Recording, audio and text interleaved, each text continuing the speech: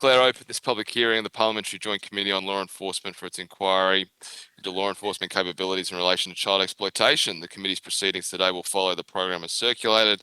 These public proceedings are being broadcast live via the web and in Parliament House.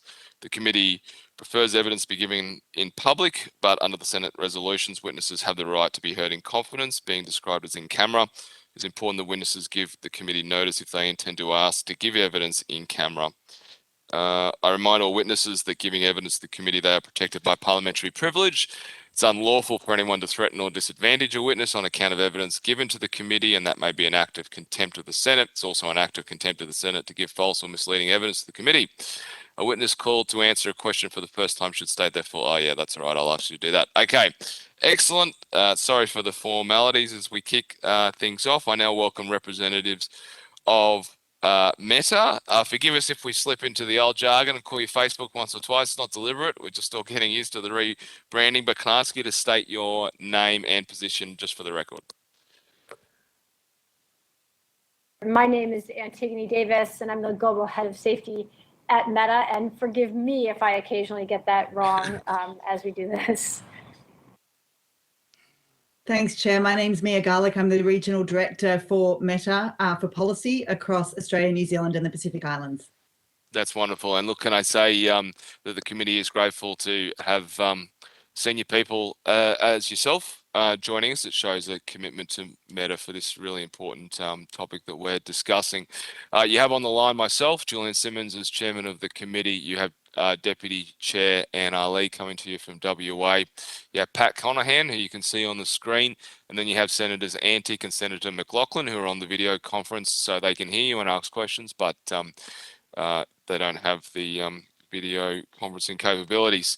Well, look, what we might do is our time's limited and the committee's very keen to ask questions. We have your submission and we've read it very carefully, but certainly without reprising your entire submission, I'm very happy to hand over to you for 5 minutes, either whoever would like to take it, if there's any issues that you'd like to raise proactively or priorities you'd like to point out. It's a bit of an opening statement. I will go ahead and just give an opening statement to kind of give an overview of the work that we're doing, and then obviously I'm excited to have this conversation and answer questions. Does that work? Yep, perfect. Far away. Okay. Well, first of all, thank you very much for the opportunity to appear before the committee's inquiry into law enforcement capabilities with respect to child exploitation. We are pleased to support the important work of the committee, specifically as it relates to online child sexual abuse, by sharing some of the significant and industry-leading work Meta has done over many years to combat child sexual exploitation online and ensure our services are safe for young people. Using the internet to harm young people is abhorrent and it's unacceptable. And all of us, government, industry, civil society, and the broader community must work together to protect young people.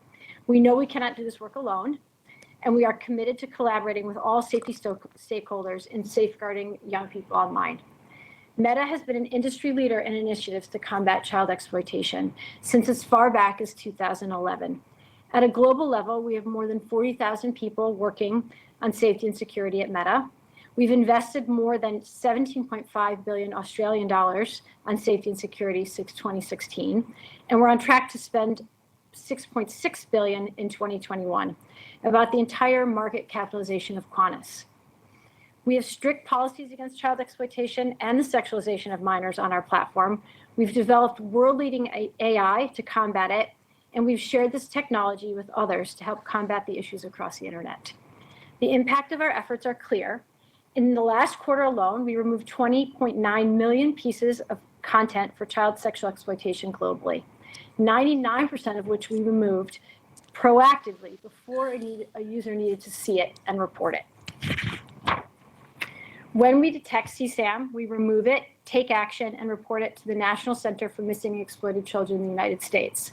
That's a nonprofit that, in compliance with US law, investigates and refers cases to law enforcement all around the world, including in Australia.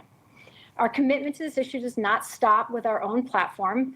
To help safety stakeholders identify and respond to the most high priority reports, at NCMEC, we've funded and helped rebuild their case management tool to ensure that investigators can actually get to the most important cases quickly. We also led the industry's launch of Project Protect, a multi-million-dollar fund to support research, innovation, and collective action to thwart online child exploitation.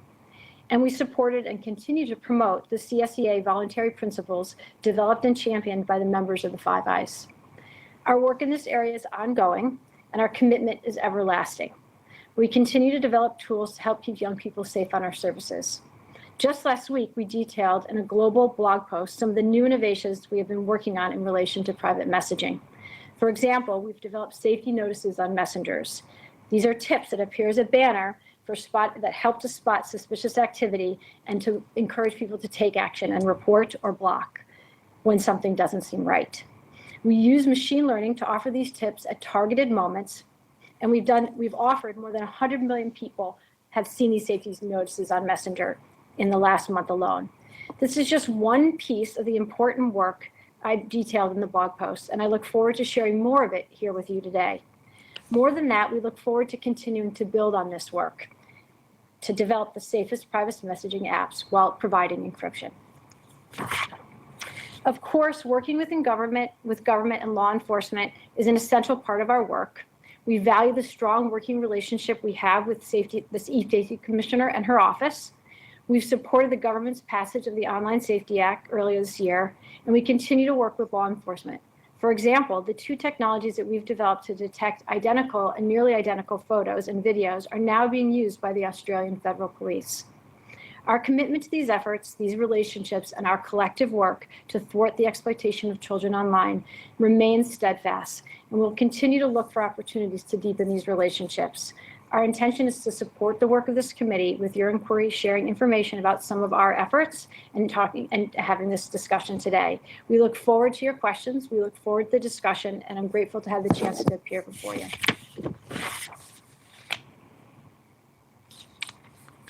I think you may be on mute.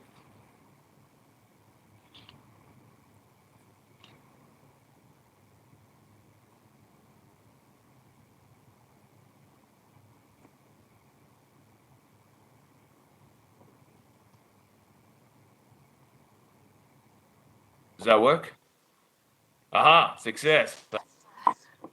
Trust me to have technical difficulties. Okay, all right, let's fire away. I might take the lead with questionings as chairman's prerogative in a few minutes, and then hand over to some of my other committee members. Your submission mentions references an AI you're developing to detect younger users below 13 on your platform. So I was wondering if you could give us an update on whether it's operational at the moment, or when it intends to be operational, when you intend it to be operational. Yes, we are already deploying AI and using signals to help to identify young people under the age of 13 on our platform. I think you may have recently seen that we indicated that we had removed about 600,000 people, accounts that look to be under the age of 13 on Instagram.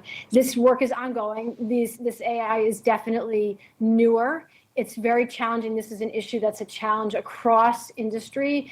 And to some degree, there's probably the best potential to solve some of these problems by looking for addressing the issue of age on device. But we are working with industry to do just that.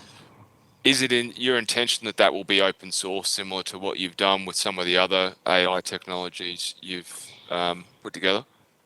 That's a good question. I think it would be probably pretty challenging to actually open source that technology, because we're using signals that are quite specific to our platform. So to give you an example, we see people oftentimes will post about, say, a birthday on Facebook or on Instagram. We can use signals like that to actually match against the stated age on our platform to identify whether the person is actually the age that they've indicated. That's not something you would be able to easily open source. That said, we are working across industry to try to identify solutions that would work in a way that would be more holistic.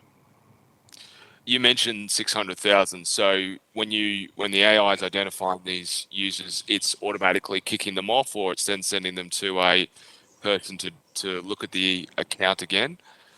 We review the account, and if we believe that the account looks to be someone under the age of 13, we then checkpoint them and offer them an opportunity to prove their age before kicking Okay. them off. Are you able to provide us data about how many Australians the AI has identified and have been removed as under 13? I don't have that data. I can certainly take back that request. That'd be great if you're happy to take it on notice. That's quite all right. I understand why you don't have that at your fingertips. Do you think the AI is it? You said it's early days for it, but do you think it's going to? We've had witnesses to the committee who have suggested other mechanisms like requiring tech companies to get parental consent or and to prove that in some way. Do you think the AI is more effective than a mechanism like that, or is it not an either-or scenario? It's a very good question. I'm not sure that we can have an either-or scenario. There's no sort of one silver bullet for solving these issues. I think certainly for people who are, if you have a platform for someone who's under the age of 13, for example, you'd really have to have a way to ensure explicit parental consent. But what we do find is that young people try to find ways around the various systems that are set up. And so having multiple ways to try to test this is probably really important, including, for example, we have the ability for someone to report an underage account. You can do that even if you are not actually on our platform. Those are just some of the different ways that companies are trying to solve the problem. Your policy is obviously not to have anybody under 13 on the platform, but in that age bracket of 13 and 18, where we're dealing with grooming and the likes, what's your policy around that? Is there additional monitoring? Is it to get parental consent, or at this stage it's open slather? So we have a number of safeguards for people between the ages of 13 and 18. Particularly, some of these safeguards are designed specifically to help try to prevent grooming on our platform. So, for example, people who are under the age of 18 who join Instagram new accounts are actually defaulted into a private account, for example. We also make it so that unconnected adults cannot directly message minors on our platform. Again, to try to block also. Is that going to be impacted by when you move to encryption? Are you still going to be able to identify those kind of conversations? Yes, those particular techniques that I just mentioned are in fact encryption resilient techniques, and one of the things that we're focused on quite a bit as we move toward private messaging and encrypted messaging, which is so essential to the security of people's accounts, is how do we actually build in safeguards to also prevent abuse, and things like actually making it so that an adult who is not connected to a minor cannot actually directly message a minor are some of the preventative safeguards that we're putting in place. I think another one that I mentioned in my opening statement is actually surfacing safety notices, so safety tips. So if we see potentially suspicious accounts trying to engage, actually surfacing up a tip that indicates that the person may want to block or report that account to us. Can I go to encryption then? Because obviously it's a concern for our law enforcement agencies. I'm just going to read you a little bit of what our Australian Federal Police have said in their submission to this inquiry. They've said between July 2020 and June 2021, the NCMEC referred 21,399 incidences to the AFP following reports from one major provider. They're being polite. It's yourself, because you do self-report a lot, which is excellent. But once that provider moves to end-to-end encryption, they will no longer have visibility of the content being shared across their platforms, and therefore will not be able to detect and refer the matters to the NCMEC. This will result in a significant reduction of referrals to the AFP, making detection and prevention of offending significantly harder for law enforcement. Have you done your own research about what moving to encryption will do to your levels of identifying canned material on the platform? Thank you for the question. I think we are taking a what I would think of as sort of a three-pronged approach to addressing safety, and in particular, child safety and child sexual exploitation on the platform. So first and foremost, we want to focus on preventing these harms from happening in the first place. And so those are some of the techniques I already mentioned to you, like defaulting into private accounts, surfacing safety notices, along with a number of others. Actually, for example, making it harder for potentially suspicious accounts to actually search or find, discover minors at all, or make friend requests to them at all. But in addition to that, we also are doing things to actually give people additional control. So for example, we have controls so that if someone tries to send a message, you can actually blur the photos that are sent to you. And then I think, and this goes directly to your question, we are actually working on making it much easier to report on our platform, as well as actually surfacing the option to report when we see that there may be something going on. And what we've seen is that this work has actually increased user reports by about 50% year over year. So we're really quite confident that we will still be able to make numerous actionable reports to law enforcement. And WhatsApp, which is our already encrypted service, actually made 400,000 NCMEC reports last year. And if I build the chair, I think part of the challenge, we've obviously decided to take a very cautious approach to rolling out encryption on our services, and that's why we've identified that there's going to be a long-term project where we're going to consult closely with law enforcement affairs and other relevant agencies. But I think part of the challenge here is that the majority of messaging apps at the moment are encrypted. If you look at the top 10 lists, the majority are encrypted, and a lot of those providers are doing very low numbers of referrals. So I think NCMEC has released data suggesting that Apple made only 265 referrals, and so I think law enforcement are sort of thinking that is what the encrypted world looks like, whereas through the mitigations that Antigone has mentioned, we're working to try to provide the security that encryption can provide with safety measures to ensure that there's still relevant and quality referrals to law enforcement. Sure. So for the ability for users to report is important, but again, of that large amount that you self-report, of which you should get enormous credit for, don't get me wrong, what percentage do you think will not be able to be identified by you and self-reported by you because of encryption? Because again, law enforcement puts it about 60%, and in the absence of you giving me a different figure, I mean, we kind of have to create a public policy based on that concern. A specific number for you, but I do want to make clear that even the reports, for example, that we provide from WhatsApp are not strictly based on the reporting of individuals. We use technology, and we will be using technology that actually is deployed across unencrypted parts of our platform. So whether it's a group photo or a description of a group, for example, on WhatsApp, those are all can be signals of accounts that may be maybe where you may be seeing child exploitation happening.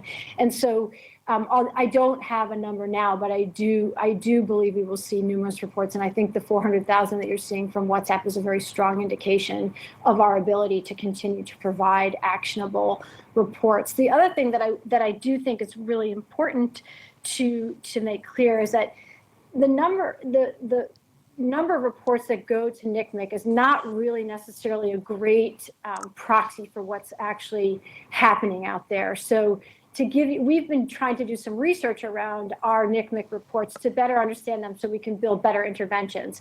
And one of the things that we've seen is that, for example, we took about a 2-month representative sample of our reports, and we found within that period that 90% of those reports were of visually similar images of things we've previously reported. To kind of put a finer point on it, in that 2-month period, 50% of the reports came from just 6 videos. Now, this doesn't mean that the individual in that video isn't being harmed, and we do want to report that. And so I don't want to downplay the significance of the harm to a victim, because any one share is harmful to the victim. but understanding how to intervene and what is the best way to solve that problem is we need to understand more. And so you can see that numerous reports are not things that actually law enforcement would act upon, and in fact get in the way sometimes of their ability to identify the most important reports for acting. So it's those numbers are not necessarily a really good proxy of how you measure success in this area. When it comes to encryption, I understand some of the arguments for it in relation to privacy, protection against cyber criminals, protection for dissidents, all the rest of it. But those arguments apply less, I think, in the context of under 18s, and you do have to look at these things in the context, particularly in a free country like Australia. Is it really an all or nothing? Every message has to be encrypted, or none of the messages are encrypted? Is it not technically possible for accounts where you're involving under 18s to not have encryption and therefore have more tools to identify sharing or grooming behavior? Possible to create sort of a partial encryption system that wouldn't undermine encryption for other individuals engaging on the platform. But I do think it's actually quite possible to build in tremendous protections against abuse, like the kind of abuse that you're talking about, into an encrypted service. And this is the work that we're quite focused on, whether that is actually things like enabling the blurring of images, and allowing people to do that when to manage when messages come in, to preventing people from being able to contact somebody, or upselling reporting in moments where we think someone may be encountering harm. All of these things actually together enable us to actually really calibrate and provide people with the privacy, safety, and security that they deserve. We don't want to see people having to choose between those things, even young people. And I think young people actually have significant privacy considerations. I think I deal quite a bit with, for example, the LGBTQ community, and encryption can be an incredible protection for their safety. And so trying to balance across privacy and safety and security is something that we're working on, and why we're moving slowly, and why we do not expect to launch until 2023. Can I ask you about your alert services that you're using? Because this is an idea that's been picked up by other witnesses, and from the committee's view seems to have a lot of merit. So, when you're sending somebody an alert to indicate that their behavior might be inappropriate, or the conversation that they're having with a child is inappropriate, what we've struggled with from other witnesses is actually quantifying whether there's much data around whether it's working, whereas you guys are using it, and I'm sure you have plenty of research. Does your research show that people are modifying their behaviors as a result, that it does short circuit some of these conversations and grooming activities, and alerts you? Please. What I would say is that we've seen from some of the tests that we've been doing an increase, and this is sort of across the different things that we're doing, an increase in reporting of about 50% year over year. I think there's more measurement and more understanding that we want to do. I'll give you an example of another tool that we've used that we've seen that's been quite successful. We have a tool that allows people to, that sort of signals to somebody when they go to post a comment that it may be a comment that is bullying or problematic based on some of the signals that we're taking in. And when we actually surface up, hey, this looks like it may not be, this may be bullying, are you sure you want to actually go forward? About 50% of the people actually either don't post or modify what their comment is. So I do think there's a lot of opportunity here to fundamentally change the way people are behaving on our platform.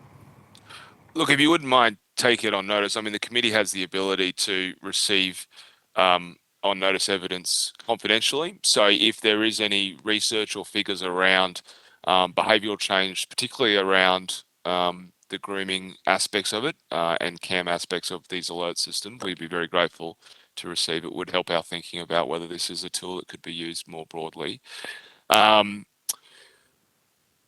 We heard from witnesses yesterday, and this is an Australian context, so tell me whether or not what you'd like to comment, but we heard from we have another number of submitters to the inquiry that talk about whether it might be appropriate to declare services like yours a carriage service in Australia in recognition of the fact that you've moved beyond a social media company and are now a messaging service, and that might carry some more abilities for law enforcement to use different methodologies and different criminal offences to prosecute people on what would be classified as a carriage service for Facebook.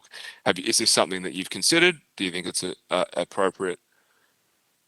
Chair, I might chime in, just given it's got the Australian aspect to it. I mean, I think Context. it might be helpful to just sort of step through how we work with Australian law enforcement at the moment, and also what some of the changes that might be coming through international agreements. Certainly, we've set up a dedicated portal. We have dedicated team to liaise with law enforcement, and then we can disclose what we call basic subscriber information data quite quickly. Through that process, we obviously have emergency channels if there's any threat to life. Either we proactively disclose or law enforcement can ask us for assistance through those emergency processes. And then in relation to the content, that is presently covered by the MLAT process, which has been quite time consuming, but there is the new Cloud Act in the US, and I think Australia will shortly be negotiating an agreement to ensure the more rapid provision of data there. So I guess from where we sit in terms of our engagement with law enforcement, we feel that there is already sort of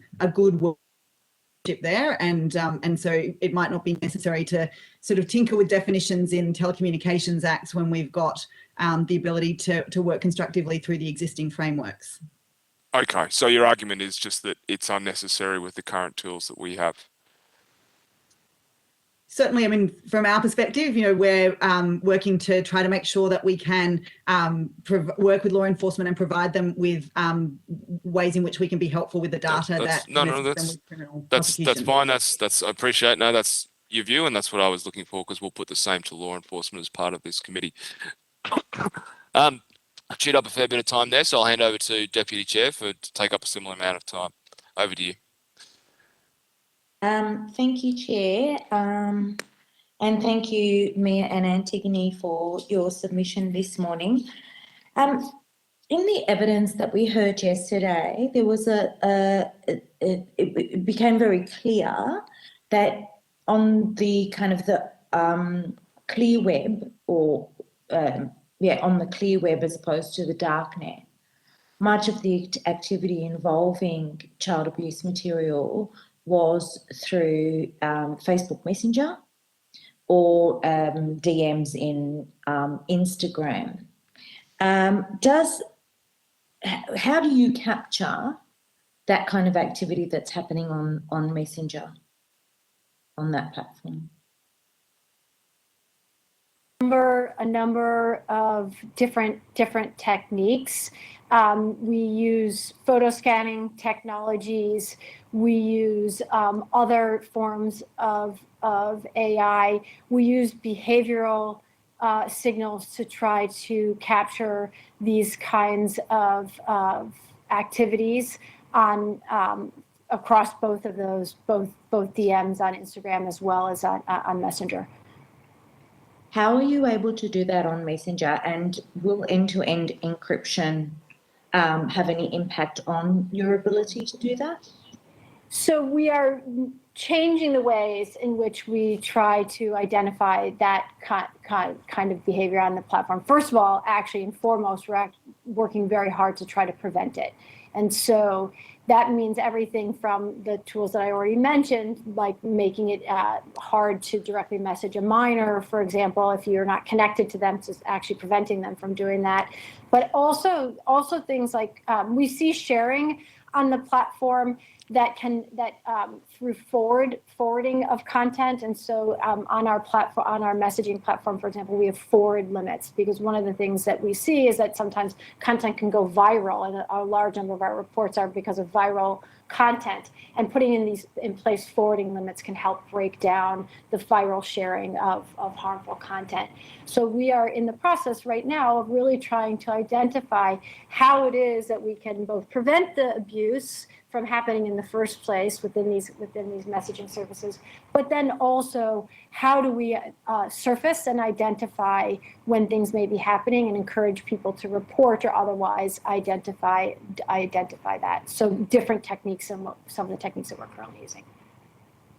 Yeah, because a lot of the measures that you describe in your submission really do require somebody to report. Now, yesterday we heard evidence of a description of the process by which people become kind of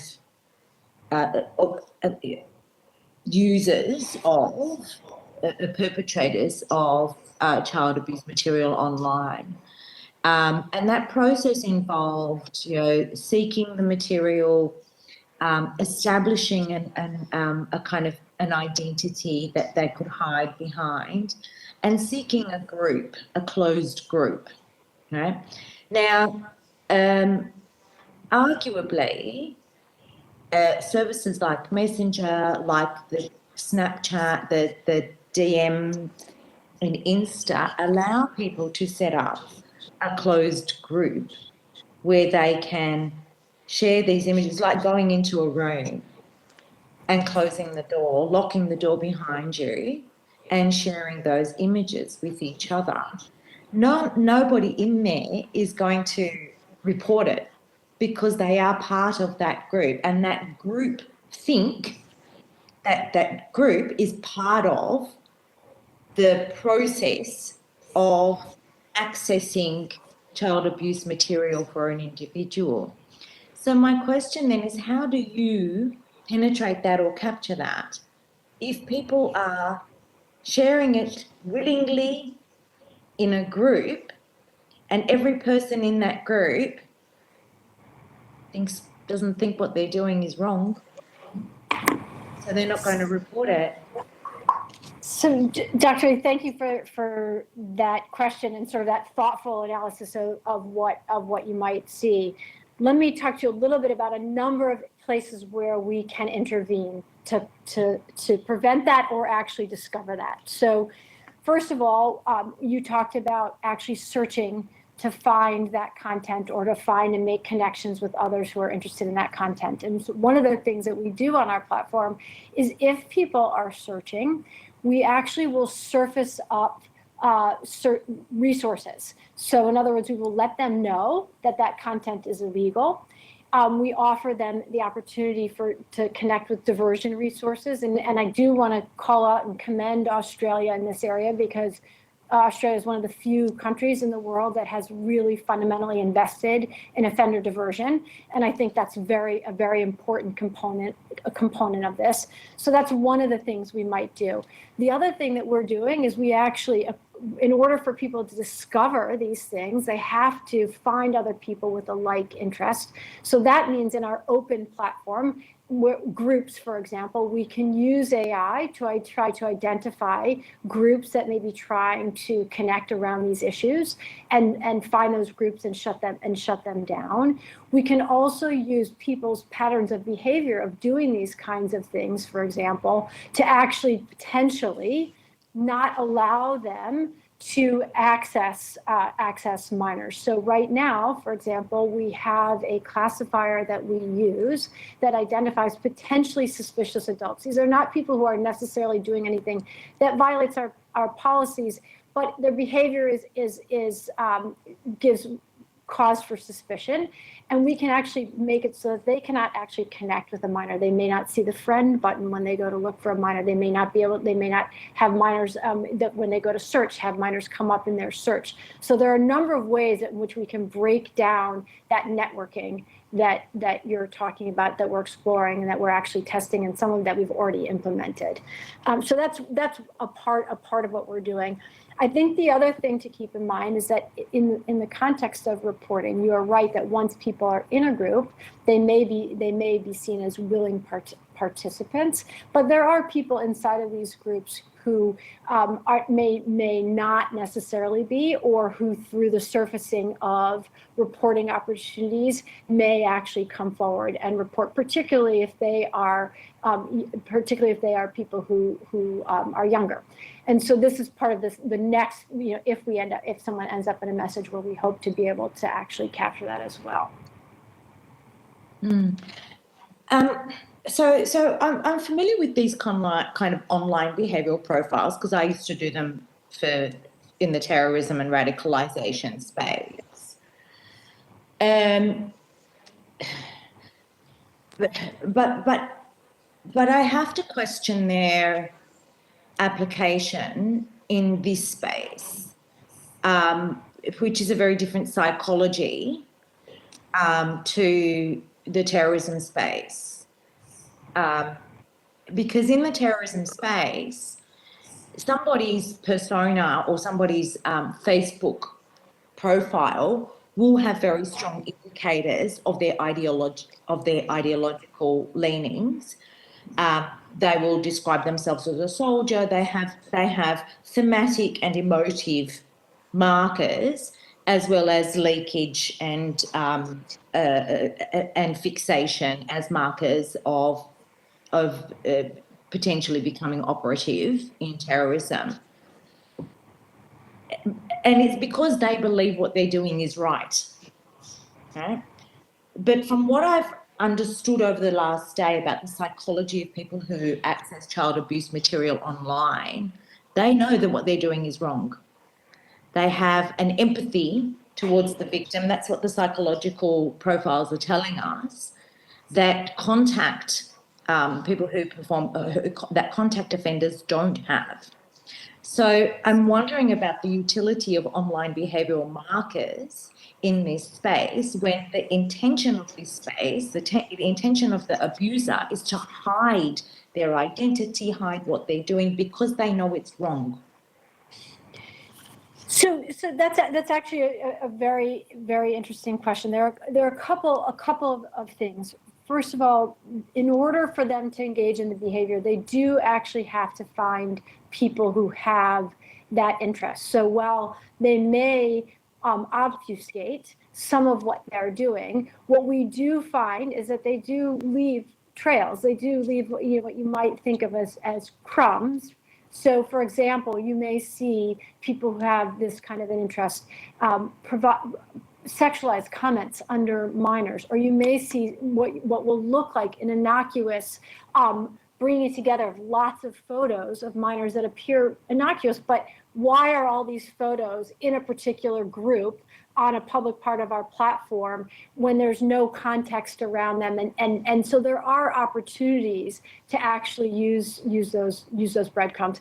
And this is actually an area where I think there's a lot of opportunity for us to work with governments, with academics, with researchers, with social service providers to understand this profile better. And one of the things that we've done was to invest in something called Project Protect, which I mentioned a little bit earlier, through the Technology Coalition, which is this cross-industry association that has about 18 member companies that's funding research. And some of the goals of this type of funding of research is to better understand these kinds of signals and these kinds of profiles so that we can build better interventions, not only for us, but actually across the internet and hopefully for the stakeholders that we have to do this work with collaboratively.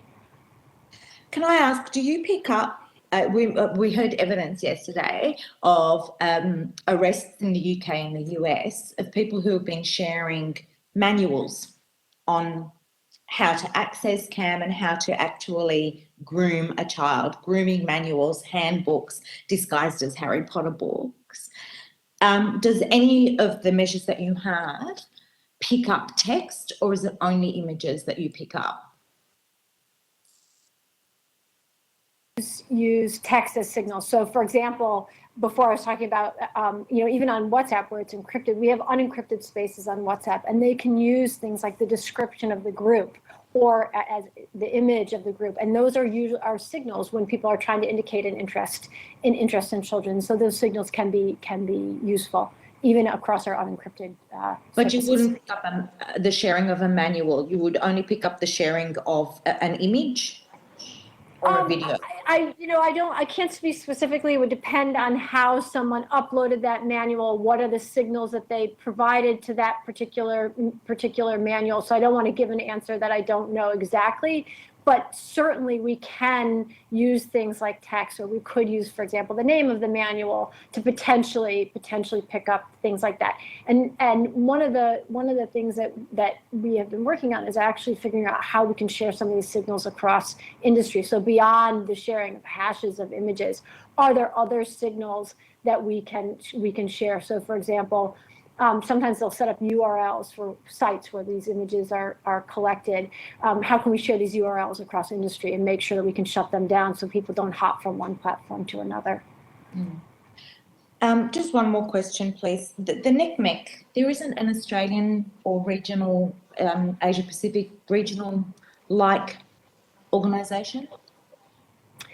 I am not aware of a specific regional organization. I actually would suggest that, in fact, having what you might think of as like a singular omnipresent organization really works the best if we want to get to a place where we can track the problem, because the problem doesn't really live in one country or one region. It tends to cross it's transnational. And so being able to have, for example, all of the hashes of these images in one place where industry can go and pull them is quite useful. It actually will enable, and I believe NCMEC is quite focused on building out more data around what they have and investing in actually understanding, because they do hold a tremendous amount of information about the problem, and exploring and understanding that and having that in one place is probably quite useful.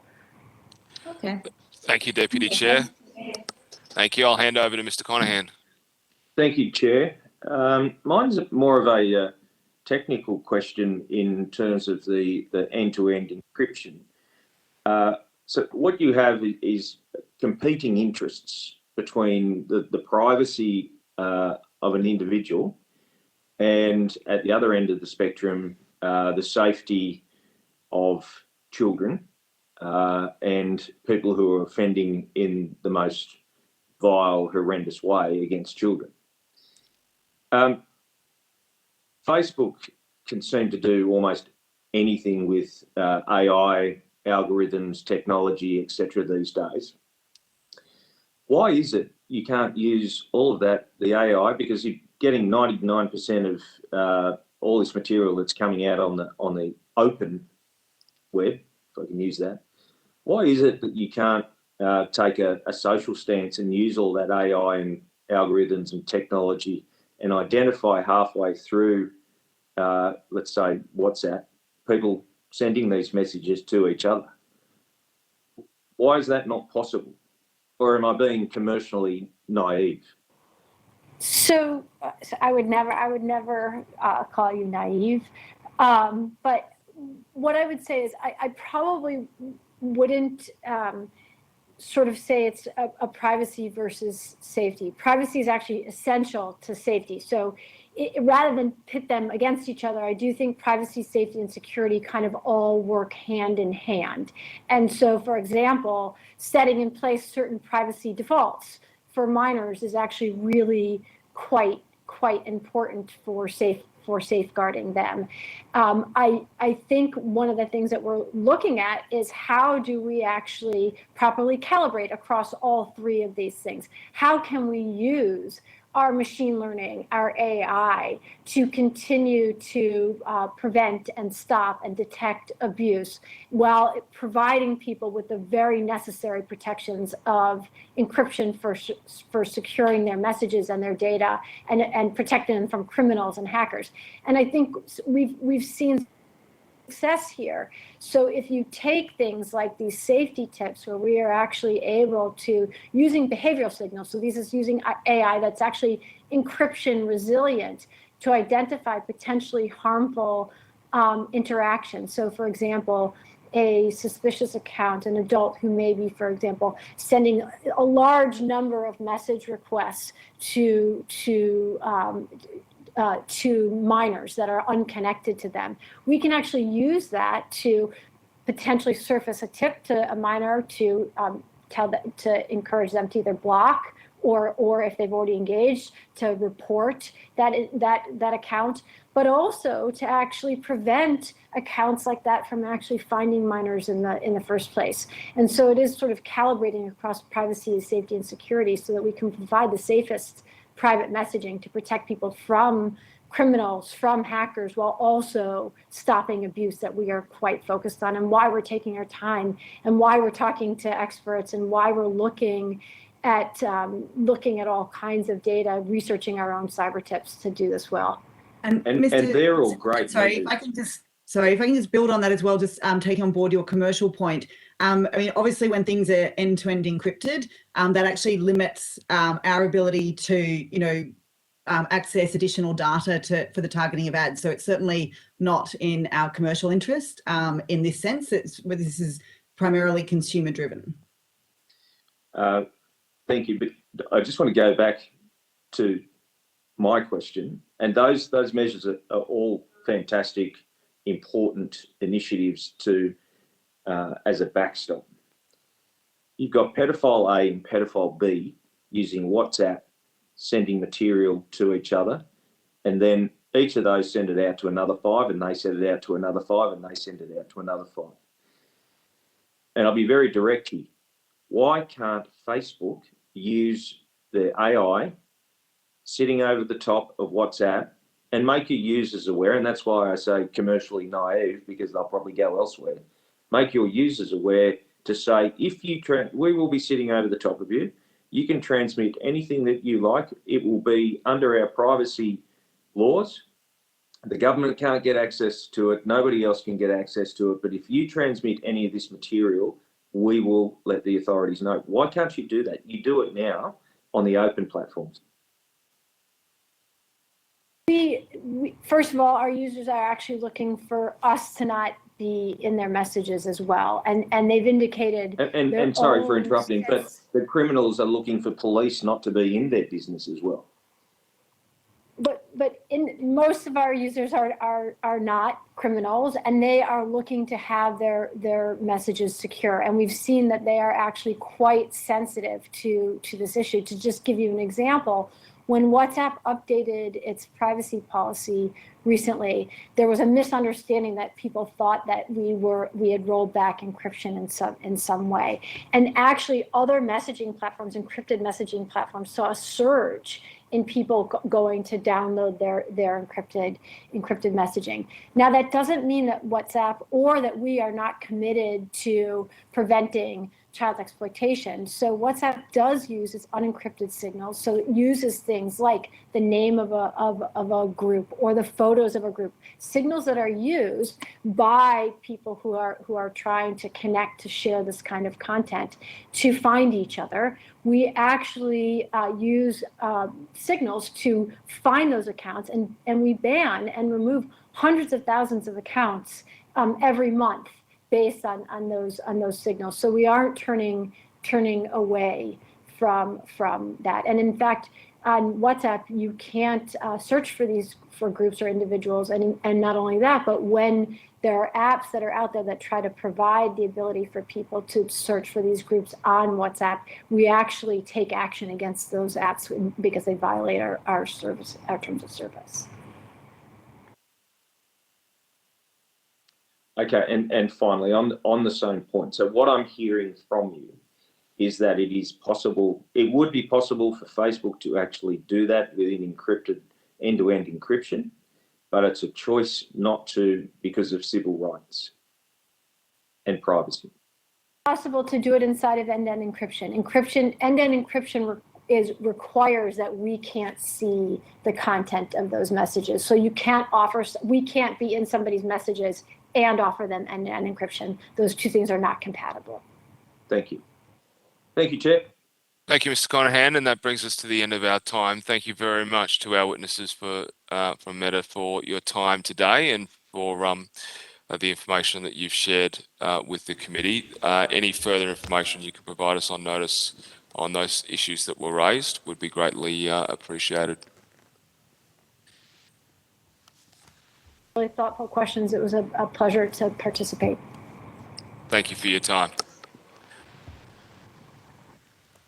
Okay, committee, we're going to go to our next witness, and they are in the committee room in Parliament House. It's great for people to be able to join us in person. Unfortunately, none of us can be there in person to welcome him. Sean, is Dr. Stoltz there? Dr. Stoltz is here and he's ready to go. Excellent, excellent. We just need to get broadcasting to get him on camera would be great. Just doing that now. Thank you. Mr. Stoltz, I'll just do a little bit of formalities. So it is a public hearing, just to remind you of that. Anything that you say is being broadcast in Parliament House and on the web. If you'd like to give in camera or confidential evidence, you're quite welcome to request it. You just need to give me a heads up in advance if you're giving that evidence so we can turn off the broadcasting. Will you do me a favour and just state your name and the capacity in which you appear for the record? My name is Dr. William Stoltz, and I'm appearing in my capacity as Senior Advisor for Public Policy at the National Security College at the ANU. Fantastic, thank you very much. Now we have your submission. We've all had the chance to read through it, and the committee's very eager to ask questions.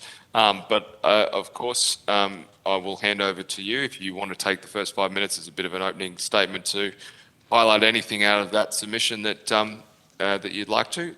You're quite welcome to, and then we'll turn to questions. Thank you, Chair, and good morning to you and committee members. I'd like to thank the committee for this opportunity to speak with you about this important inquiry into law enforcement's capabilities to counter child exploitation. For the avoidance of any doubt, my submission to this inquiry and my remarks here this morning are solely my own views and not that of the National Security College and the ANU. So it's difficult to overstate the importance of the committee's inquiry. After all, the extent to which we keep vulnerable Australians safe online, especially kids, is the moral measure of our internet-enabled society. And sadly, I believe we still have a long way to go to put in place the regulations and norms to enable us to embrace the benefits of the internet while simultaneously guarding against its darker implications, of which online child exploitation is the most intolerable. In this statement, I want to briefly summarise the recommendations presented in my submission before opening to your questions. In my submission, I outlined 4 recommendations for legislative and regulatory reform that I believe would complement the efforts of law enforcement and make the current operating environment less permissive to offenders seeking to groom children online. These recommendations are: 1, that the company formerly known as Facebook, aka Meta, should be declared a carriage service provider as per Section 87 of the Telecommunications Act. 2, Parliament should amend the Telco Act to create a power similar to Section 315A that would empower the Minister for Home Affairs to direct a CSP to cease its services where they are found to be prejudicial to the welfare of children. 3, Meta should be required to report annually to the eSafety Commissioner to show that it is satisfactorily mitigating risks to children. Should the Commissioner find Meta is failing to do so, they should be able to recommend to the Minister that Meta be directed to cease its functions as a CSP. And finally, the Government should commission the Department of Home Affairs and the Department of Communications to explore options for regulating the availability of encrypted communications services with the view to restricting the ability of providers to facilitate unsolicited communications with minors that are end-to-end encrypted. You'll note that the first 3 of these recommendations are especially focused on Meta and its services. This is because, as you are no doubt already heard, Meta's platforms account for the overwhelming majority of reported instances of new child abuse material being detected online, meaning that Meta's platforms, Instagram, Facebook, Messenger, and WhatsApp, are a persistent feature of law enforcement investigations into child exploitation. I argue that Meta warrants special regulation by the Australian government, not only because of its now ubiquitous scale, the ubiquitous scale of its communications services, but because Meta's current plans for its platforms is creating an ideal environment for those seeking to groom children. This is because of Meta's unique intentions to combine end-to-end encryption, ephemeral messaging, and cross-app messaging as features across its Instagram, Facebook, Messenger, and WhatsApp services. Taken together, what this means is that Meta is creating an online ecosystem, a metaverse, if you will, in which users' communications can seamlessly transition from a largely public environment where they can be moderated, to a closed one, where communications will be secret, harder to trace, and easier to destroy. Simply put, Meta is establishing the ideal environment for an unknown adult to publicly interact with a minor online before effortlessly moving their conversation into a secret space. Meta's provisioning of these services at scale not only warrants them being specially regulated by the Commonwealth, but it should prompt the consideration of measures to appropriately regulate the availability of encrypted communications. Make no mistake, modern users should be able to access encrypted comms for things like engaging with loved ones, conducting business transactions, or, as would be the case for committee members, discussing affairs of state. However, I doubt anyone, Meta included, could mount a reasonable justification for unsolicited communications between an unknown adult and a minor to be encrypted. In pursuing such measures, the Parliament would doubtlessly be told that regulation of such technology cannot work in practice, or that it would drive some tech giant or another from our shores. Yet this Parliament's successful implementation of the TOLA regime, the Media News Bargaining Code, and online defamation reforms shows that the digital giants can be feasibly regulated to make the internet safer and fairer. After all, the principles of our democracy are technology agnostic. Thank you. Thank you very much, Dr. Stoltz. I appreciate that, and thank you for your considered and detailed submission. It was remiss of me before not to introduce you to people. So I'm Julian Simmons, the chairman of the committee. You've got Dr. Anne Ali, who's the deputy chair, coming to you from WA. You've got Pat Conahan on the video as well, and then you've got Senators Antic and McLaughlin on the teleconference line. And our apologies that we couldn't be with you today, where most of us are back at home and in quarantine after the parliamentary sittings. Can I go to the key point in your submission, which is that Facebook should be defined as a carriage service? We put this to Facebook, who were the witnesses online just before yourself, and their argument was not that they weren't a carriage service. Their argument was simply that it was unnecessary because they are already engaged with law enforcement and of the other powers that the Commonwealth has put in place. So can I ask you to be very specific about and look, and I see a lot of merit in your argument about why they are a carriage service, given that they're now carrying messages rather than just hosting pictures or whatever, but hosting posts. But can you be very specific for me about what defining them as a carriage service would achieve for law enforcement that they don't currently have access to? Is there additional powers? Is there additional offences? Is there additional methodologies that they can use? Thank you. No, it's a pertinent question. And I did note Meta's outlining of their current collaboration with law enforcement, which is doubtless very valuable and important.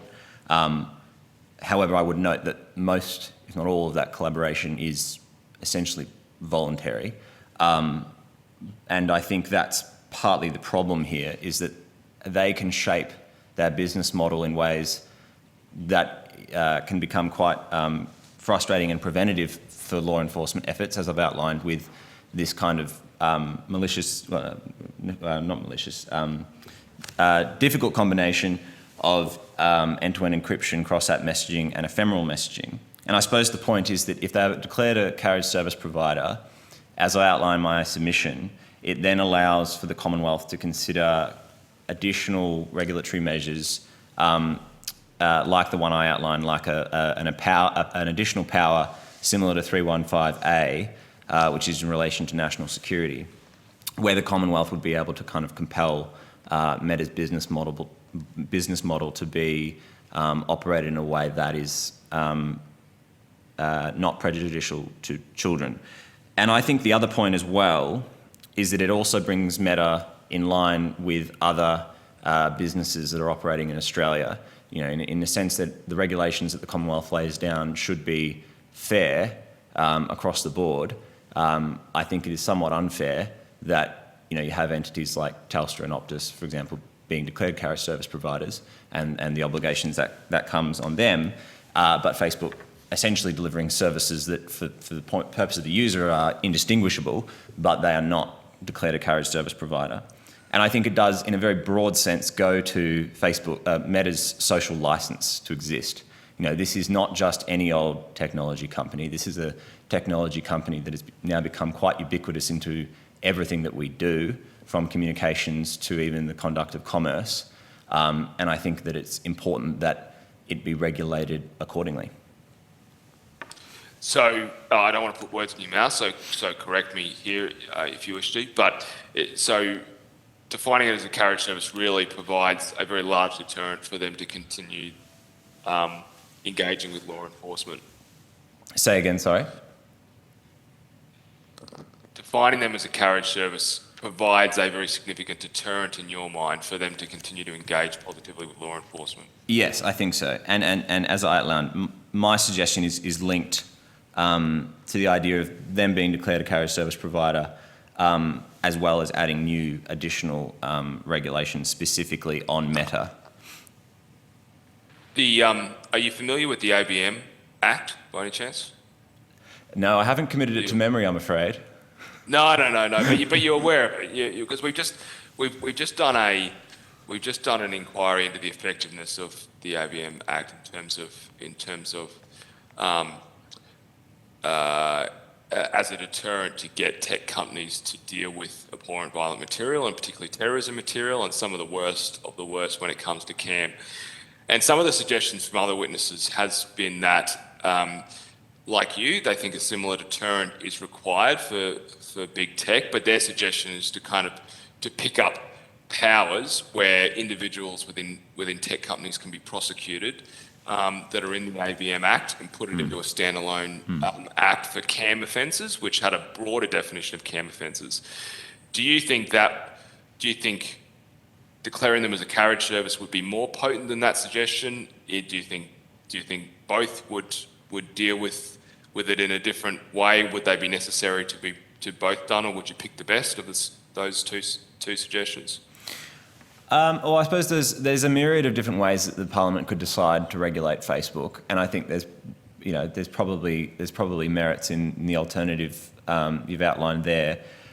I tend to, as a principle, err away from individually prosecuting company directors for the behaviour of their company. I don't know if that's necessarily proportionate. But I suppose I was immediately drawn to the declaration of the carriage service provider really because of this example of 315A, the existing power where ASIO can make a negative assessment of a carriage service provider in relation to national security, and the Home Affairs Minister can use that assessment as the basis to order them to cease providing those services. So I found that to be, a good precedent, I suppose, to follow in relation to protecting children online. So that's why I was drawn to the carriage service provider example. But I think as a broad principle, what I'm trying to encourage here, whether it be through the carriage service provider model or another one, is for Parliament to think deeply, be creative, be bold in its approach to regulating tech firms like Meta. No, understood. And don't get me wrong, I'm not trying to be negative on your suggestion. I'm just trying to stress test it, because I think what you're trying to achieve is absolutely what the committee is trying to achieve also. So your two recommendations, to declare them a carriage service and to have the Home Affairs Minister with the ability to make this declaration, go hand in hand then. But how realistic is, so say we put those in place, how realistic do you think that threat is? Is a Facebook going to look at a power like that the minister has and go, well, realistically, is there ever going to be a politician who turns off Facebook for the whole of Australia? Are criminal offences and being held criminally liable or financially liable not a more realistic penalty that they might respond to, as opposed to what you're suggesting? Well, potentially, and I suppose it's part of creating a environment where you never have to use that power, but that at least that option is there, and that, as I've outlined as well, that in addition to creating that new power similar to 315A, you would also regulate Meta to compel them to report annually to the eSafety Commissioner to assure the e-safety commissioner and therefore the minister that they do not need to be further constrained. And I think that's the important thing. It's about bringing them to the table on that commitment to regularly and thoroughly report to the e-safety commissioner that will hopefully allay the concerns of the Parliament, the government and the public. Because I think, we need to be realistic here that we're never going to stop entirely people, whether it's in relation to child exploitation or terrorism or other abhorrent material, we're never going to get rid of the problem entirely. And we can't reasonably expect any business to make their platform, a space in which zero negative content occurs.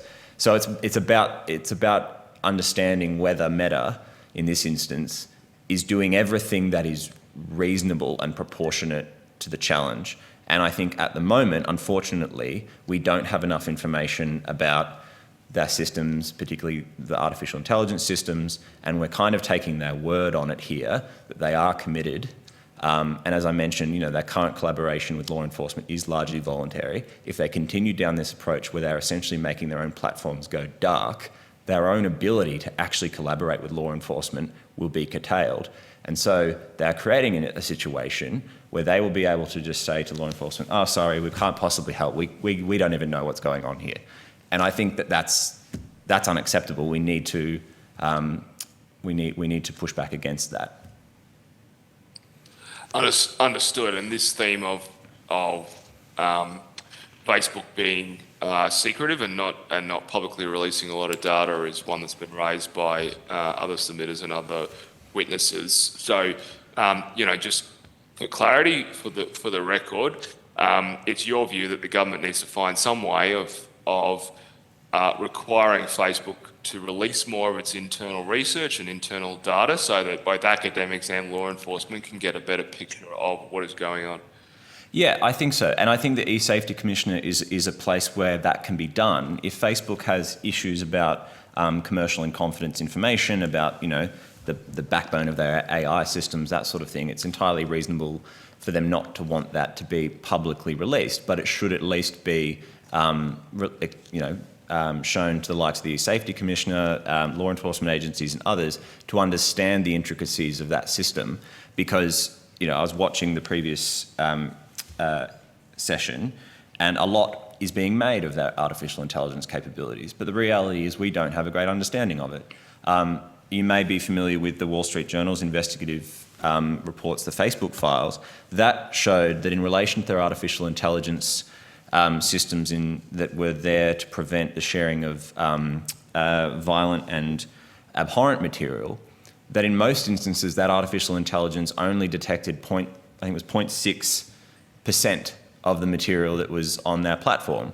So their artificial intelligence systems appear, at least in the context of violent material, not to be anywhere near as efficient as they're alluding to in the hearing this morning and in other instances. And so I think it's really important that in particular the e-safety commissioner and the law enforcement agencies can be assured of what these capabilities can actually perform. And then just finally, last question from me, is it just Facebook that you think would justify, or Meta I should say, just Meta that would justify this classification as a carriage services, or are there other services that you'd put in that same boat? Well, I think Meta is the one that's most urgent today, and obviously we can't predict how the future will evolve when it comes to the technology firms and communication firms in Australia. But I think as a result, that's why it's really important that we set the precedent that businesses that become as ubiquitous, as ingrained into how our society functions, can't expect to go unregulated. The precedent is set in the Telecommunications Act to especially regulate Telstra in a way that other telecom businesses aren't regulated because of the significance of Telstra to our society's communications. So I think using that precedent, we say, all right, well, now Meta has arisen to this stage where it has become so ubiquitous, so important, it should be specially regulated. And then that precedent would hopefully mean that over time, if Meta were displaced as the market leader with these things, that competitor could equally be specially regulated. All right. Thank you very much, Dr. Stoltz. I'll hand over to Deputy Chair, Dr. Ali. Thank you, Chair, and thank you, Dr. Stoltz. Kind of wanted to start with a more kind of general and broad question with you, because over the hearings yesterday and this morning, I think what's coming out very clearly is that there are many facets to child abuse material in terms of behaviour of perpetrators and the kinds of activities that are involved in it. Grooming, self-generated material, whether by minors who may be being blackmailed, the sharing of material, the viewing of material, the accessing of material, the production of material. And I guess what I've been asking some of the other witnesses is, do we lack a cohesive and coherent legislative framework that specifically targets these behaviours associated with child abuse material online? And is there a need for a standalone legislative framework in the same way that we have a standalone legislative framework for terrorism? In fact, one of the broadest, most far-reaching legislative frameworks of any Western country that deals with all facets of offending when it comes to terrorism, the production of manuals, the uploading of material, right through to travelling overseas to participate as a foreign mujahideen. So, are we lacking this in Australia? Is there a space for this? Yeah, I think we seem to be at the beginning of a journey of how we create the appropriate legislation around child exploitation, because obviously the sheer scale of child exploitation as an online phenomenon is really quite new. And I suppose we are only now, well, in only recent years, becoming really aware of the full extent of it. But it's interesting to observe where legislative reform in recent times is starting to grapple with this problem. So I'm sure this committee was briefed out the ears on the Slade Bill, the Surveillance Legislation Amendment Identify and Disrupt Act now. That piece of legislation, to a certain extent, began grappling with this problem in the sense that it identified child exploitation as one of those activities that did require special powers for law enforcement. So I point in particular to the data disruption warrants that were provided to the ACIC and the AFP in that Act, which allows the AFP and the ACIC to perform online disruption activities in specifically for set types of very serious offences. And I think it outlines terrorism, firearms and drugs trafficking, and child exploitation. So that's quite interesting, because that shows that the operational environment is now demanding, as you suggest, new legislation to meet the scale and the seriousness of child exploitation. So I think we're at the beginning of the journey. I think it's really important to remember that these offences are going to span both the federal and state jurisdictions. So in terms of having a really effective, fulsome legislative approach to this, it does have to be across jurisdictions, which is always incredibly difficult. But I would agree with you. I think we do need to better get our hands around this issue with our current legislation. But that steps are already beginning, I think. So you mentioned the Slade Bill, and you're right, the Slade Bill does capture CAM under serious crime. So it doesn't actually, the Slade Bill doesn't actually define serious crime or a serious offence, but it does include that in the definition, I guess, of serious offence. The Slade Bill has only just been introduced, and we heard yesterday from VicPol that they're yet to see, I guess, the kind of flow-on effect of the Slade Bill on how it helps them to deal with the issue of child abuse material online. The chair mentioned the AVM bill, the Abhorrent Violent Material Bill, which has been in place for a couple of years, I think, and we reviewed it at a previous inquiry. And under the AVM bill, one of the categories of abhorrent violent material is torture and rape. And it is under those definitions that child exploitation material has been picked up, but only in that context of torture and rape. So we've got Slade and we've got AVM. Do you,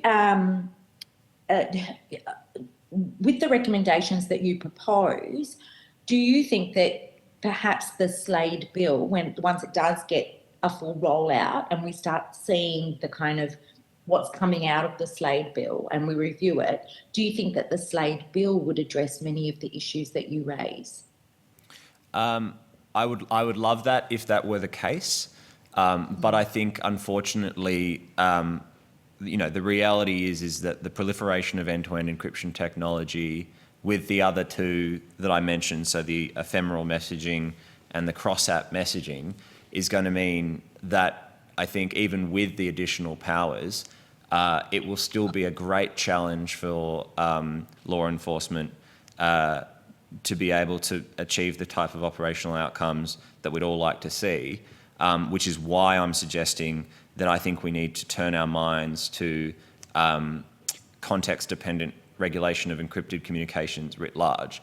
That I think, when we think, if we go to a first principles approach to what we want an internet-enabled society to look like, we should ask the question, do we need and do we want all communications that go across the internet to be end-to-end encrypted?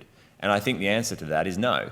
And that we can say, yes, there are instances in which end-to-end encryption is important, but we shouldn't just accept that just because it is proliferating, that, well, we'll give up and we'll just assume that everything will be end-to-end encrypted. I think it's important that we take a creative approach to regulation and lawmaking on this issue, and we do keep a real focus on the core principles of what we want a healthy internet-enabled society to look like. And that's why I've suggested that the Department of Home Affairs and Department of Communications should look at options for regulating the availability of end-to-end encryption.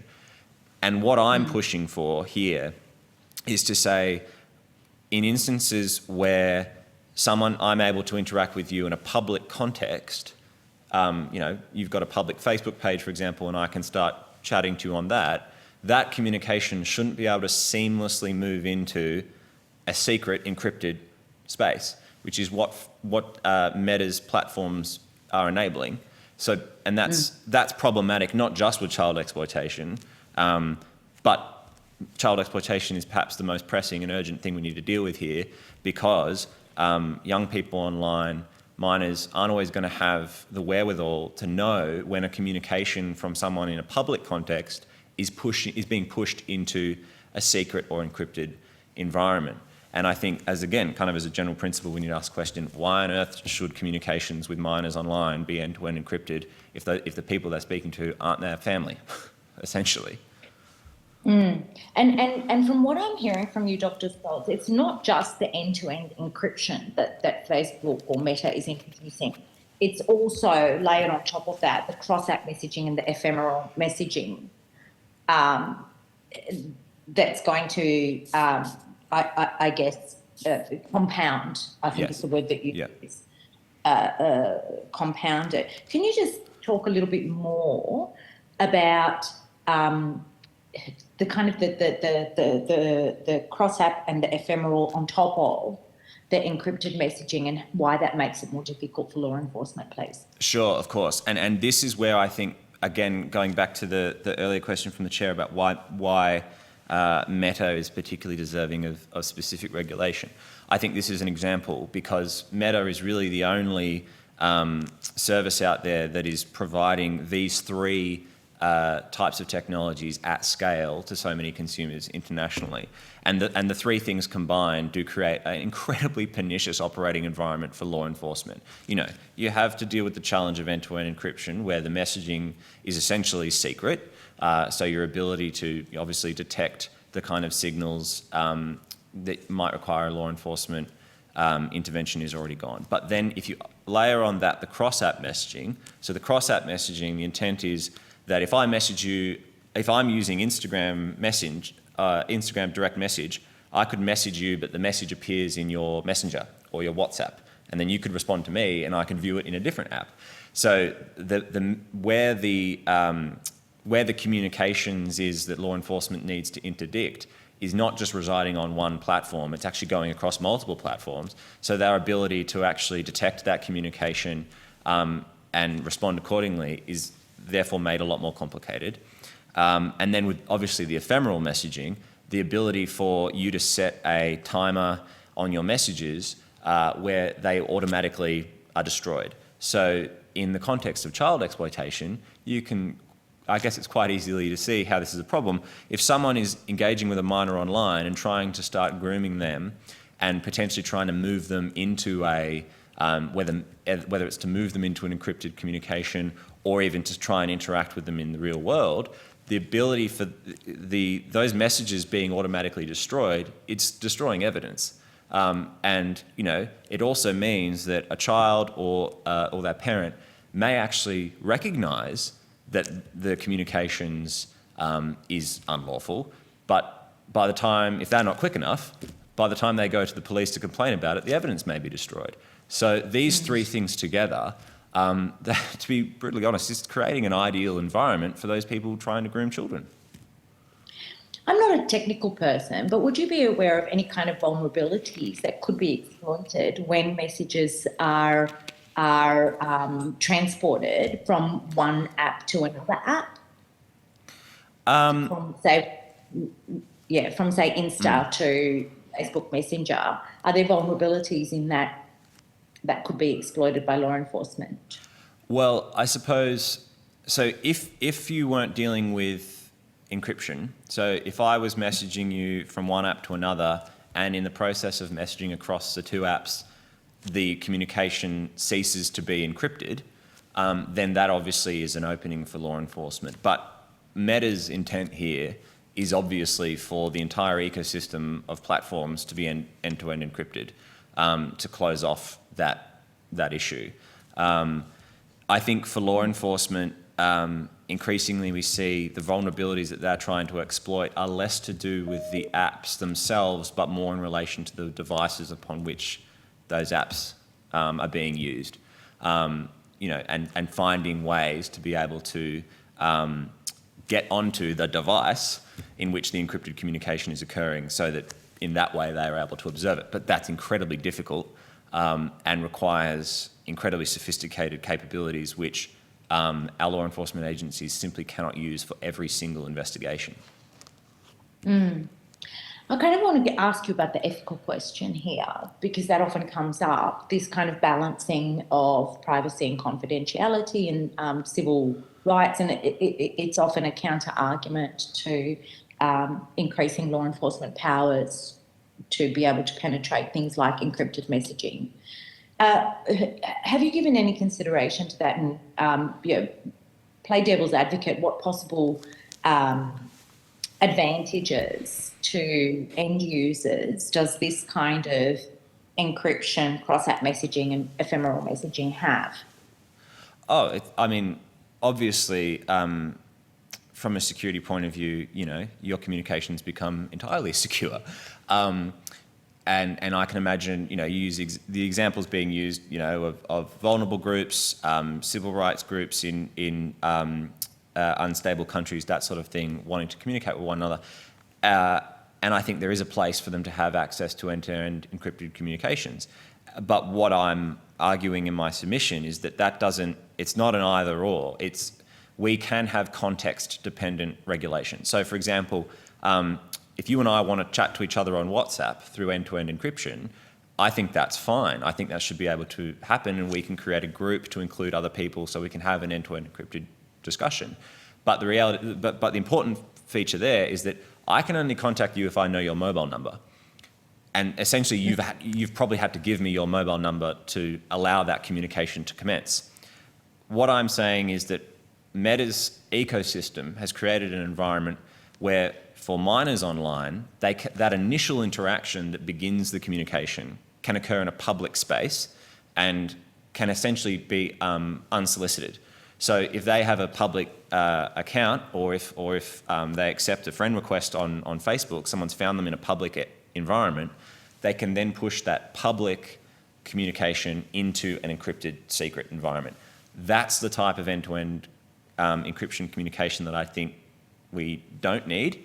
And I don't think that's getting rid of that is going to have a detrimental effect on those vulnerable groups who want to have an encrypted group chat for whatever purpose they require it. That's the distinction I'm trying to get at, is that there are different contexts. Your example there talks about contacting a minor, and I guess for the purposes of grooming or exploiting. Let's take the example of a group of people who've come together and are sharing abhorrent images online. Does this also allow for them to be able to share images across apps and then remove those images or remove the evidence of those images once they've made use of them in the most abhorrent way, without detection? Yeah, certainly the ephemeral messaging aspect would greatly improve their ability to not be detected and to have the evidence of their offending, completely inaccessible to law enforcement because it's destroyed. Thank you, Deputy Chair. Thank you very much. I'll just hand over to Mr. Conahan. Thank you very much, Chair, and thank you, Dr. Stoltz, for your submission and your evidence today. And I've lost you. Dr. Stoltz, still there? I'm still here. I'm not sure if you can see me. No, I can't see you. But as long as you're still there, that's fine. I just want to ask more of a practical question. Dr. Ali asked you a question, do we lack the legislation? Do you think we lack the will as a government or a nation in terms of pursuing this? Because I'm on the same page with you. I think we should adopt your recommendations.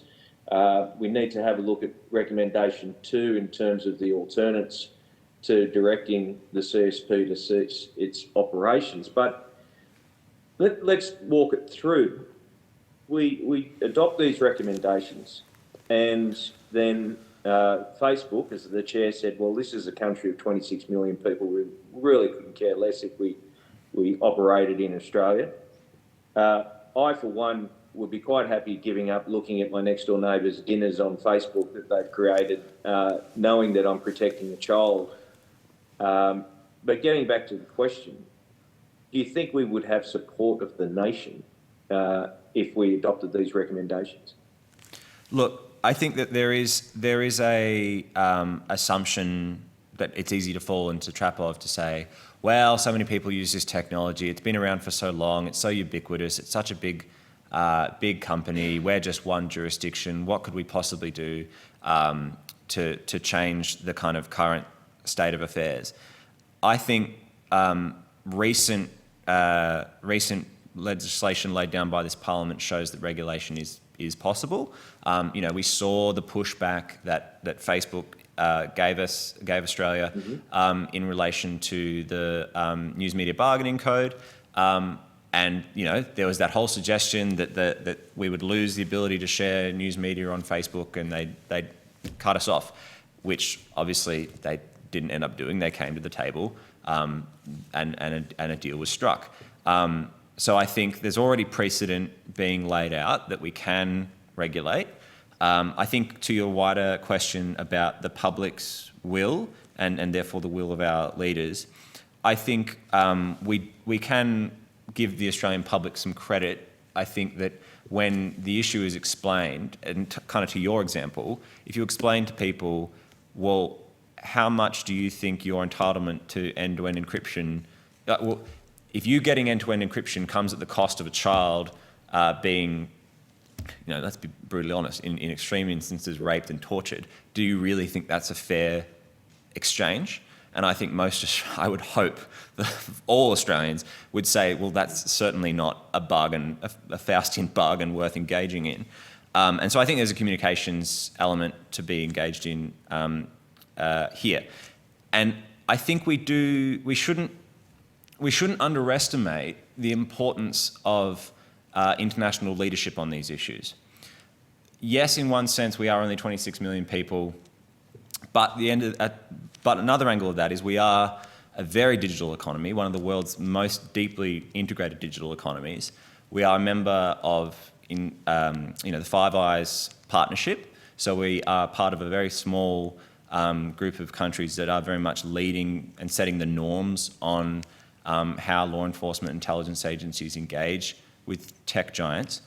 And I think it's important that in this regard, Australia also look to its ability to exercise leadership on how societies should integrate the internet into our daily lives. You know, the Australian government recently purchased or helped Telstra purchase the Pacific telecommunications company Digicel. You know, and this is a big investment into the communications infrastructure of the Pacific by the Australian government. So Australia's got a commitment to these developing countries to become more digital economies, more digitally integrated societies. So these countries are also going to look for precedent on how they regulate, on how they set laws about how they become an internet society. This is an opportunity for Australia to help smaller nations by setting a standard and saying this is what good internet regulation should look like, and we want to help you get there as well. Because as we well know, on this issue of child exploitation, it is developing countries that end up being great victims of this. You know, you look at the Philippines, for example, the extent to which vulnerable people in that country are being exploited by those seeking to groom children. So I think that there's actually quite a lot of opportunity here for Australia to exercise leadership. And I think that is probably why organisations like Meta would throw everything in the kitchen sink at Australia not laying down regulations like this, because they know that once we do, we set an international precedent that others can follow. Yeah, well done, Doctor. Thank you. Thanks, Chair. Thank you, Mr. Conahan, and thank you, Dr. Stoltz, for your evidence today. The committee has found it very helpful in its considerations, and as was your submission. So thank you again for taking the time to engage with us. Thank you all for having me. Thanks very much. Thank you. All right, committee, we will take a short break and be back at past. Thank you for joining the committee today on behalf of the Communications Alliance. The committee is resumed. I'm Julian Simmons. I'm the chairman. As you know, you've got Dr. Anne Ali as the deputy chairman, Pat Conahan on video as well, and then Senator Antic and McLaughlin, who are on the line but without video conferencing ability. I've already been through the formalities, but just to remind you that it could be an act of contempt of the Senate to give false or misleading evidence to the committee, and this is a public hearing, so everything that you say will be broadcast both in Parliament and publicly. You are quite entitled to ask to give some of your evidence in confidentially if you wish, but you've just got to give me a heads up if before you give that evidence so that I can turn the broadcasting off. Ms. Gillespie-Jones, can I ask you to state your full name and the capacity in which you are appearing before this hearing today? Yes, Christiana Gillespie-Jones. I'm the Director of Program Management for Communications Alliance.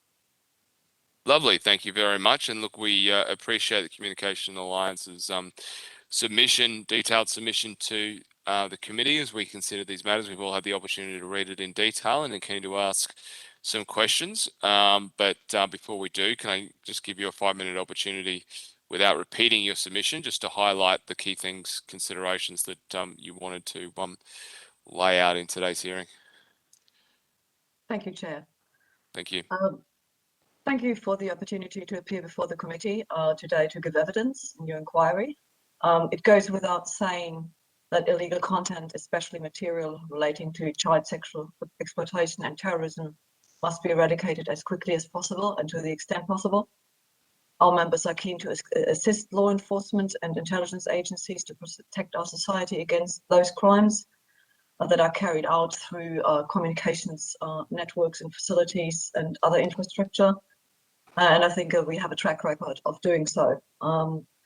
Our members do so under various legislative and regulatory arrangements. I'm not going to repeat them all. They are in our submission. Please kindly refer to page 3 and 4 of our submission for our list.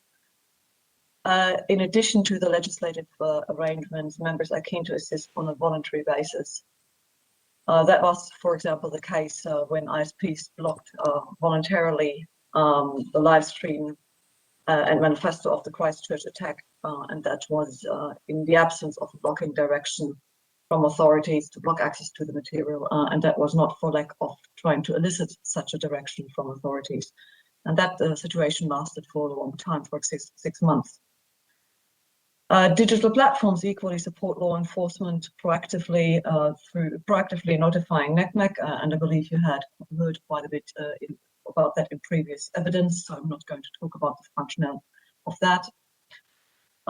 Platforms also regularly update law enforcement agencies about what data they collect, and they collect increasingly more data, I believe, and what is retained by the respective platforms and the processes of how to access that data.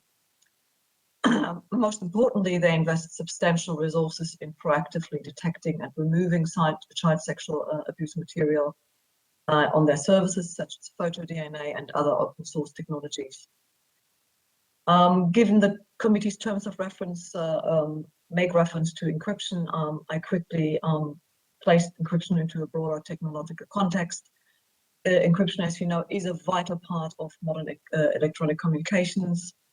It allows parties to securely and privately engage with each other in many forms. And the ability to encrypt and decrypt underpins almost every activity in today's modern lives. Indeed, this very video conference is using encryption, and I would assume that it probably has been chosen for that very purpose. It is fair to say that most common activities would not exist in their current form or would not exist at all if not for encryption. And therefore, it is important to ensure that encryption and actually the resultant trust, and that's the important bit, in communications in their widest form, that they are secure and private, that this is not weakened. That is not to say that our sector does not recognize that encryption is used by criminals for criminal activities, including child exploitation. And that does necessitate a specific approach and potentially also changes in the approach that how we, industry, government and authorities work together to keep Australians safe. It is a balancing framework, safeguarding individual frameworks affording through encryption, while simultaneously allowing authorities to pursue their activities to uphold law. The numerous recent legislative changes and those that are yet to come grant far-reaching powers to authorities. The Cloud Act will see another step change in terms of international cooperation, we heard. Therefore, we do not believe that at this stage any further intrusive powers are required for authorities and agencies. And we would be concerned with any pieces of legislation that are directed at encryption. Again, thank you for the opportunity to appear, and I would be pleased to try to answer any questions that you may have. Thank you very much. Can I'll kick off the questioning if that's all right. We've heard varying reports from different law enforcement jurisdictions about the time it takes to solicit cooperation out of various tech providers. I was wondering if, given your role, you had any data you could provide the committee with how often law enforcement requests are made to your members and the response times that they have for those.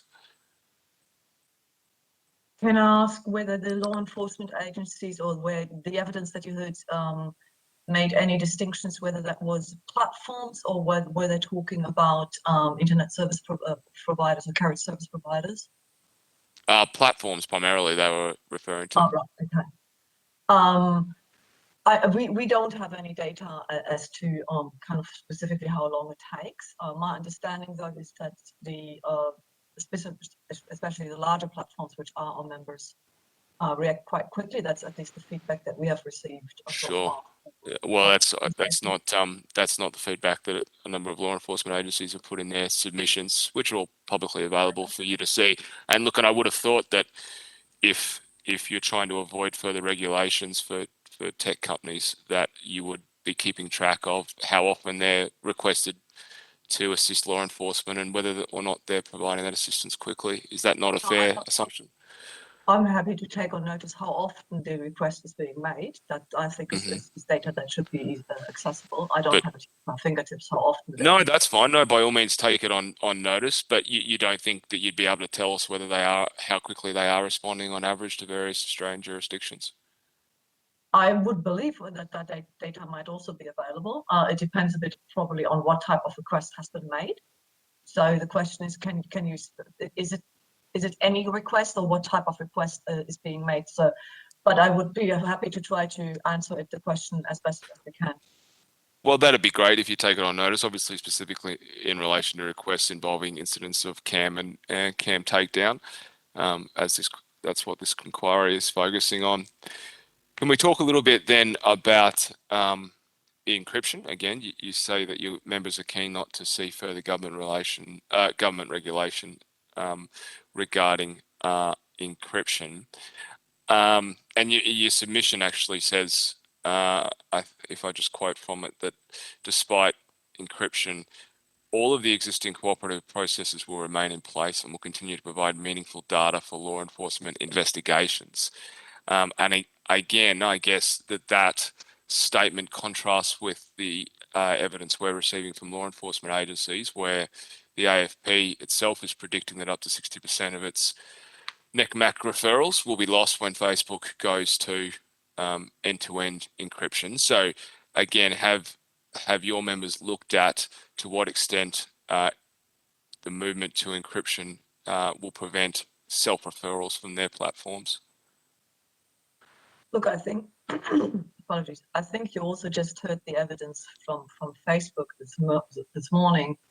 I'm not sure I can add much more in terms of kind of how they think technically that they are able to still provide a large number of referrals to NECMAC. They will be far better placed to technically kind of analyze and tell you why they believe that this is still the case. Yeah, sure. But you've made this statement in your submission. It's a pretty significant statement. All of the existing cooperative processes will remain in place and will continue to provide meaningful data for law enforcement investigations. Right. So what did you base that statement on? What in your mind is meaningful data if law enforcement is telling us that 60% of their data will be lost? Well, for the first part, that the processes continue to exist, the members will continue to make referrals, as we heard this morning by the testimony from Facebook. They will continue to make, as they say, a meaningful amount of referrals. We heard the figure that WhatsApp already today makes, which is an encrypted service, 400,000 referrals last year alone. So we wouldn't say that is not meaningful data. Whether 60% will be lost, that is an estimate that the AFP provided, indeed, which, as I understand it, Facebook hasn't. I don't know whether they contradict it or not, but Sure. Look, I mean, we can only go off the evidence that is provided to us. So the AFP has provided that estimate. I mean, again, if your members are keen to avoid any further regulation around encryption, would you like to offer an estimate of the reduction that we'll see in self-referrals because of encryption, an alternative figure that we can put to the AFP? no, I cannot offer you an alternative figure of what that would be. So in moving to encryption, your members have not given any consideration to the amount of material they'll no longer be able to, what the volume of material they'll no longer be able to find because of encryption will be. They haven't got that data. They haven't considered it. No, I'm sure they have considered it. I'm not sure whether they have quantified it in exactly how many less referrals they will be, or how much less material they will be find through detection because of the encryption. But as you heard, they are saying that they're putting in place a number of other processes that will equally drive a number of referrals. So whilst you might have less or that will prevent the material from surfacing, or that will prevent actually the offending from happening. So I think it's not quite right to just focus on the number of the referrals. And that's, I think, what you heard from the evidence this morning, is that the meaningful number of referrals, there will still be a meaningful number of referrals, but it does. I don't think it's fair to say that. I don't know how you can say there will be a meaningful number of referrals when you just told me you can't quantify what that number is. I mean, if they're only providing 40% of the data on CAM incidences to law enforcement, how can that be as meaningful, before encryption versus after? Is it your evidence that there will be no net loss in terms of how much CAM material can be self-identified because of encryption, or is it your evidence that some will no longer be discoverable, but you just can't quantify how much? It would potentially be the latter, that some might be lost, and I can't quantify it. Do But- you not think it's reasonable that if companies move to encryption, given the seriousness of protecting kids, that they not have made some effort to quantify what that impact will be in discovering CAM material? It may be the case that they have quantified. I am not aware of a figure. I am happy to take that figure on notice too, or the question on notice. Well, that'd be great. Look, I'd appreciate it because I just don't understand if you don't have that figure. I just don't understand how you can make that claim in your evidence. But look, happy to move on. Again, you argue a lot of the benefits of encryption for your members, and look, we can understand that. There are concerns around cyber criminals. There are concerns in other less free nations about dissidents wanting, or democracy advocates wanting to keep their details private and their communications encrypted. But is it really an all or nothing proposition for your members? Is it not possible to consider that in the context of Australia, a relatively free nation, with all the protections we have in place, that there would be very little reason for an under 18-year-old's communications to be encrypted, particularly when that communications are with an adult? Look, my understanding, I'm not a cryptographer or a network expert, but my understanding is that you cannot encrypt half of a network or just a certain part of it without undermining the encryption of the entire network. Right. So your evidence is that we as legislators and public policy makers have to accept the proposition that either everybody is encrypted, including children, and conversations between children and adults where grooming may be taking place, or we accept no encryption at all. To a certain extent, I understand technically that may be the case, yes. But I would direct that question at a technical expert. My understanding is that you cannot just say, if that's what your question is, can you say the communications on WhatsApp for subscribers that are 13 to 18 are not encrypted, and any communications over 18 are encrypted? Is that your proposition? Yeah, could you not say that any communications for a child between 13 and 18 is not encrypted, and therefore if an adult starts engaging in a conversation with that 13 or 18-year-old, that therefore that conversation between an adult and a child is not encrypted? My understanding was that was not possible. I believe that's what you heard earlier this morning too, but my understanding was from previous discussions that was not possible. Again, I'm happy to confirm that. But my understanding is that was not possible. All right, if you could take that on notice, that would be we'd be grateful. We've heard from witnesses about the potential suggestion to classify Facebook and other tech companies as carriage services in recognition that they no longer just host materials, host to post, but in fact are focused on the carriage of messages through their messaging functions. Is this something that your members have considered, and are they supportive or not supportive of it, and for what reasons? Look, it's something that it's something that we not necessarily as carriage services will consider, but the whole question around how Facebook and platform will be dealt with and how they fit into the entire surveillance regime, for example, will be dealt with in the electronic surveillance reform, which we're just commencing. And I suspect that a lot of that will be picked up in that reform process, and we will be engaging very heavily with that. I'm personally doubtful whether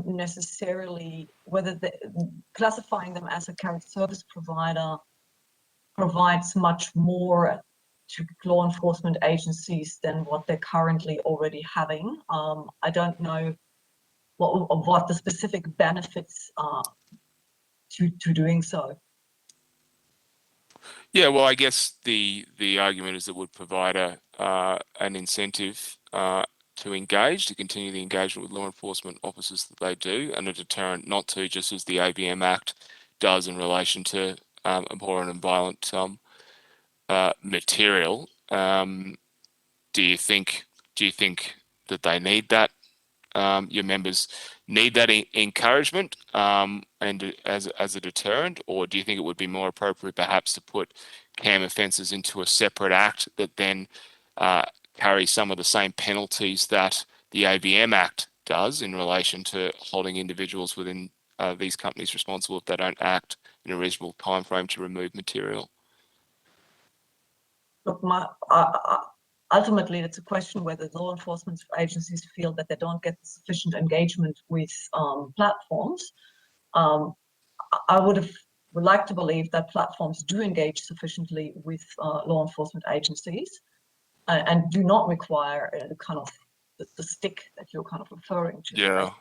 That as the current service provider doesn't require an additional piece of legislation. No, I wouldn't necessarily think so either. And does that necessarily advance the matter much? If I remember from my conversations with the safety commissioner, a lot of them, or unfortunately, I would think a lot of the CSAM material does fall under ABM legislation, and yet it's not the preferred means of actually tackling the material. It's done via INHO. Yeah, that's quite right. But the argument is that the Act being there as a deterrent is helpful to ensure compliance with those less restrictive and more cooperative methods. And certainly, look, law enforcement acknowledge a lot of cooperation with tech, but they are very worried about encryption, the move to encryption, and the loss of the fact that a lot of material CAM material will go undetected because of it. And we keep trying to elicit from you and your members and others some assurance that won't be the case. And so far, people have either been unwilling or simply don't have the data to provide to refute those law enforcement concerns. One of the other issues that has been raised by witnesses, just finally for me, is law enforcement officers in this space who are struggling to receive enough training to keep up with the changes and advances in technology and moves so fast. And your submission mentions that your members are actively have programs in place to provide some training for law enforcement officers. And I wonder if you could expand on that, and specifically if you had any data around how many training sessions have been held in the last 2 years, the topics that they covered, and how many law enforcement officers were included as part of that training. No, I don't have the data at hand. Again, I would take it on notice. And we would also say, if law enforcement feel that there is a gap in specific knowledge that they would address, I think all of our members would be most willing to specifically also address a gap in knowledge or in technology experiences, etc., that they need. But I'm very happy to try to get you some data as to kind of last 2 years. Yeah, look, last 2 years would be a good place to start. That'd be helpful. The committee's just trying to assess what training currently takes place and what in addition we could ask of the industry in terms of training to provide. So some data in that instance would be helpful, given that you've mentioned it in your submission. Deputy Chair, I'll hand over to you. Thank you. Thank you, Chair, and thank you, Ms. Gillespie-Jones. I wanted to start with, in your submission, you provide an overview of current legislation, including the TOLA, the TIA, the AVM Act, and the Online Safety Act. So I have two questions around that. The first question is, those acts include serious crime and include child abuse material, but are not explicitly designed to address them specifically.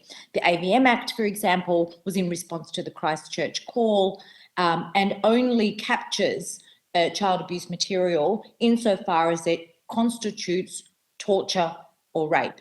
So my first question there is around the breadth of those acts and their specific application to CAM. That's my first question.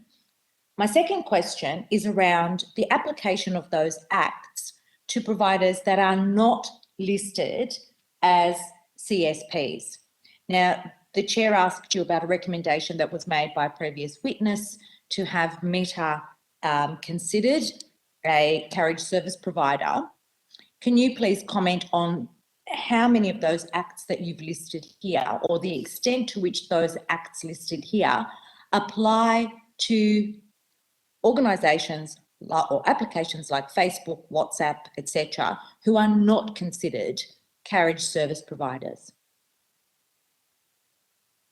Okay, your first question in terms of the breadth of the acts in relation to CAM. Yes, you're right.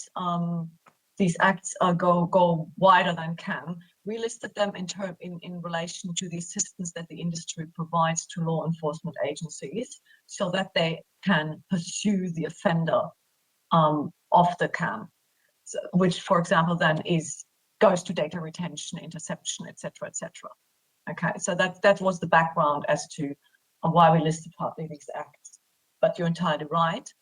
Some of these are more targeted than other. For example, the Online Safety Act probably will go most towards CAM. In the Online Safety Act, it's Class 1 material, Class 1A material. And the codes that industry are currently developing in addition to that.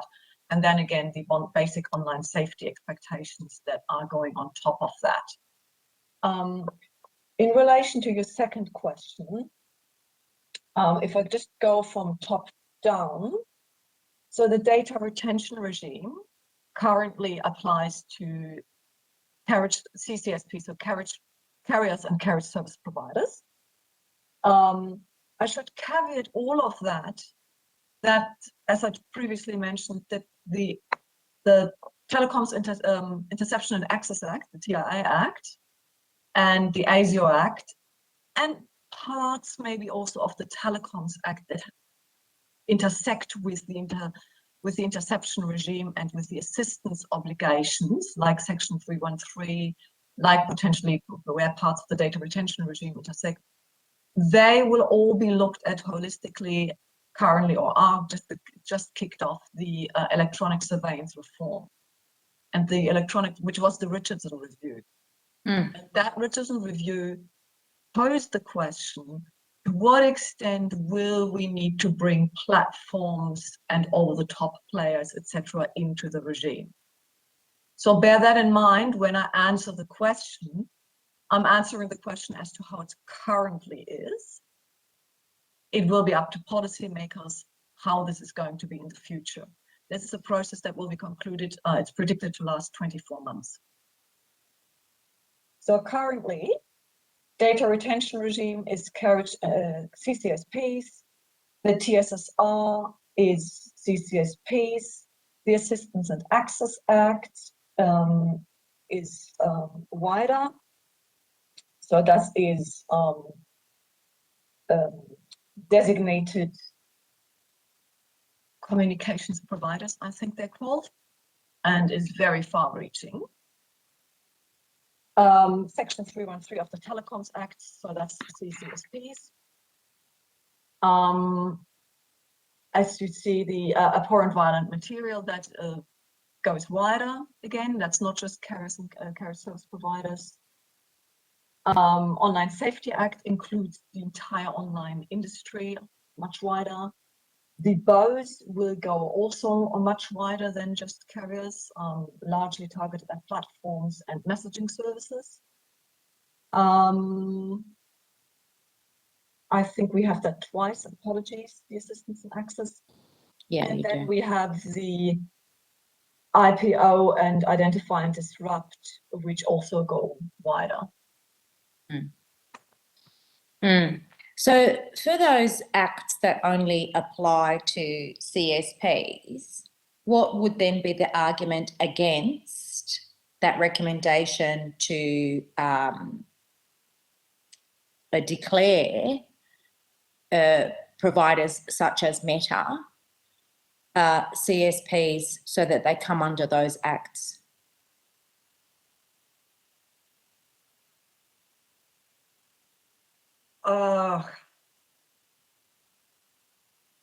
I mean, ultimately, it's a question for policymakers. My immediate instinct is to, of course, to say also all the unintended consequences that you have. You would need to be very targeted so that you don't pick up a whole other raft of things that are completely unsuitable to an organization like Meta that don't apply. And I personally wonder whether that is just the wrong instrument for what you're trying to achieve, especially given the context that we are looking at with the electronic surveillance reform that is specifically looking at this issue already. What would be an example of unintended consequences that you just mentioned? If you're making them a carriage service provider, then it's okay. Then they're subject to all the licensing regime of a carrier, or is it a carriage service provider? That's the first question. Is it a carrier, or is it a carriage service provider? So that's the first question you would need to address. Do they need to apply for a carrier license? Then the licensing conditions that come with it, and all the requirements that you need to fulfill. The obligations that are endless. So I would only need to begin to speculate. It would need to be very, very targeted, or someone needs to have a very good look at what really goes with it. Just moving on from that, your submission takes a particular view of encryption.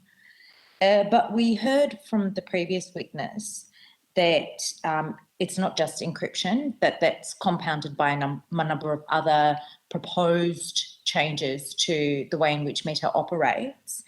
And I quote from section 4.4 in your submission, where you argue that relying on a secure framework safeguards individual freedoms and privacies.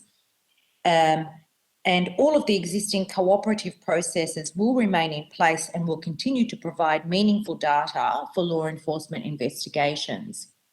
Now, what we heard from the previous witness is that the compounding effect of not just end-to-end encryption, but also cross-platform messaging and ephemeral messaging would make it virtually impossible for Meta itself to detect any kind of CAM or other offensive material that is being used across these different platforms.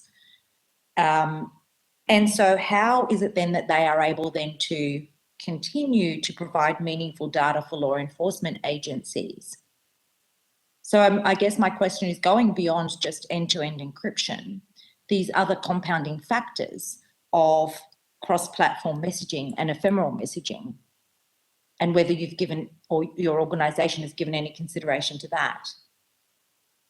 Well, our submission specifically looked at encryption with the view of further encryption legislation. So we didn't comment on ephemeral messaging or the, what probably you would call in this context, the metaverse, or the environment of messagings. My answer would probably be similar along the lines of what I gave to the chair earlier on. I cannot provide you with figures as to why we believe that we still think that meaningful data can be given.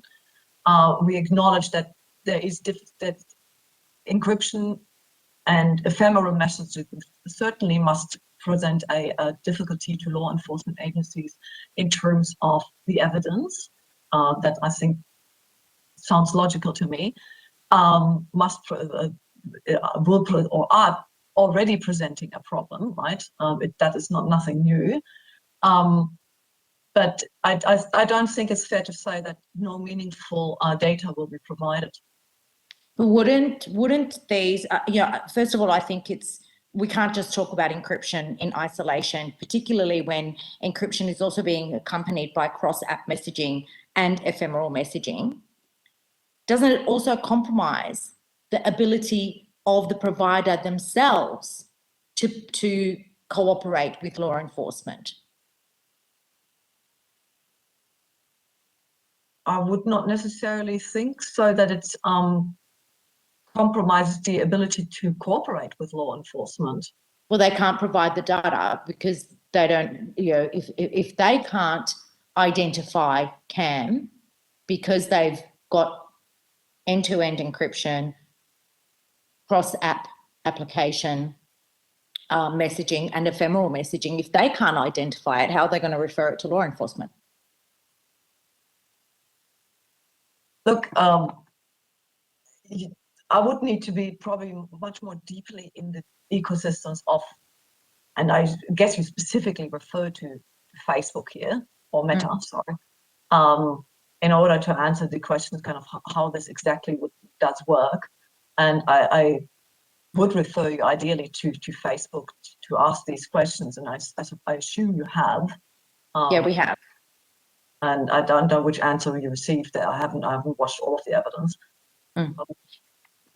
I would not be able to answer your question kind of how the cross-app connections or however, whatever you want to call it, affect the ability of Meta to pursue or track with AI specific type of offending.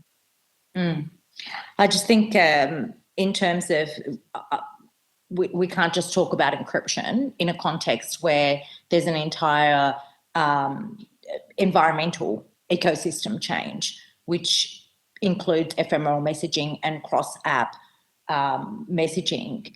If these are if this is the environment in which we're operating, in which law enforcement is operating, then I think we can't just consider end-to-end encryption in its solitude. We have to consider these other parts of the ecosystem. To be clear, the reason why we refer to encryption is because the terms of reference of the committee specifically refer to encryption. So that's why we specifically address that point. Okay, thank you. Just on the point of your submission makes or emphasises kind of the proactive cooperation with law enforcement and referrals to law enforcement. In your opinion, does that capture all instances of child abuse material and the various ways in which perpetrators access, view, groom, all the different facets of child abuse material and offending? So is your question whether our members proactively attempt to tackle all of these?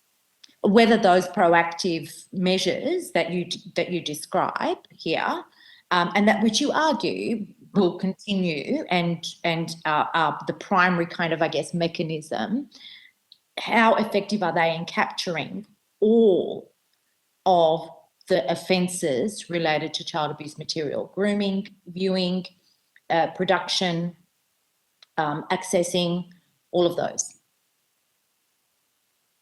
Well, some will be more effective than others in different areas. But I mean, together they will, so we think, provide a reasonably good and increasingly better toolkit to address the issue. The AI becomes increasingly better. We're hearing from Facebook and other providers, and Google does also amazing work in this space with the detection that the AI becomes much better.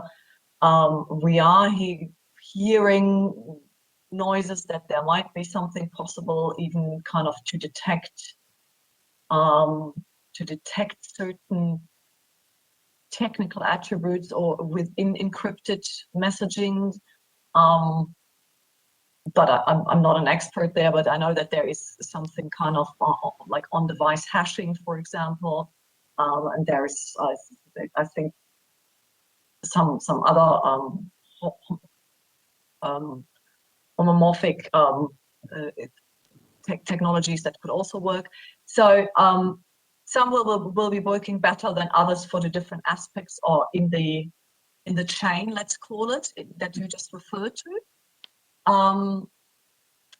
And I think together they will hopefully, and we're quite confident that they will improve and increasingly assist with tackling the issue. Will we be able to eradicate it with it? No, of course we will not. I think that would be misguided to believe that we can do that. Deputy Chair, I have to Thank thank you very much. Good questioning, and I'll throw to Mr. Conahan. Yeah, thank you, Chair. Thank you, Ms. Gillespie-Jones. I'll take you to the penultimate paragraph in your submission, where you say, we recognise that this inquiry was initiated by the committee. It would therefore be helpful to understand if the committee is aware of a gap in law enforcement agencies' capabilities relevant to the communications sector. What are those gaps? Well, that's we are asking the question. No, but you're here acting for CA and EMTA. Yes. What are those gaps? Help us help you.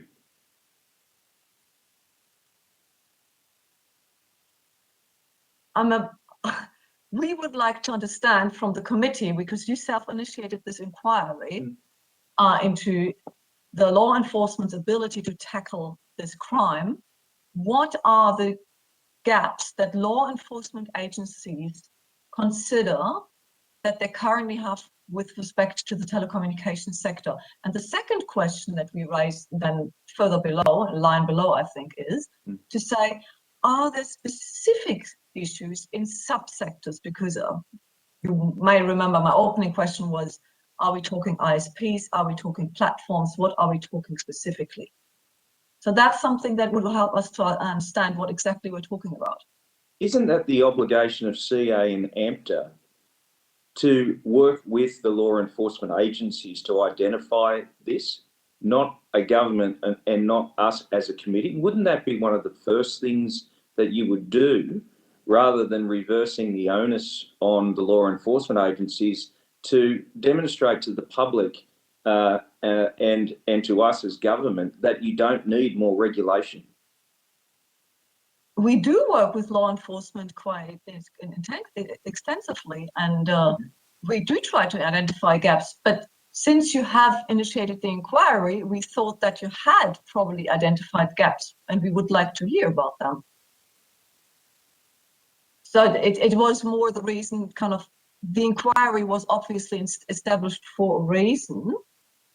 Had you already identified gaps? If so, then we would be pleased to hear those. We do work. So are you saying that you can't identify now any gaps or deficiencies with law enforcement agencies adequately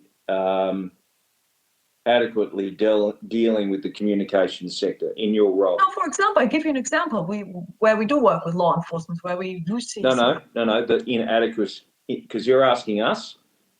So I'm about the inadequacies of the law enforcement agency's capabilities. Are you able, in your role, to identify any of those capabilities that are lacking with law enforcement agencies? Capabilities, don't nail me on that word, but I'll give you an example. for example, we are working with law enforcement agencies on the way that they're making and can make requests for metadata. That has to do with the format of the differing formats of how networks produce metadata, how different timestamps and time formats are being used in networks, and how courts would like to see evidence admitted, etc., etc. It's quite complex, but that's, for example, an area where we are trying to work to, which is let's call it a gap or a difference in capability between communications and law enforcement. That law enforcement, where we're trying to work with them, that whether we can try to find a way that makes it easier for law enforcement to receive this data in a way that it's more easily useful to them. That's one example. Thank you. Chair, I note the time. Thank you very much, Mr. Conahan. I mean, we started a few minutes late. Did you have anything else further you wanted? You're okay? Thank you, Chair. That's fine. All right, wonderful.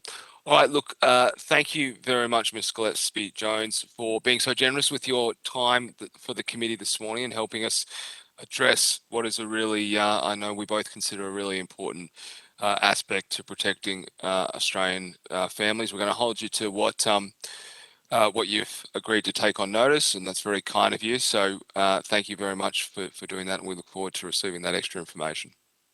Thank you. Thanks for appearing. Thank you very much for your time. Thank you.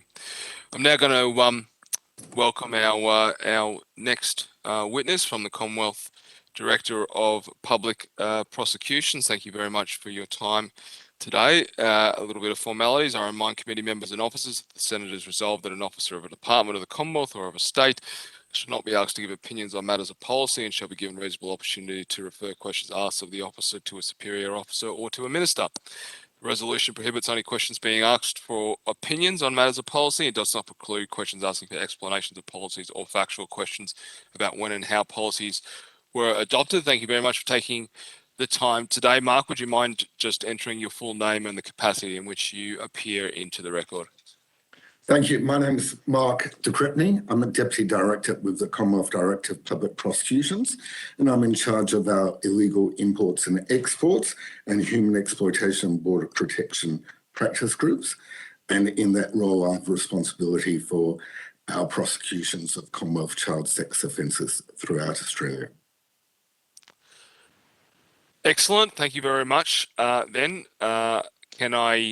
obviously got your submission. Oh, let me introduce people. I'm Julian Simmons. I'm the chairman, obviously. You've got Dr. Anna Lee, who's the deputy chair coming from WA.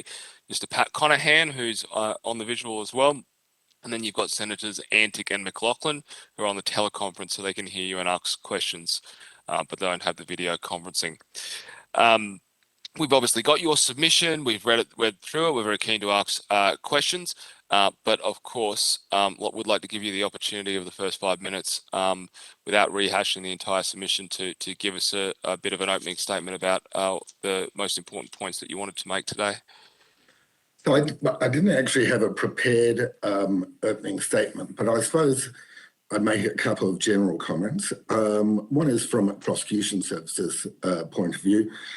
We've seen a very significant increase in referrals of prosecution of Commonwealth child sex offences. So in 2018-19, we were receiving about 20 new matters a month. In the first 3 months of this financial year, we've received an average of 35 a month. So it's been a very, very significant increase. We've also seen a significant increase in the complexity of the cases which we receive. I mean, early on, most of the cases, vast majority of cases which we received were people using the internet to access child abuse material and possessing child abuse material. Now we're seeing far more complex cases involving things like live streaming and the like, and that's increase the complexity about the place. We've also got quite some complexity with the law. In June last year, a mandatory sentencing regime came into place in relation to Commonwealth child sex offences, and that regime, we well understand the policy reasons behind it, is quite complex, and that does increase some of the challenges which we have before the courts. So that's the sort of landscape which we're operating on. I suppose as another point, the committee talks about, the terms of reference talks about the adequacy of the offences. On my count, there's approximately 51 Commonwealth child sex offences in the criminal code. So that's quite a significant number of offences. That's both the offences dealing with overseas offences and carriage service offences within Australia.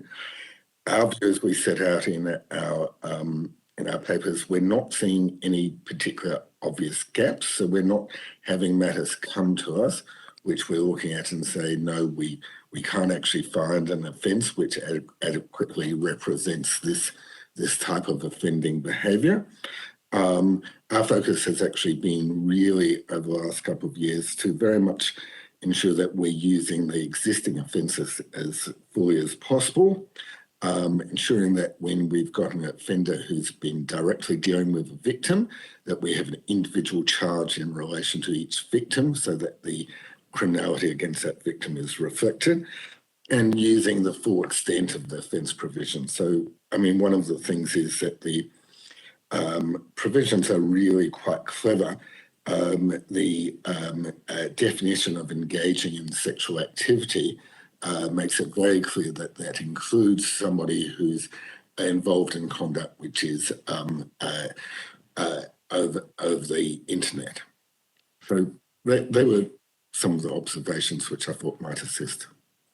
No, much appreciated, and it certainly does assist. It goes to a couple of points that I was going to raise with you. So can I just take you back to the statistics on the increased prosecutions that you're seeing? So we're seeing an explosion of reports of CAM material and of IBA.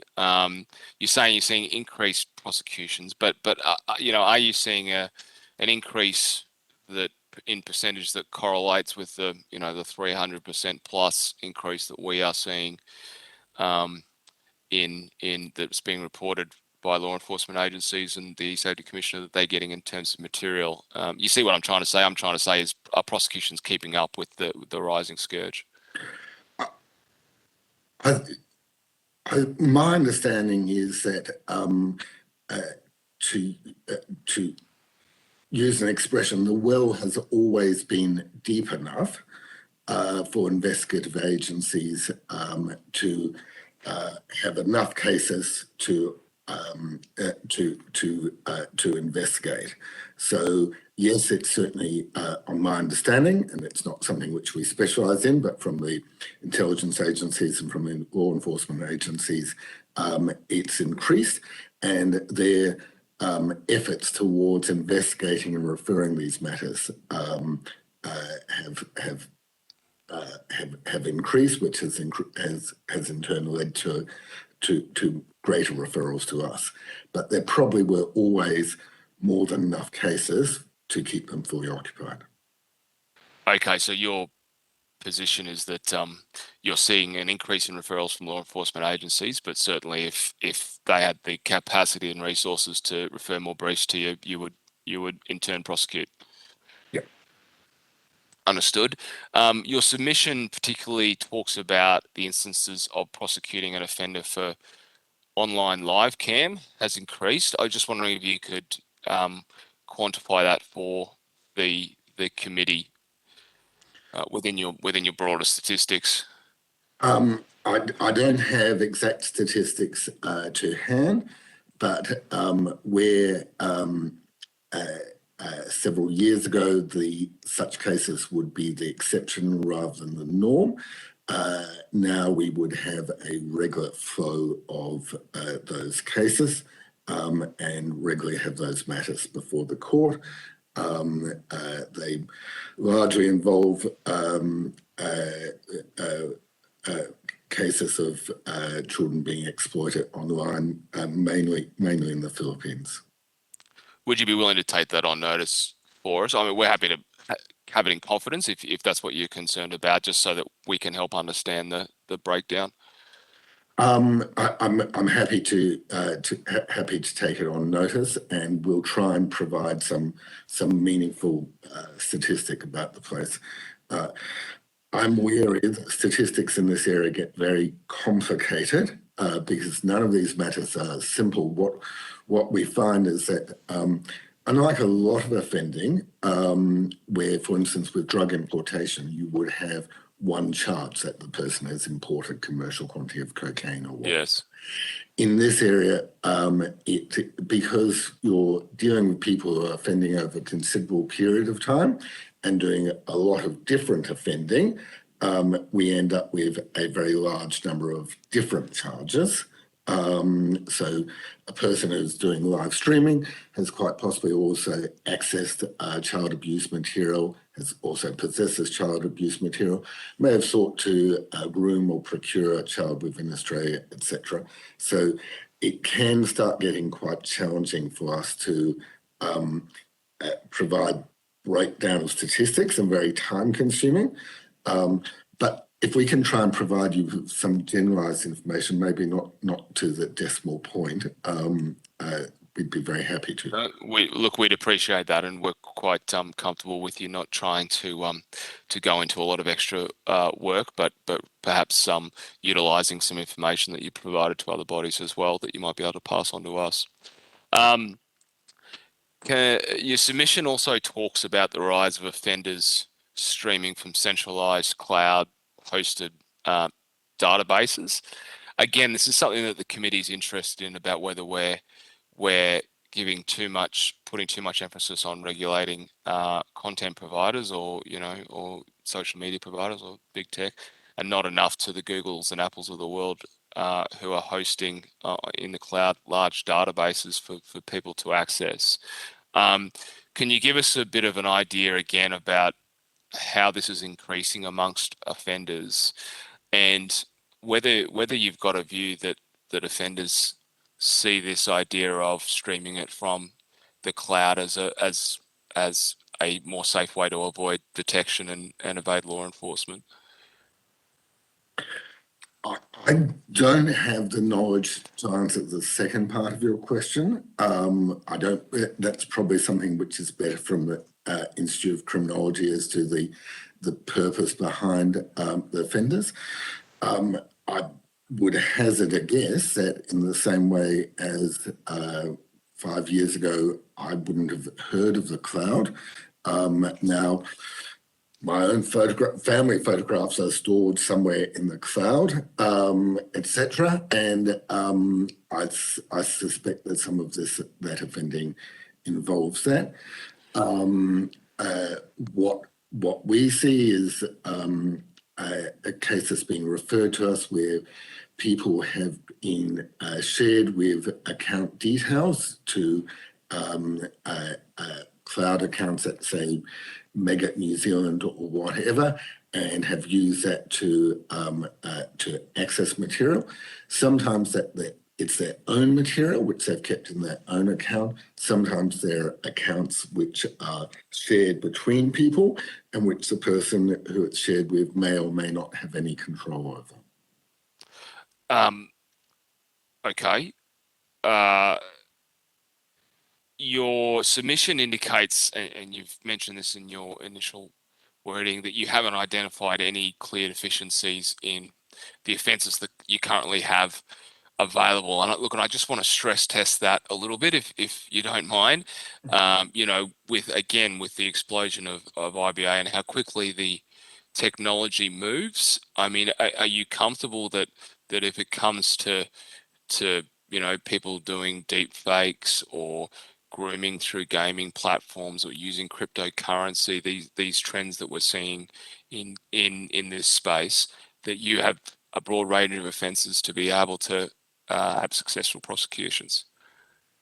In terms of deep fakes, if I understand it, it's the sort of creating an image using programs which isn't a real image. The definition of child abuse material captures that, so it's something which represents a child in a sexual manner. So, and in the same way as, you know, we prosecute literary works and cartoons have been prosecuted. Right. I think that they probably would capture deep fakes if I understand what the issue is. As far as the different forms of technology, I think that they can pose a challenge for law enforcement, and they're better able to talk about them. But at the end of the day, for us, it's about somebody having used a carriage service in Australia, because that's a Commonwealth connector, or have done something overseas which has particular features. And to a certain extent, aside from here in Australia, the technology being around the carriage service, because that's the Commonwealth connector, it's fairly, our offences are basically fairly technologically neutral, on at least my understanding. In terms of the use of cryptocurrency,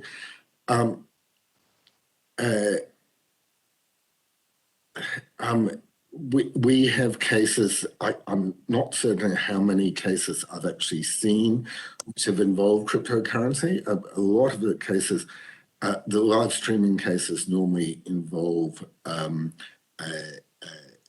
transfers of money, obviously, to the person who's facilitating over in the Philippines, etc. And I haven't seen those involving cryptocurrency. I've seen other offending involving cryptocurrency where investigators have been able to address the movement of the money. So, What about, you know, these? We've been hearing that these communities are very collaborative with one another. So in the case where they are not sharing CAM itself, but are sharing manuals of how to evade law enforcement, or they're sharing a manual of techniques of how to groom a child, what would you be comfortable that there are appropriate offences to cover those so that they could be charged with something before the offending escalated into the more serious nature of actually producing CAM? Possibly, I'd like to take those two. No, by all means. Yep. Two examples on notice. There are offences within the criminal code of preparation and planning for offending, but rather than wasting the committee's time as I actually look at those offences, it'd be better if I took them on notice and gave you a written response. No, quite all right. Can I go back to your opening statement? You talked about the new mandatory sentences that have been put in place by the Parliament. So are we to understand that nobody has been subject to those yet because of how new they are, or have I got that read wrong?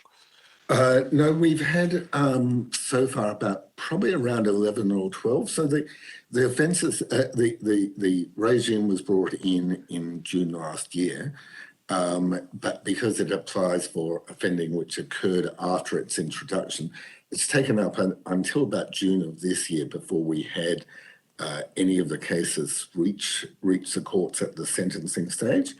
And since June, we've had about 10 to 15 cases so far. Okay. Again, are you able to provide the committee with any data about which offences they triggered in order to those number of cases in order to have the mandatory sentences applied? So the mandatory sentencing regime has basically splits the Commonwealth child sex offences into two groups. The most serious offences are subject to a mandatory minimum head sentence, even if the person doesn't have any prior convictions. So the fact that the person has been charged with them, with that offence, triggers the mandatory minimum head sentence. The second less serious Commonwealth child sex offences, and I use less serious in Yes. a relative term, are triggered if the person has a prior relevant offence.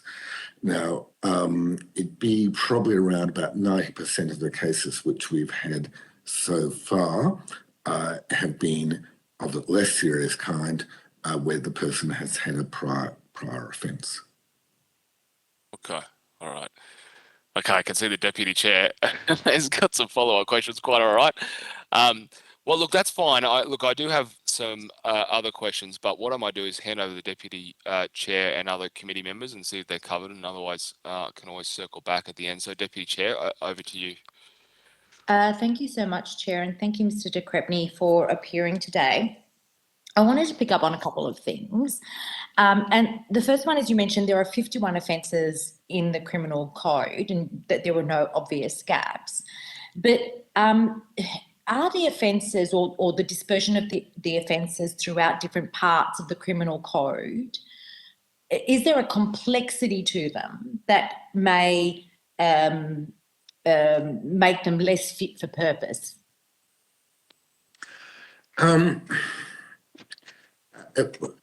To a certain extent, they're separated into two areas, being the overseas offences and the carriage service offences. And they, when you actually look at them overall, to a certain extent, and maybe it's because I'm a lawyer who's been looking at them for a very long time, but there is a fair amount of logic and structure behind the offences. So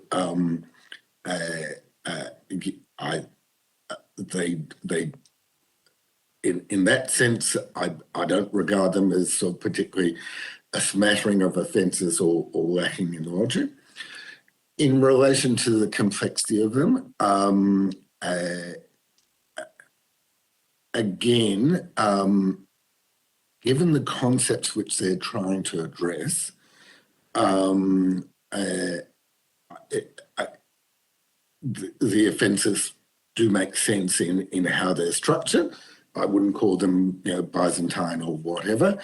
They occasionally are made, particularly the carriage service offences, can be a bit more complicated because of needing to get that Commonwealth connector about the place.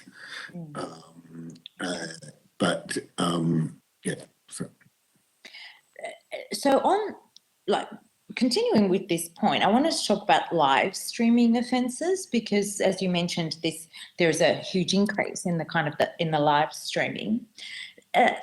Does the legislation cover the range of perpetrators involved in live streaming? So those who are facilitating the offence are usually overseas, in the Philippines, for example. I do recall a case where the parents were involved in facilitating the act, as well as those who are procuring the live stream. Does our legislation extend to cover the full extent of perpetration or perpetrating the act or offence within the act? So our legislation does certainly address the person who is procuring or is engaging in the live streaming here in Australia. We don't have, we wouldn't be seen as taking action against the facilitator within the home country. You would expect that the law enforcement agencies of that home country normally to undertake such actions. And does that include witnesses who are in a foreign country? You mentioned that during prosecutions, children can use the protections provided. Are those protections also extended to children providing evidence who are outside of Australia? If they're called to give evidence in Australia, yes. Okay. And how would they be facilitated for a child located, for example, in the Philippines? If we need to call the child as a witness, arrangements would be put in place either for the child to come to Australia or for the child to give their evidence by audio-visual link. Normally with these live streaming cases, there's actually sort of most of our cases, there's been evidence without needing to call the child has been available. But we do call child witnesses in, not commonly, but on regular occasions in cases involving, say, overseas child sex offending. Okay.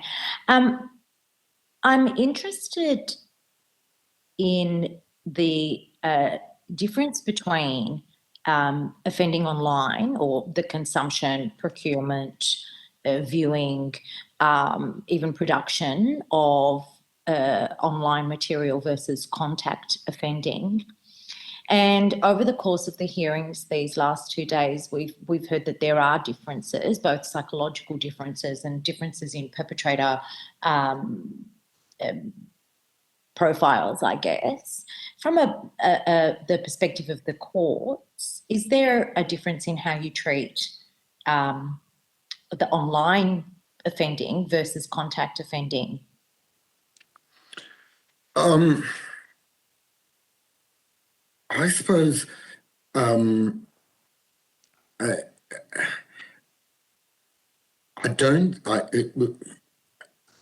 that's in some ways it's difficult to give a clear answer about that. Certainly the penalties for online offending which are available are nearly as serious, if not more, on occasions more serious than contact offending. The material which I've seen during my course of involvement in here from victims, etc., do indicate that, you know, the harm of online offending, particularly when it involves the recording of that offending and then the distribution of that, can be so tremendous, because it's not as if it's a single instance which has happened and stopped. It's the fact that that offending continues into perpetuity as long as that material exists on the web. And that aspect of it has to be very much considered. So I'm not sure if that clearly answers your question, but yes. The chair mentioned the sharing of, I guess, kind of how-to manuals and handbooks around how to groom a child, how to procure online material, etc. The US, there's been an arrest in the US and in the UK, both of men who had shared these kinds of handbooks. In one case, the handbook was disguised as a Harry Potter book. Are you aware of any arrests or convictions in Australia similar to that, where the possession of this kind of textual material has been a factor in the offending? Not in the form which seems to be described. So, I mean, we do prosecute people who converse about their plans of committing child sexual abuse, because normally those plans involve them describing the acts which they would like to take place, and the description of those acts amounts to child abuse material, and so we would prosecute them for that. So once somebody starts describing acts involving sexual activity in children, then that falls within the definition of child abuse material, and so we've those things. But in the idea of a sort of formal manual, I'm not aware of one of those cases at this stage. So it would require kind of almost a verbal exchange, or an online exchange between two interlocutors about the intention to perpetrate an act, and that interlocution, that discussion, would be considered material in and of itself. Is Yes, that correct? in the same way as if somebody writes a novel which describes child sexual abuse, that is child abuse material. That's considered material. I just have one more question, if I may. There's the new law around the offence of possession of childlike sex dolls. Have there been any prosecutions under that new regime? Yes, there have, but I don't have the numbers available to me right at the moment. That's okay. I was just interested in how that's going. It is a challenging area for us and law enforcement, in the fact that often, whether or not one of these dolls, objects, whatever, is a child sex doll or is actually just something very rudimentary, is often a difficult thing. So it's not one of the clearest areas about the place. Thank you. Thank you, Mr. Disraeli. Thank you, Chair. No problem, Deputy Chair. I'm sure I saw some stats on that. I think it might have been the Home Affairs submission or something like that. Mr. Conahan, over to you, please. Thank you, Chair, and thank you, Deputy Director. Did I hear you correctly at the beginning of your evidence that as of last year or this year, there's 35 cases that have been prosecuted? Every month, on average, we're commencing 35 cases. Right, every month. Okay, I had misheard. I thought it was every year. I thought it was much more than that.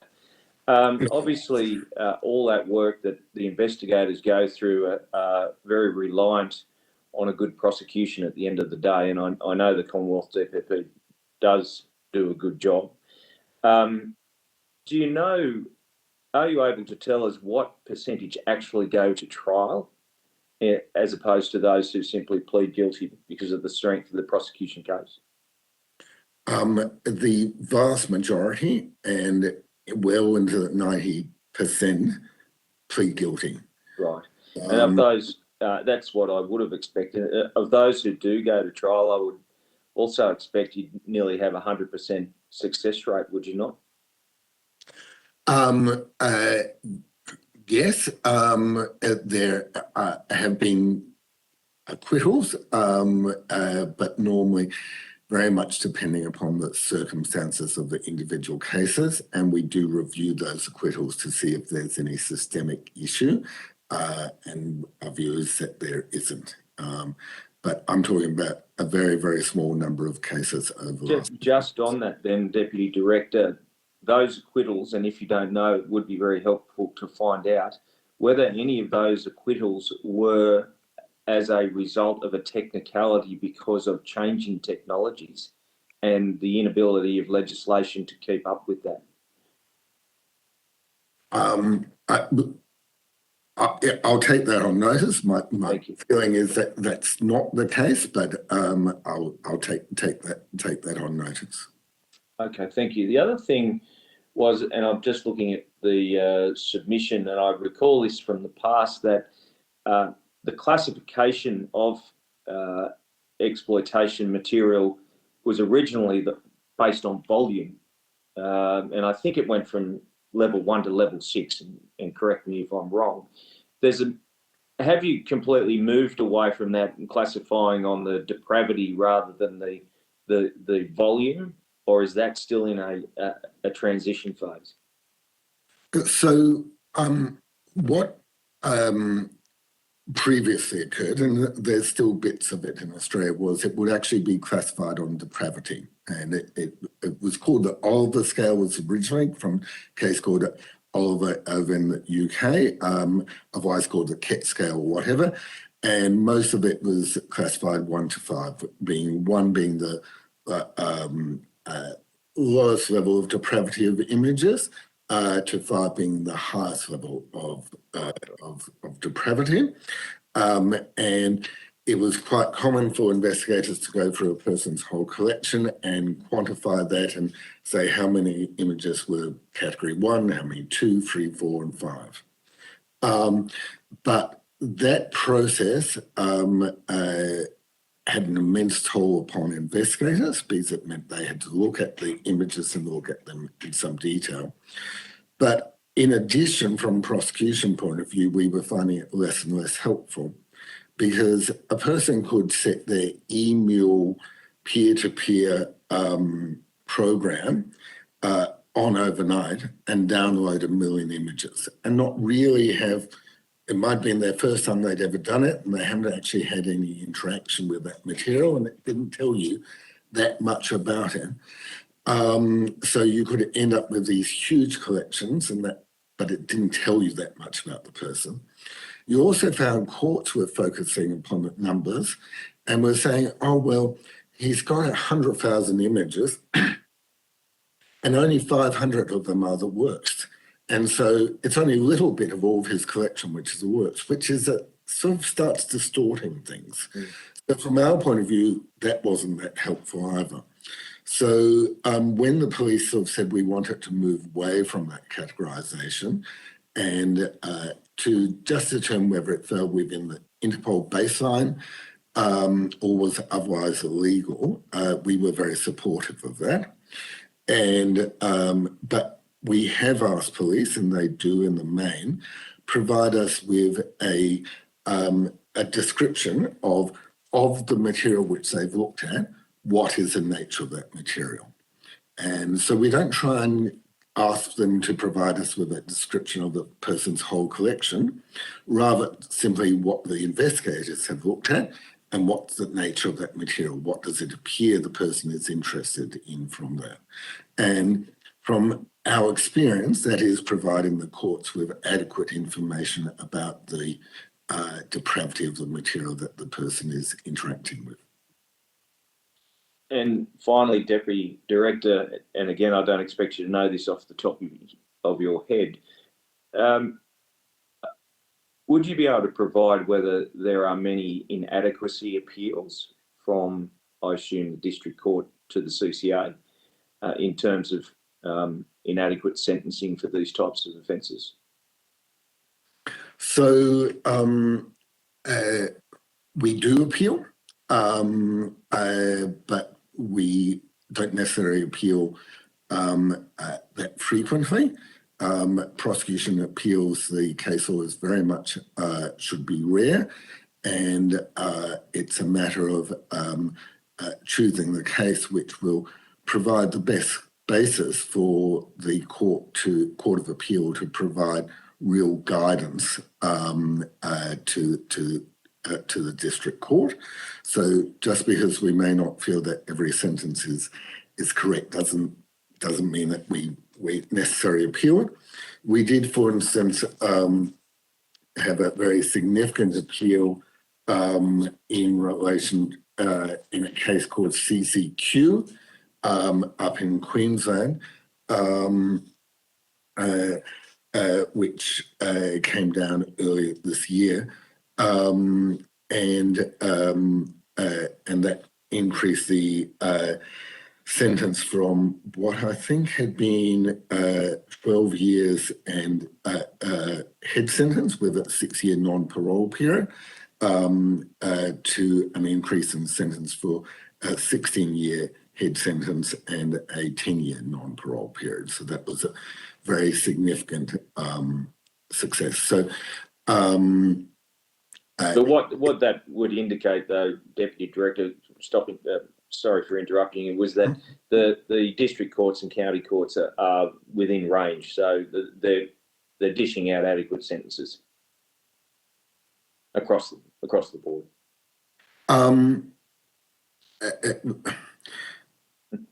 Yes.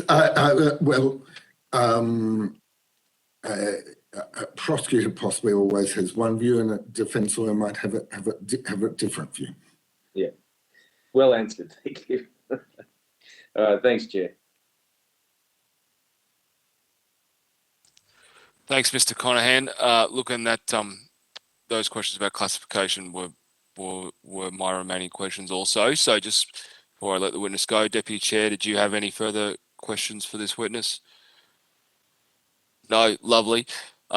Deputy Director, thank you very much for your time today, being so generous with your time and helping the committee with this important issue. And we will hold you to what you've undertaken to take on notice. Where you can provide us extra information, we'd really appreciate it. Thank you. Thank you very much. The committee's just going to start a private meeting, so we might ask you to log off if that's all right.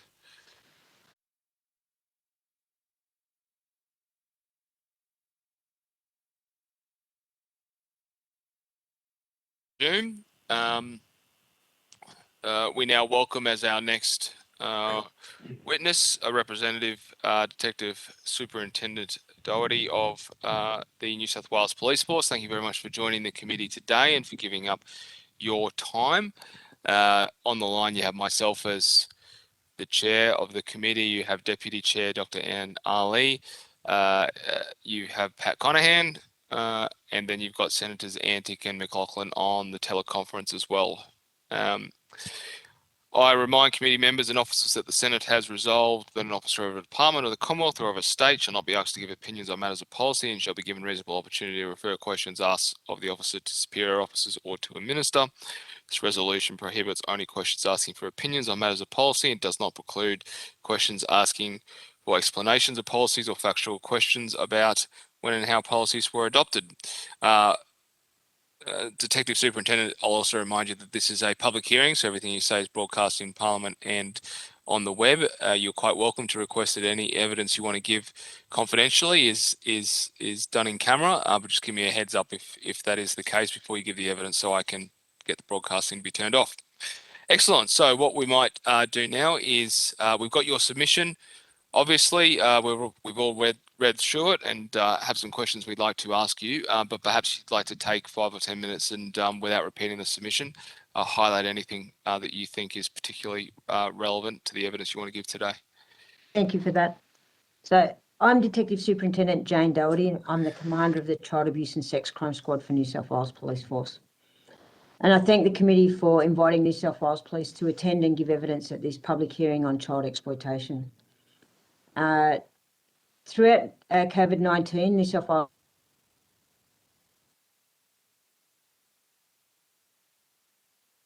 aggressive in their pursuit of child sex offending.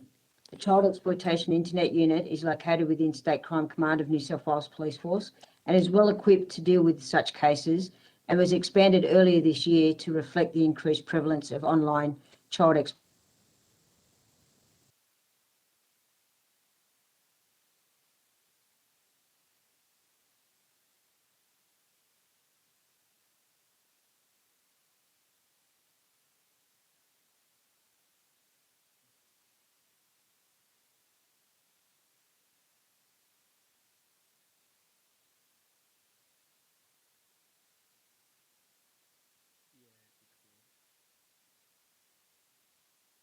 Superintendent, I apologise for that. Can't help technicalities in this day and age, I suspect. Is that you, Pat? Andrew McLaughlin. Oh, hello, Andrew. Oh, Senator. How's it going? Not bad. Sorry, Ms. Doherty, can I just confirm you're there? Yeah, I'm here. Lovely. All right, look, I'll just kick off with some questions as Pat joins us as well. Can I just go to your submission? Sorry, is that Pat who's joined us? Who's just joined us? No, sorry, Alex. Sorry. Alex. No, quite all right, Senator. No, you're all right, mate. Good to have you online. Got everyone. Yeah, exactly. Just gotta check it's not China, given they just shut down our network. I shouldn't say that out loud. I'll take it back. Poor joke. Ms. Doherty, you've outlined in your submissions there may be some gaps in legislation regarding offensive or and investigative powers, such as showing adult pornography to children as a grooming technique or using non-criminal imagery. Can you just outline, in terms of offences that you're finding, is there, are there things that aren't currently offences that should be, that would aid in your investigations? That's correct. We find, so one of the units that I have under me as well is the Child Protection Register. And we quite often find that persons on the register will exchange photographs of children that are not sexually explicit photographs, but the fact that they're being exchanged between people that are on the register with that type of background, and tend to lead us to believe that they're being exchanged for a sexually explicit purpose, although the images themselves don't reach that standard of proof within current legislation.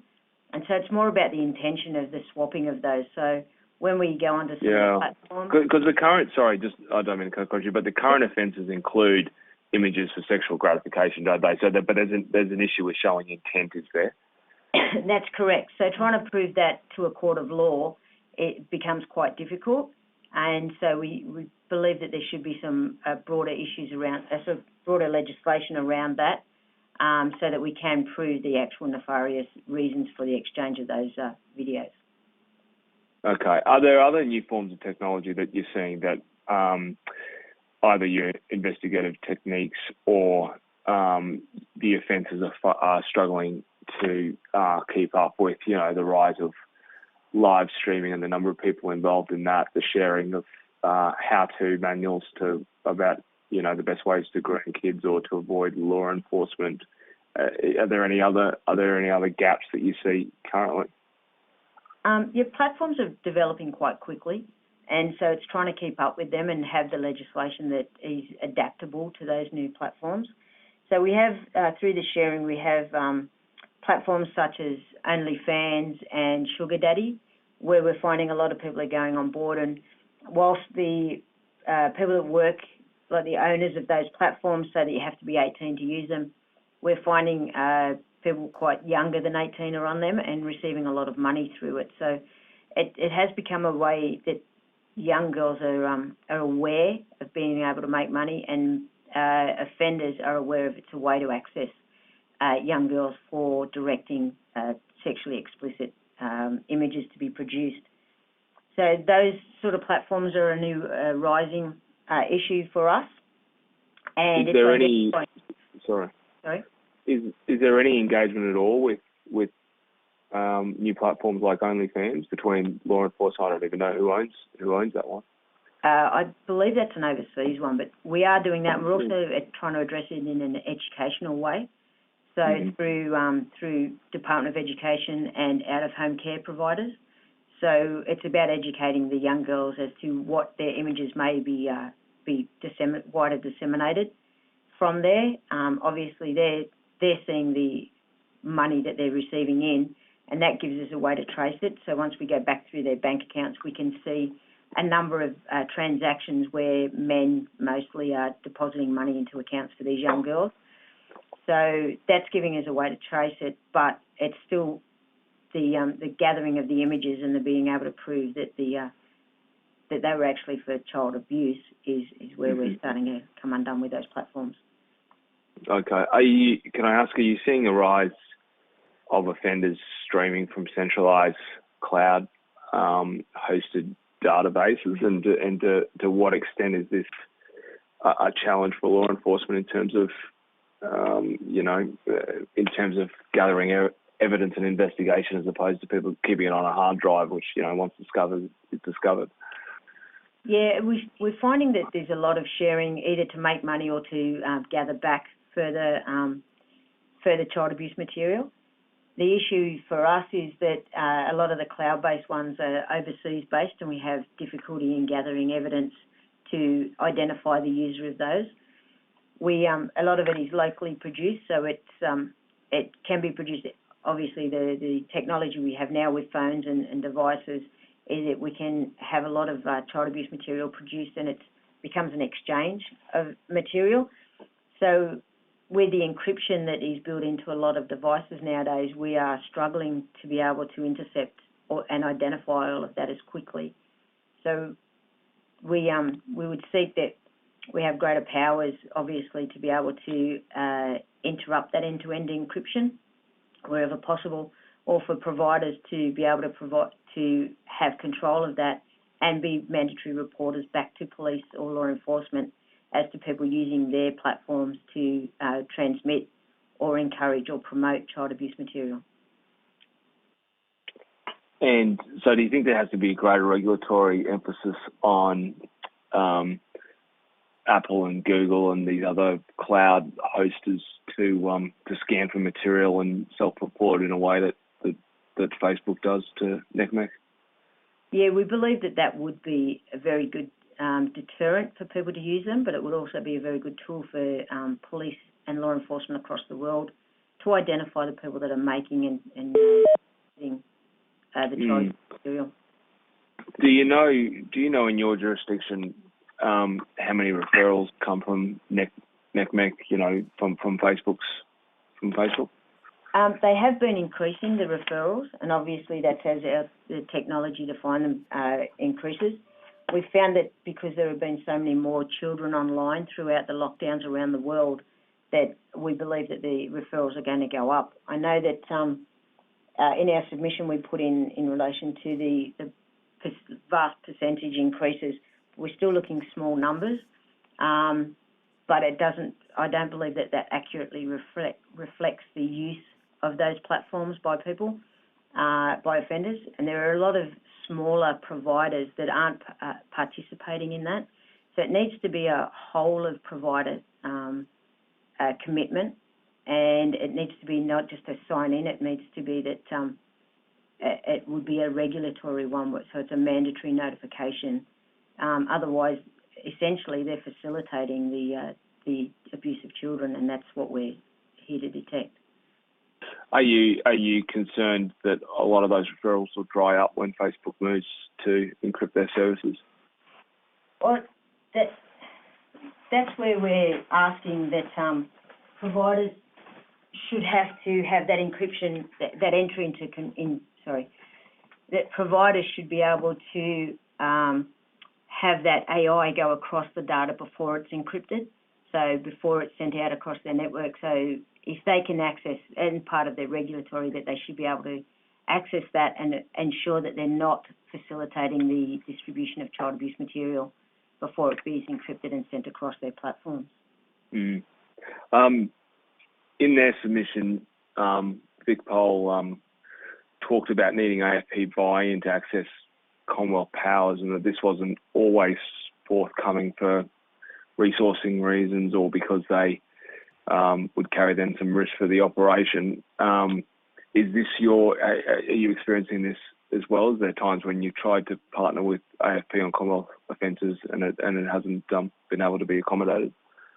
We're not co-located with our jacket partners, but we have very, very good relationships with them, and I haven't experienced any difficulties with gaining assistance from AFP.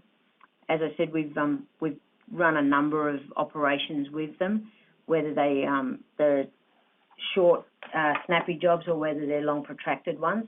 The AFP have always been quite giving in their services, their technologies and their powers with us, and we work collaboratively with them on those. So our jacket partners, I think New South Wales, we're a little bit bigger, so we have more people in my CEIU, and the jacket partners in Sydney are quite close to us, and they have quite a number of staff, and so we quite work well together. VicPol also reported that they sometimes struggled to get information out of Commonwealth agencies, Centrelink and the like, particularly when it related to material that needed to be tendered in court and the formal process that had to go through. Again, can I ask, is that been your experience? So we have certain MOUs. We're on the Commonwealth providers such as Centrelink and so on. Work through our MOUs with IASCs, and it depends on the reason that we're at for it. We haven't experienced it ourselves. I don't have any anecdotal evidence of any such issues for New South Wales. Okay. Can I ask then, are you, when you're engaging with content providers directly, like Facebook, how are you finding their responsiveness? So we're working through already established lines. It is limited, but it has been building up in the last few years. And I think as they start to understand that they're facilitating these crimes and they're quite heinous crimes, that they will hopefully come on board a lot more with these things.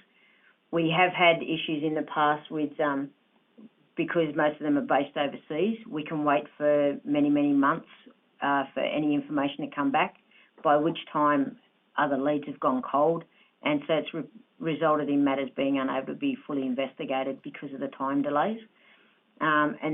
We need, so the Cloud Act that's coming in will help us with American-based ones, but we don't have that same interaction with all countries, and that's what we need. It needs to be, because this crime is borderless, we can have an offender in Europe directing a child in Australia to do certain acts, and then that offender disseminates that across the world.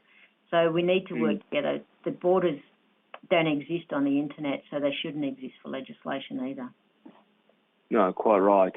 Can I just take you to the financial aspects of the crimes of cam distribution? So your submission talks a lot about AUSTRAC's significant role in helping you charge people with cam-related offences. We're going to talk to the AFP after yourself, particularly around the idea of why AUSTRAC doesn't have access to the National Child Offender System and the National Police Reference System, which I understand would take changes to state legislation to implement. I don't want you to comment on the policy of whether or not they should be in it or not, but from an investigator's perspective, do you think it would help improve detection rates if AUSTRAC had access to that kind of intelligence that you guys were building at a state level? So there are two reasons that people are producing cam. It's either for a financial gain or to receive back further child abuse material. So if AUSTRAC have access to those, they would have a greater understanding and more buy-in to the child abuse material. Ultimately, that's how we chase most of our crimes, whether it's child abuse, whether it's drugs, firearms, anything like that. The money is what's driving the majority of offenders somewhere down the line. And so by tracing the money back, we can identify the heads of the snake. That's why AUSTRAC require those extraordinary powers to delve into child abuse as well as they do with other crimes. And so in terms of, following the money, which is a very fair point, are your techniques keeping up with the rise of cryptocurrency and the way that that's being used within cam networks to facilitate transactions?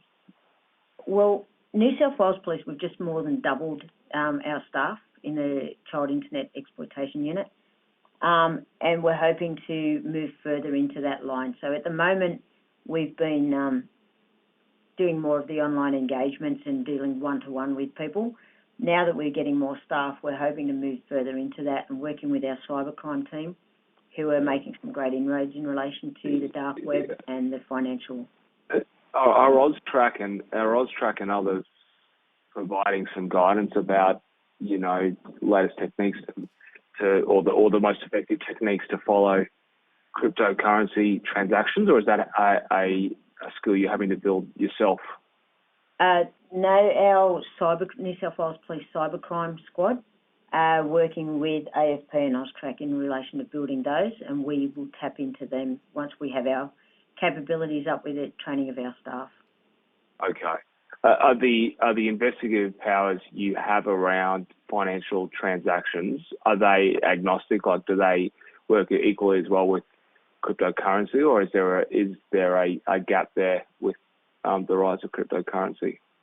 We're still in the early days with cryptocurrency. We are starting to make some inroads, but it is quite new to us. So I wouldn't really have too much of a background on that at the moment in relation to child abuse material. Okay. And look, and the other issue in regards to financial transactions around CAM that you've identified is PayPal. Can you expand a little bit on the engagement that you've had with them? Have they been willing to engage on this? Yeah, through the global law enforcement outreach section of PayPal, they've actually highlighted some of them themselves. Okay. And yeah, so they've got a reputation, I believe, and that's what we need to pull on as police and law enforcement, is helping them to maintain their reputation and not be identified as being used for facilitation of crimes like this. Okay. All right. Well, look, thank you very much, Detective Superintendent. I might hand over to the Deputy Chair for a few further questions. Thank you, Chair, and thank you very much, Detective Superintendent. Just picking up on the Chair's last question there with regard to PayPal, you mentioned in your submission PayPal and Western Union. Are there any other payment platforms that are being used here? I'm thinking specifically of Apple Pay and other kind of electronic transfer payment platforms. I don't have any actual evidence of that, but anecdotally, once you have an online platform that allows for payments such as Square or Apple Pay, all of those, it's open to the same abuse as PayPal for these type of offenders. But sorry, go on. I'm sorry. I was going to say we found that with the payments made for the Sugar Daddy and OnlyFans, is that people are using just bank transactions for them. So they de-identify what the transaction's actually for, which limits what the pay provider can interpret, and that's all part of the online engagement. So I think it has to be a holistic approach where, whether it's identified through the streaming systems or whether it's identified through the payment, that we all work together to identify that it's the same person, and that we can see the network through the payments. And have you engaged Apple Pay, for example, in the same way that you've engaged PayPal or Western Union?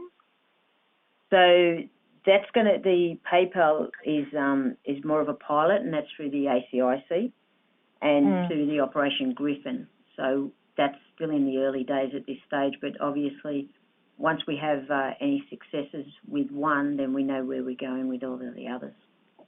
Great, thank you. I wanted to ask about a connection with CSD, child-like sex dolls, and other forms of offending. You mentioned in your submission the number of arrests for CSD since the legislation was brought into effect. Yep. Have you also found links with other forms of offending? So we have had a number of persons that have been charged in relation to child sex-like dolls that have prior offending, so are already on the Child Protection Registry or so on. Is that the type of offences you're speaking of, or? Yeah, or whether in investigating that you find online material, you find other forms of material, or you find evidence of contact offending. I don't have any actual evidence of that, any data around that, and I would have to take that as a question on notice to be able to come back to you with an accurate response there. Thank you, Detective Superintendent. I also wanted to pick up on what I feel is a rather pertinent point that was touched on by the Chair, and that is around, I guess, the different forms that offending is taking, right through from grooming to accessing material online, to contact offending, to producing material, to even accessing material that was created for non-criminal purposes, as you mentioned in here. And that point about the approach that seems to be taken with the legislation essentially looks at the material and not the intent of the material, or the intent of possessing the material, or what is done with the material. Do you think this point could be remedied by a legislative framework that deals specifically with child abuse material, as opposed to it being part of serious offences in other legislation? For example, it's part of the serious offences in the Slade Bill. It's in the Abhorrent Violent Material Bill. It's captured under torture and rape. But in terms of having a legislative framework that is solely and exclusively focused on child sex offences, would that remedy this issue and the different forms that child sex offences are taking? I think a framework that concentrates on child sexual abuse material would be good in concentrating the court's opinions of it, but I think we need more research to be in relation to sexual deviance, because that's where our understandings of it are falling a bit short. So to try and get a layperson or a judge or a layperson on a jury to understand some of this, how it can reflect back and how it can be promoting child abuse material, I think that's where we're missing as well. So legislation would go a long way towards strengthening our powers and the understanding of child sex abuse material. But I think we need some more in-depth understanding of sexual deviance, and that's what the concept that's very hard for courts to understand, that how a picture of just a child playing basketball could be used as part of deviance, and it's about getting that side of the evidence across to a court so that they have that understanding. And I think that's where we need maybe some legislation may help in relation to directions that can be given to juries and so on.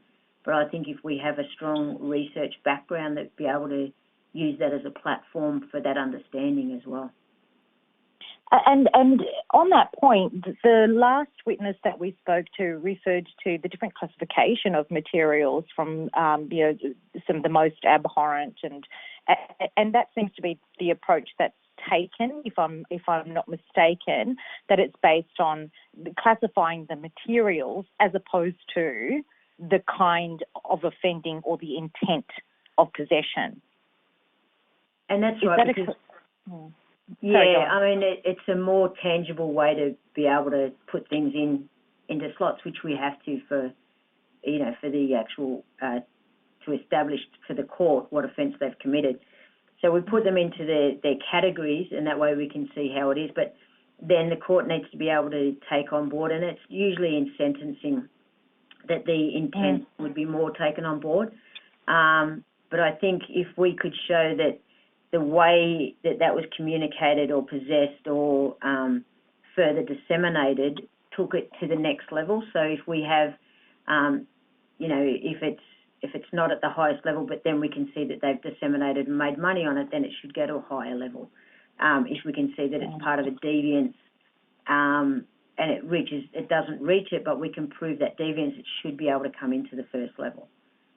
And would the way in which the material was acquired also factor into that? So if somebody acquired fairly innocuous, innocent material of children at a swimming pool, for example, but they acquired it through some suspicious means, would that come into it? I think that would be indicative of the deviance of that person and their drive for it. So if we can identify that someone's doing it purely out of a money-making scheme, then we look at them and they're driving other people's deviance. So we deal with them in that for sentencing, in that they're willing to abuse these children for other people for a purely financial gain. But then we look at others who are swapping child abuse material. So that shows a higher level of it, that they're willing to offend on other children to try and get more for themselves. So I think it is a very big consideration, and the court should be more open to that rather than more strict evidentiary type material to prove that it was child abuse. I think in relation to the reason for possessing or creating it, should really be a very strong consideration too. Thank you. I just wanted one more question, if I may, with regards to the Telecommunications International Production Orders, the Telecommunications Legislation Amendment. I note that currently it's with the US, but it will be it's on to Australia to extend it to future designated international agreements, countries with which would have a future designated international agreement. What are some of the countries we should be targeting with this? So we find that a lot of it comes from the Philippines. They're very high in it. They speak English. They have very, very good internet access. So countries such as that, where we identify that a lot of child abuse material passes through, a lot of the European countries are the purchasers of child abuse material, as is Australia, because they're more wealthy countries. So they can afford to pay for it. They pay the poorer countries, and that's where the children are more likely to be abused. So realistically, it could be every country in the world should be on it. But if we've got a hit list, I think if we identify those that are producing and those that are purchasing, because if no one's buying, no one's producing, then they would be our first hit list. But realistically, it should be a worldwide agreement because this has been going on forever. And as technology builds, obviously there's more and more being produced. So, and the more that's produced, the more that's disseminated. And once it's out there, we can't control it being moved to other platforms as well. And so those children that continue to be abused because it's been passed on through other platforms. So I think. And are you? Oh, sorry. Go on. Sorry. I was just going to say it's very hard to concentrate down to a single country or a number of countries. It should be every country in the world. And are you aware of a process by which law enforcement agencies can recommend or start a process for Australia to enter into these designated international agreements? So is there a way in which you have feedback or provide advice onto which countries Australia should target for a designated international agreement? So I think it's through the Griffin Network would probably be our best because that brings all of us together and it brings that shared experience. So what would impact New South Wales, we can then build up with the impacts from Western Australia and AFP and put it together as a collaborative representation of what's happening across the whole of Australia, and then reach into our international counterparts so that we can see what their experience is as well. So I think it's through the collaborative networks such as Griffin that we should be doing these. But the process doesn't currently exist. There's not a process that's currently in place for that to happen? No, it's on as someone takes it up, review type matter. So if we identify that we really need one, then we would go through the Griffin Network, put together a research package and put a proposal up through through our chains, various chains to come together as a nation and put that through. Would it assist you if there was a process, a determined process for this? I think a continual review would be sensational. That way we know that moving forward we're not relying on individuals to drive a response, that if it's a continual review and reach out from the Australian government to other governments, it would be a very, very good step forward for Australia, I believe. Wonderful. Thank you so much. Thank you, Superintendent, and thank you, Chair. Thank you, Deputy Chair. Can I just confirm that other committee members on the line don't have any further questions? No questions from me, Chair. Thank you, Detective, for your evidence, though. It's much appreciated, and for your submissions. Thank you very much. Good, excellent. Right. Look, I just have... Sorry? Oh, sorry. Yep. I just have one final aspect, and that was to ask about some of the evidence that we got yesterday from people who would like to see more harm reduction strategies employed in this space. So with early offenders, similar to programs that drug users are involved in. There is some academic thought that if you potentially got these offenders, again, potentially anonymously, to report that they were going down this path, that with some kind of harm reduction strategies, you could perhaps prevent that offending from escalating. I was just wondering your thoughts on that as somebody who has a lot of experience dealing with these kind of offenders. Is that something that you have seen work, or you think could in fact work?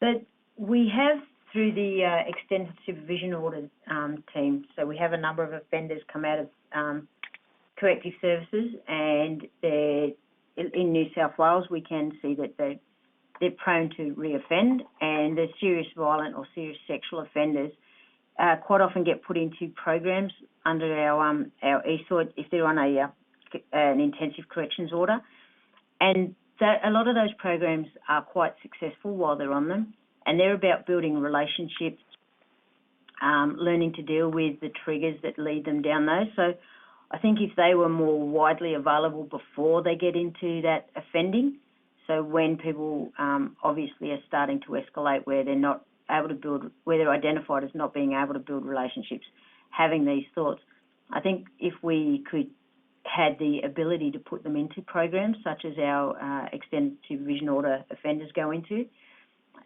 that would be very good, but they're very, very intensive courses and would take a lot of funding and a lot of probably training of new people to be able to do that. But they have been successful with some of our very prolific sexual offenders in that it gives them the tools that they need to curb some of their offending.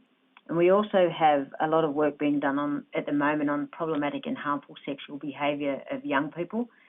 In New South Wales, we're working with Department of Health, and I believe Victoria already have it in place, where young people who have these harmful behaviours sent more down a therapeutic line rather than a criminal justice line.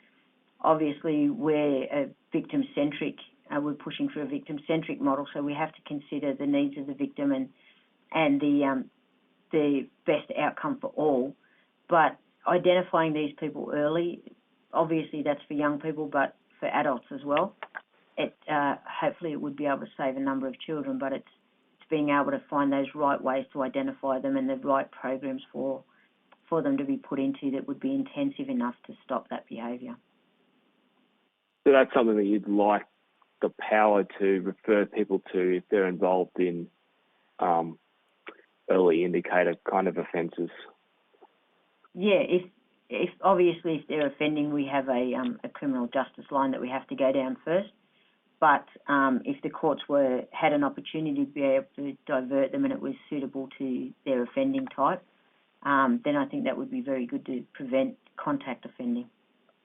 Do you think in having those programs more widespread, we risk destigmatising the idea of contact offending as if it's something that can in fact be cured or moderated as opposed to just something that's unacceptable, full stop? I'm not a psychologist, so we would have to be guided by them, but my idea behind that would be that we'd be protecting children by trying to curb the offending rather than just trying to prosecute the offenders. We do find that a lot of offenders come out and we keep them on the CPR, and whilst they're on the Child Protection Registry, they're being very closely monitored, so we can detect when they're offending again. But just trying to detect around someone is very, very difficult, and the numbers of people on the registry are growing quite rapidly. So if we were to, obviously we wouldn't drop one type of enforcement, but if we could divert people as well, would give greater protection to children and stop before the offending starts. Sorry, there's just the last one on this topic, and that is, you talk about them being successful in helping them identify triggers and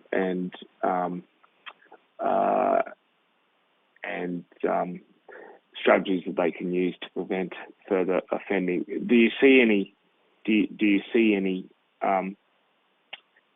evidence that these sorts of offenders can actually be rehabilitated, or is it a matter of using such programs to just try and prevent further offending?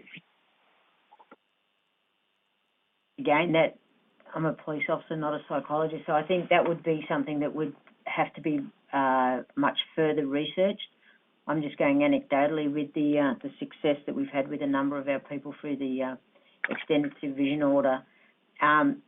There are a number that return to jail very quickly as well, so it doesn't work for all. But stopping one offender can save a number of hundreds of children from being offended against. So It won't work for everyone.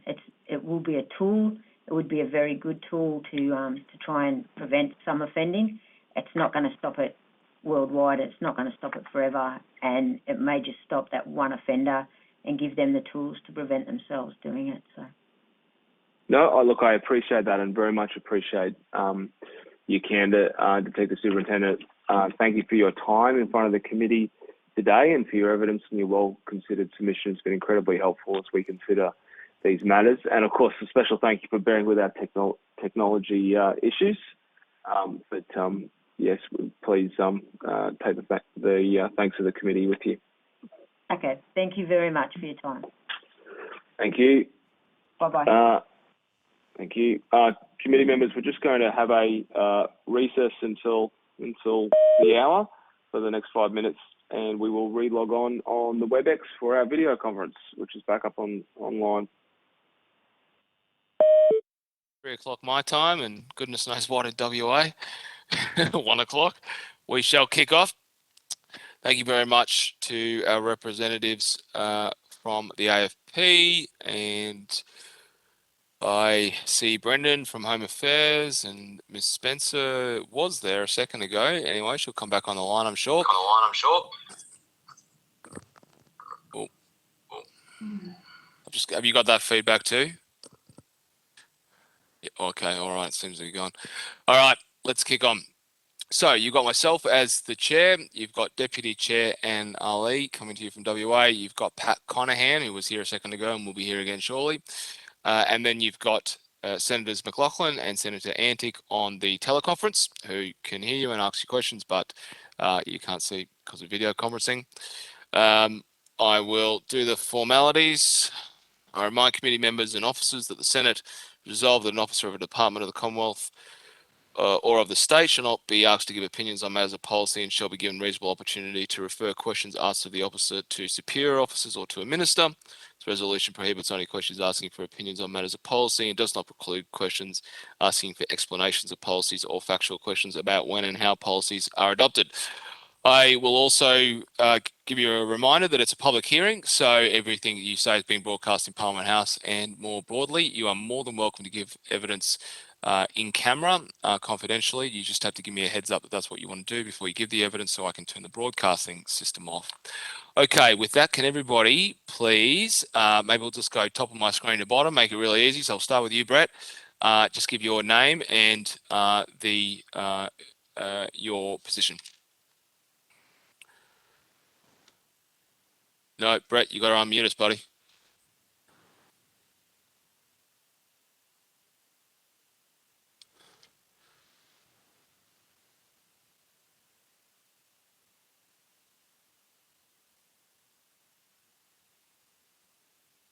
Any luck, Brett? Working on it? No luck. Okay. All right, we're going to come back to you. Lisa, go. Thank you very much, Chair. My name is Lisa Gale. I'm Assistant Commissioner with the Australian Federal Police, currently in charge of the AFP's Northern Command, which includes the Australian Centre to Counter Child Exploitation and the AFP's response to child protection operations. Excellent. Thank you very much and doing a tremendous job. And Brendan. Thank you, Chair. Brendan Dowling. I'm the First Assistant Secretary for Digital and Technology Policy at the Department of Home Affairs. Okay, good. And is Ms. Spencer there? No. Yes, Kira, can you hear me? Sure can. Perfect. Sorry, there seems to be an issue with my video. It says it's working on my end, but Kira Spencer, First Assistant Secretary, Law Enforcement Policy Division, Department of Home Affairs. Good, and we'll try again. Brad, are you with us? Yes, Chair. Brett Pawning, Deputy Commissioner, Australian Federal Police. Great. All right. Well, we have both of your submissions, obviously, from both Home Affairs and AFP, and the committee's read through them thoroughly, and we are prepared to ask you many, many questions. But before we do, I wanted to give you the opportunity, without repeating the whole submission, if you had an introductory statement you would want to make. Does somebody from the AFP wish to go first? Yes, thank you, Chair, and thanks for the opportunity to appear before the committee today. I have a short introductory statement I'd like to make. Thank you. The threat to children, those most vulnerable in our community, shows no sign of abating. Approximately 60% of the world's total population used the internet last month. This equates to around 4.66 billion people around the world. As of 2021, 89% of the Australian public are active internet users. 1 in 3 of those users are children. And of those children online, 1 in 5 are sexually solicited. Operational experience has demonstrated that the borderless crime of online child sexual exploitation is becoming progressively challenging to tackle. As technology changes, so does the crime type, and the use of anonymising technology and encrypted platforms has become increasingly prevalent. While criminals will offend using any online forums, the hosting, sharing and distribution of child abuse material is increasingly hidden on the dark web. These technologies are low cost for perpetrators to use, yet significantly impact law enforcement's ability to detect and prevent these crimes. The scale of offending on such platforms is so significant that when a recent multinational investigation took down 4 hidden darknet services, that disruption alone impacted a total of 400,000 darknet offenders. We would also like to take the opportunity to make a correction to our public submission and advise that the ACE has identified over 1.6 million registered accounts using anonymised platforms such as the dark web and encrypted apps solely for the purposes of facilitating and distributing child abuse material.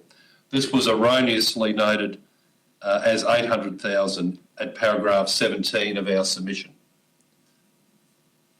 Despite these increasing complexities, the AFP continues to have a significant impact on the criminal environment, especially in combating child exploitation. The National Strategy to Prevent and Respond to Child Sexual Abuse is a 10-year framework to establish a coordinated and consistent approach to preventing and better responding to child abuse.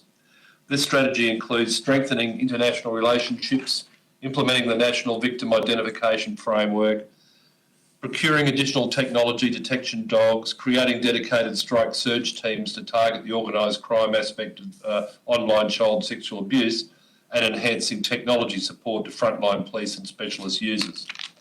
Operational since 2018, the AFP-led ACE brings together capabilities from across the Commonwealth, law enforcement, non-government organisations and other partners to build capability and drive a collaborative national response to counter the exploitation of children in Australia. The ACE operates under its 4 pillars to prepare, prevent, protect and pursue. It is the overarching idea of partnership that enables us to lead a coordinated approach to ensuring children are free from exploitation. Last financial year, the ACE Child Protection Triage Unit received 22,600 reports of child sexual exploitation. In June 2021, the ACE launched the Closing the Net podcast, a 10-part series that highlights the work of law enforcement, government, academia and non-government organisations. The podcast has proven to have a significant impact with more than 70,000 downloads since its launch. The ACE also launched the Stop the Stigma campaign in September 2021 in partnership with Australian of the Year Grace Tame and various other non-government organisations. The campaign aims to destigmatise sexual abuse and was met with great success with 500,000 views on social media. A borderless crime also requires a borderless approach. An excellent example of international cooperation is Operation Arkstone, the largest domestic investigation into online child sexual abuse, which continues to yield operational success and was a result of a referral from our partners in the United States.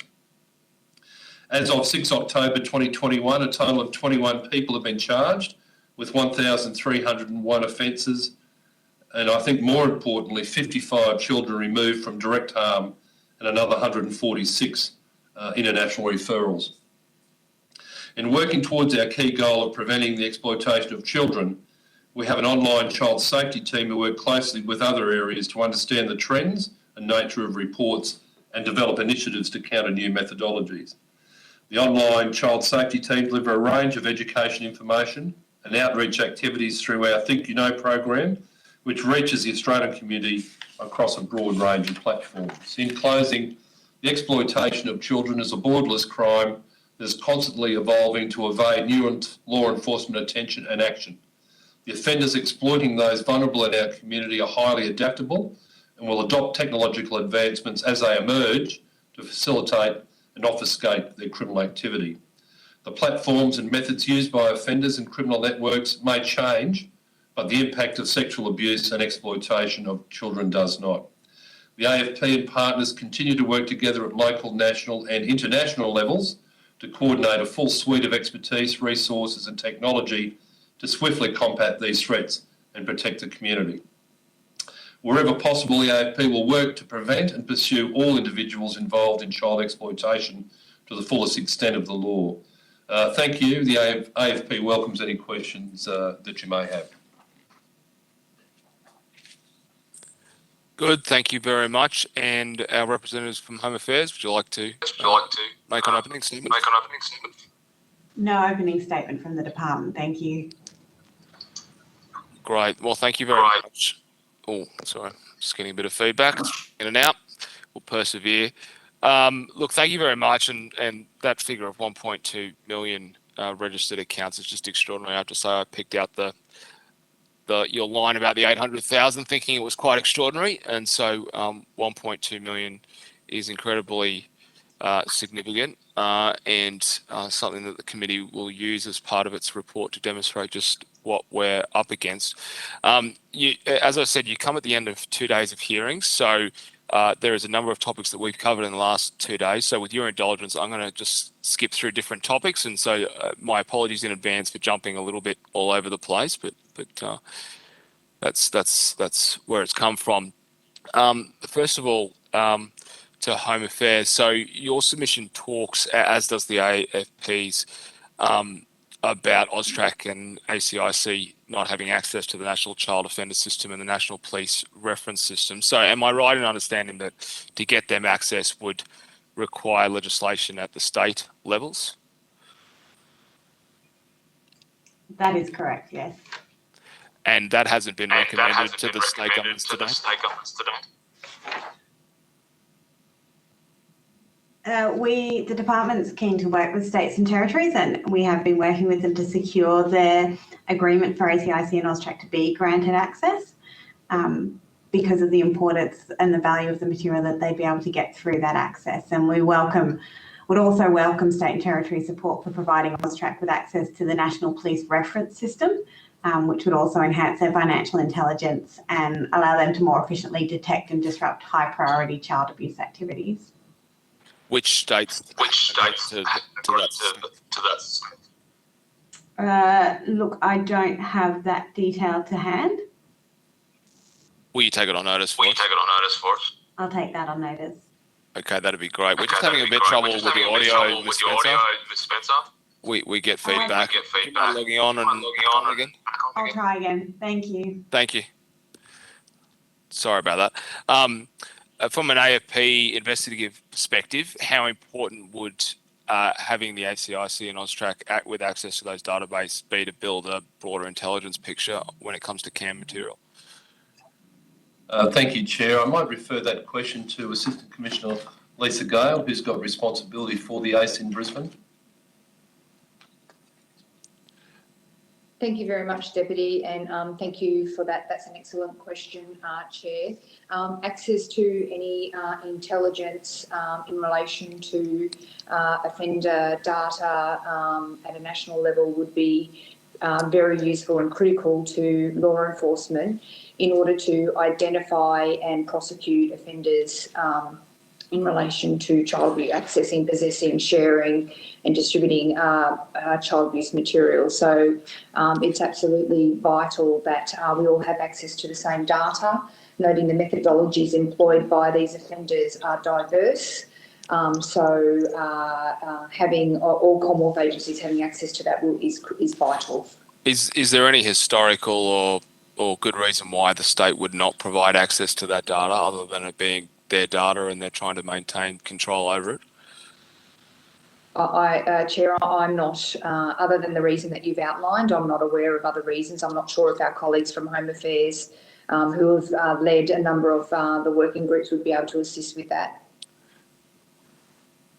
Ms. Spencer, are the states offering up any other reasons why they wouldn't want that data to be accessed by ACIC or AUSTRAC? Can you hear me now? Certainly can. Perfect. Look, I can't go into detail on this forum. I think there is generally, where they are pure law enforcement information systems, there is potentially concern around extending those systems beyond policing agencies. But beyond that, I don't have a lot more detail. All right, this might be a question for Al. Sorry, this man's got the mute for us. This might be a question for the AFP and perhaps even Brendan. One of the other challenges we've looked at as part of the hearings is the rise of cryptocurrency being used to facilitate the payment and procurement of CAM. Is that something that you feel AUSTRAC and other investigative bodies are managing to keep up with?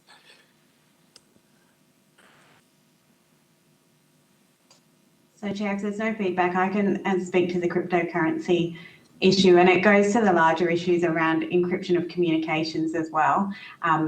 There are significant challenges in tracing cryptocurrency. Obviously, you can do some work at the kind of on and off points, but beyond that, it is very challenging. There's a lot of work being done around the powers available and how we get greater visibility. But my understanding is AUSTRAC is doing a lot of work in that space and you know, have had a lot of success and in their work with the FinTel Alliance as well in addressing some of those issues in relation to child abuse material. Is there a regulatory piece that AUSTRAC needs from banks or even the RBA to assist them in their work, or are they getting that support already from FinTech? Look, I wouldn't want to speak on behalf of AUSTRAC.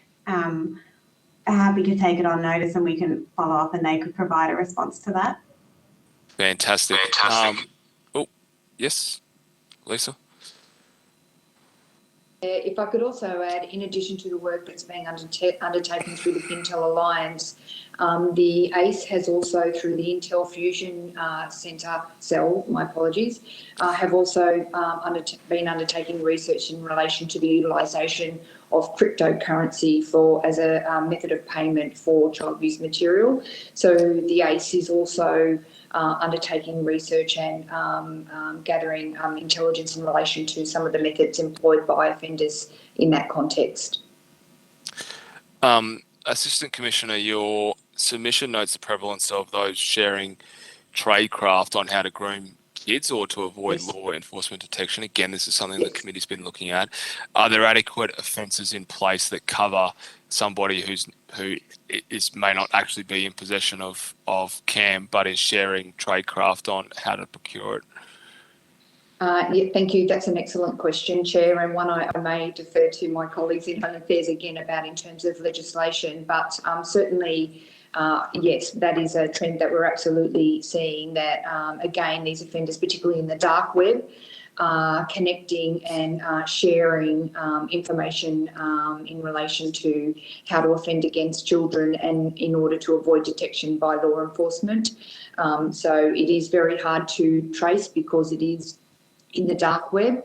Yeah, certainly efforts of law enforcement in that context are hampered by the anonymising feature of how they operate within that context. But would it help your investigations if those were standalone offences, the idea of sharing tradecraft? Yes. Well, anything that is going to assist law enforcement be able to prosecute offenders where it is identified and there's evidence that that's what they've been doing, yes.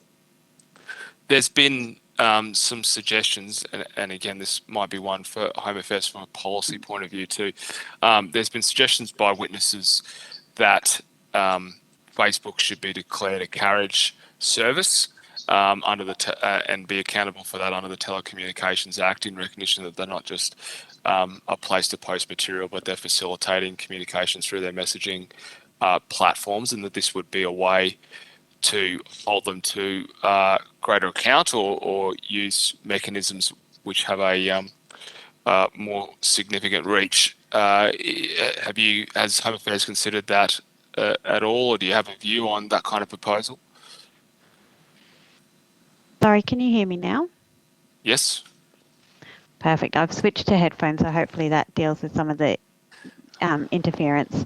In terms of the question around whether Meta should be listed as a carriage service provider, that's a matter for the Department of Infrastructure, Transport, Regional Development and Communications.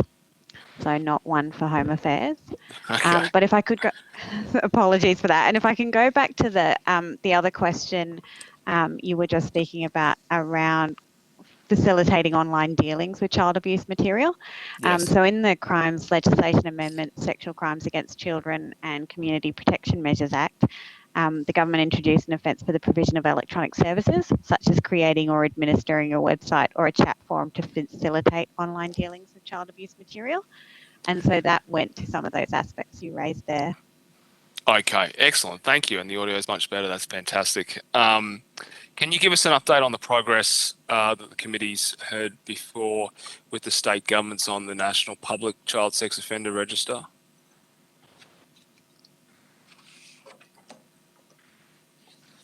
Yes, so discussions are ongoing around the National Public Register.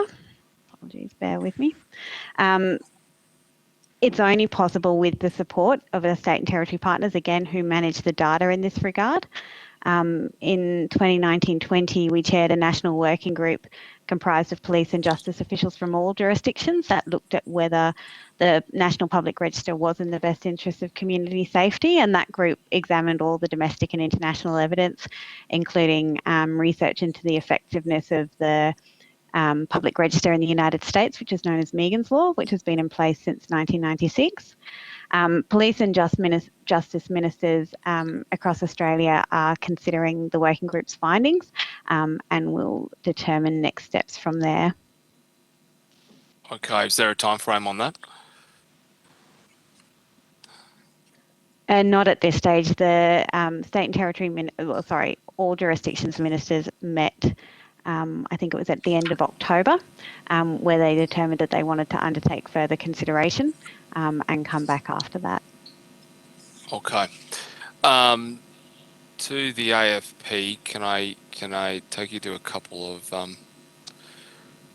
of tools that you have in your toolbox? First of all, the Commissioner has spoken before about his passion for asset seizures around CAM offenders. And sex offenders. Can you just give a little bit of an update? I noted in your submission that you've still only used it twice, which seems a little bit out of step with the Commissioner's ambitions. And I just wanted to get a feeling of whether there were some impediments standing in your way for more widespread use of that.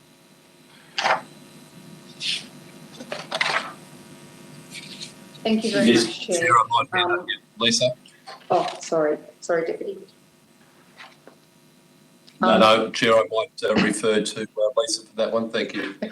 Certainly. Yeah, certainly, Chair, you're absolutely right. Our Commissioner has absolutely, it's an excellent question. He has set a strategy for our AFP-led criminal assets confiscation task force to actively target and restrain assets that are used in the commission of child exploitation offences. It is something that we haven't traditionally employed as a tool in prosecuting these offences previously. And as you indicated, Chair, to date, the CACT has only really restrained $360,000 worth of funds and property associated with child exploitation. The CACT is continuing to work with our joint anti-child exploitation teams and CPO teams across the country, looking for opportunities where we can utilise the Proceeds of Crime Act powers more broadly, but it is some of the challenges that we have in terms of this particular crime is in relation to the seizure and forfeiture of family homes, where you have other family members within the home, and aligning it how we proceed in forfeiting property and the like when there is children partners, etc., who may not be aware of the crime or involved in the crime, also impacted by our utilisation of this legislation. Okay.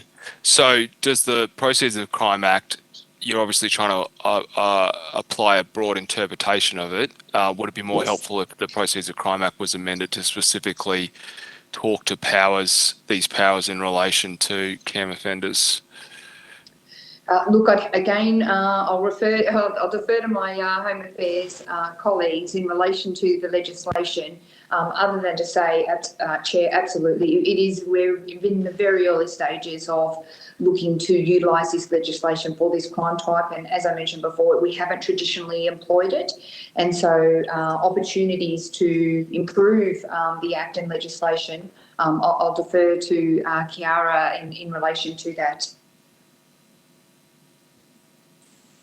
Thank you, Lisa. So the Proceeds of Crime Act does enable asset confiscation action to be taken against perpetrators of child sexual abuse, grooming and child abuse material offences.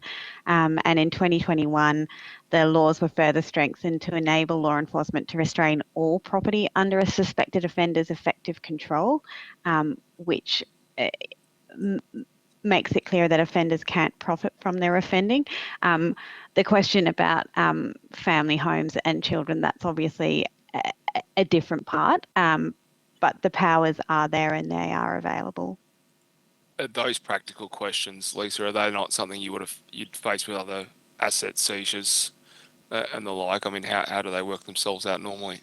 Chair, I guess, the nature in terms of how offenders operated in particular for this particular crime type is also the challenge in that often it's a computer that they're utilising. It's not something like where you have your significant organised crime syndicates that are, laundering extensive amount of money or drugs and profiting from that. Often that's not the case in what we're seeing for the vast majority of these offenders, and so it's challenging in terms of utilisation of the legislation. Noting what Chiara said, that it is fair.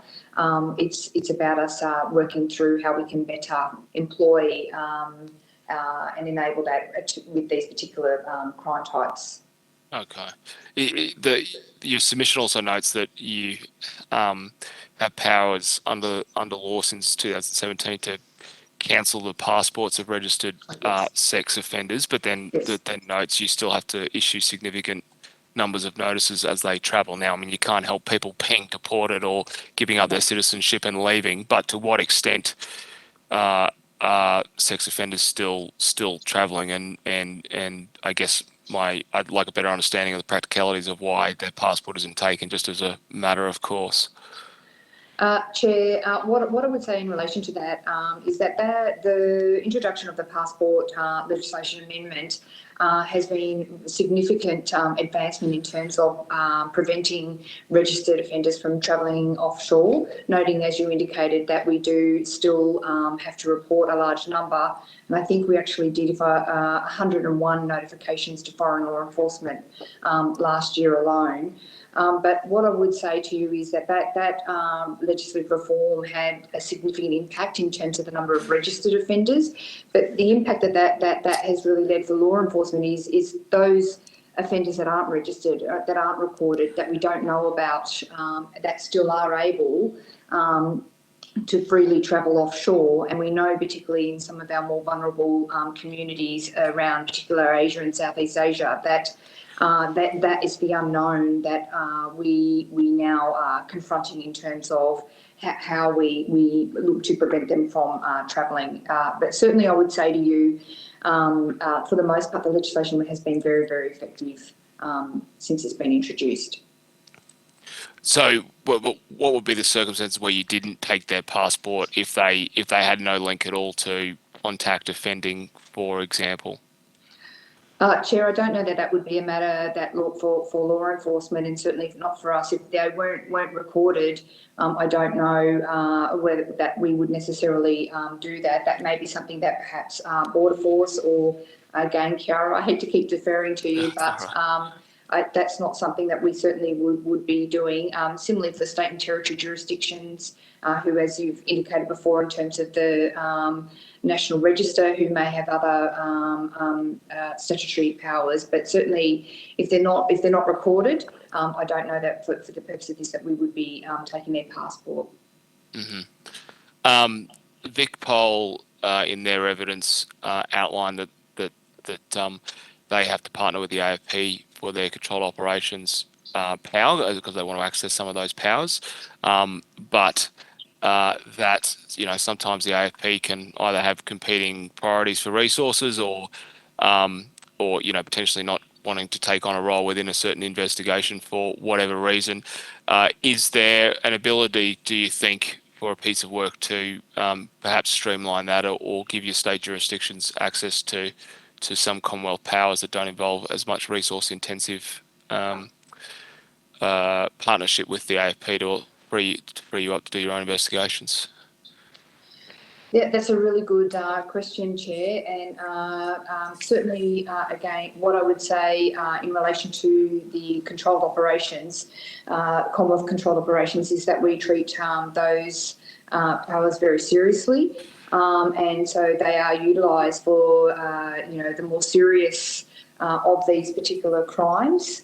And we certainly, through the Joint Anti-Child Exploitation teams, do partner with, and they are co-located with our state and territory law enforcement counterparts.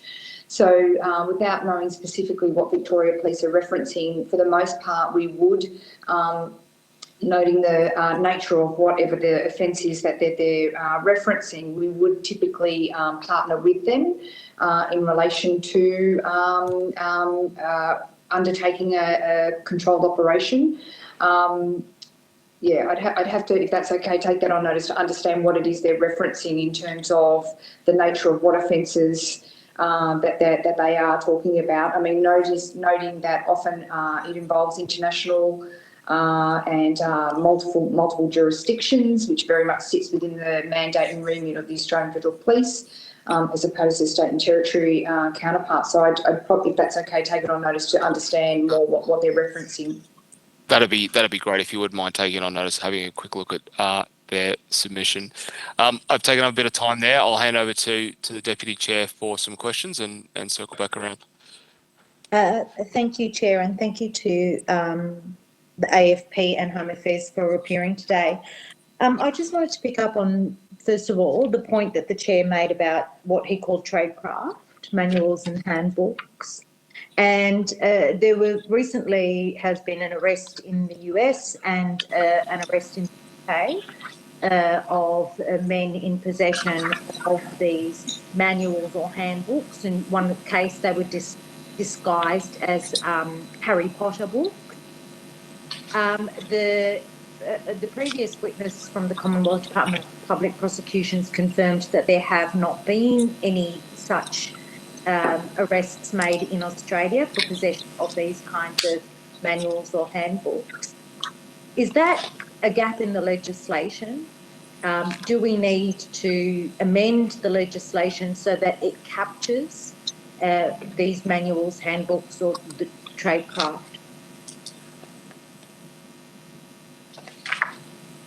Thank you, Dr. Ali. I can talk to the legislation. So the Criminal Code has an all-encompassing definition of child abuse material, which captures material that depicts the sexual and physical abuse or representations of the sexual and physical abuse of children under 18 years of age. So that can apply to real fictitious person, cartoons, drawings, or any kind of artificially created material. So the legislation itself would cover that material. Would it only cover imagery, or does it also cover textual? No, it covers textual as well. Okay. So then, is it just that nobody in Australia, or we just haven't found anyone who is in possession of these handbooks and materials? I'll pass to the AFP on that, but one aspect that may play out is a question of charging. So where there are more serious offences, you wouldn't necessarily charge for them to have a text where they may also have large-scale imagery or other offending, but that would be a matter for the AFP to talk to more properly. Deputy Chair, thank you. That was a really good question, and what I would say in relation to that is through the ACE and the work that we undertake in the dark web, that is where our officers are seeing the utilisation of these type of journals and books. And as you would be aware, that operating within the dark web, identity of the offenders is anonymous. So we are unable to identify who they are in relation to preferring of charges. Okay, thank you for that. It kind of brings me to my next question, which is a very broad question, and that is that over the last 2 days, the evidence that we've heard confirms that the legislative approach really is about the CAM, about the material. There's a classification of material, and the point of intent is not really captured strongly in the legislation. So, for example, the New South Wales Police, in their testimony, stated that material, CAM material that is not essentially overtly sexualised can be used for the purpose of sexual exploitation. Pictures of kids at swimming pools or family picnics, etc. Which then, to me, exposes a fault line in the legislation if the legislation is primarily built on the type of material and classification of the type of material, and then consideration of the intent of holding that material is left at the discretion of the courts. Would you agree with that point? But also, is there room then for improvement in our legislation to incorporate context in which materials are found, so that it's not just based on the material itself, and then the DPP has to prove intent, but that intent is an integral factor?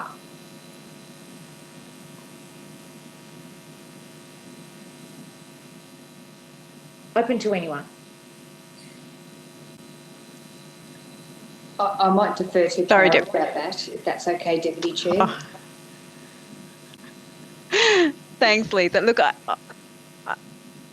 I think there are aspects that are probably better covered by the DPP and AFP in terms of kind of the processes around charging and the judicial process. In terms of the legislation and talking,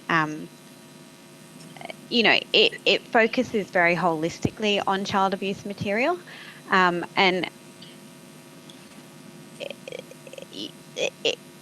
the legislative process is a difficult one, where you need to be specific to the degree that you're not unintentionally capturing innocent behaviour, but able to, as you say, capture some of that context where otherwise innocent material may be used. And so that's where it goes into, as you say, the discretion of the judicial process and law enforcement, but it's very difficult to reflect these things in legislation. And I think Australia's, our criminal code and our offences on child abuse material are world leading in terms of the framework and our coverage.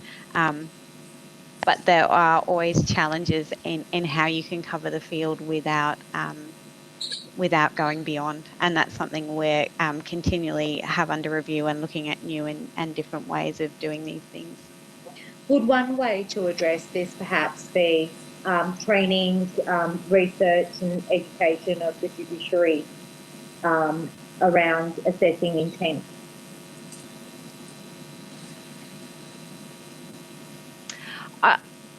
Potentially education around material. I think the challenge with intent is one of the strong points of our offences are that the intent isn't required. It's about holding some of this offence material. So building in an intent may actually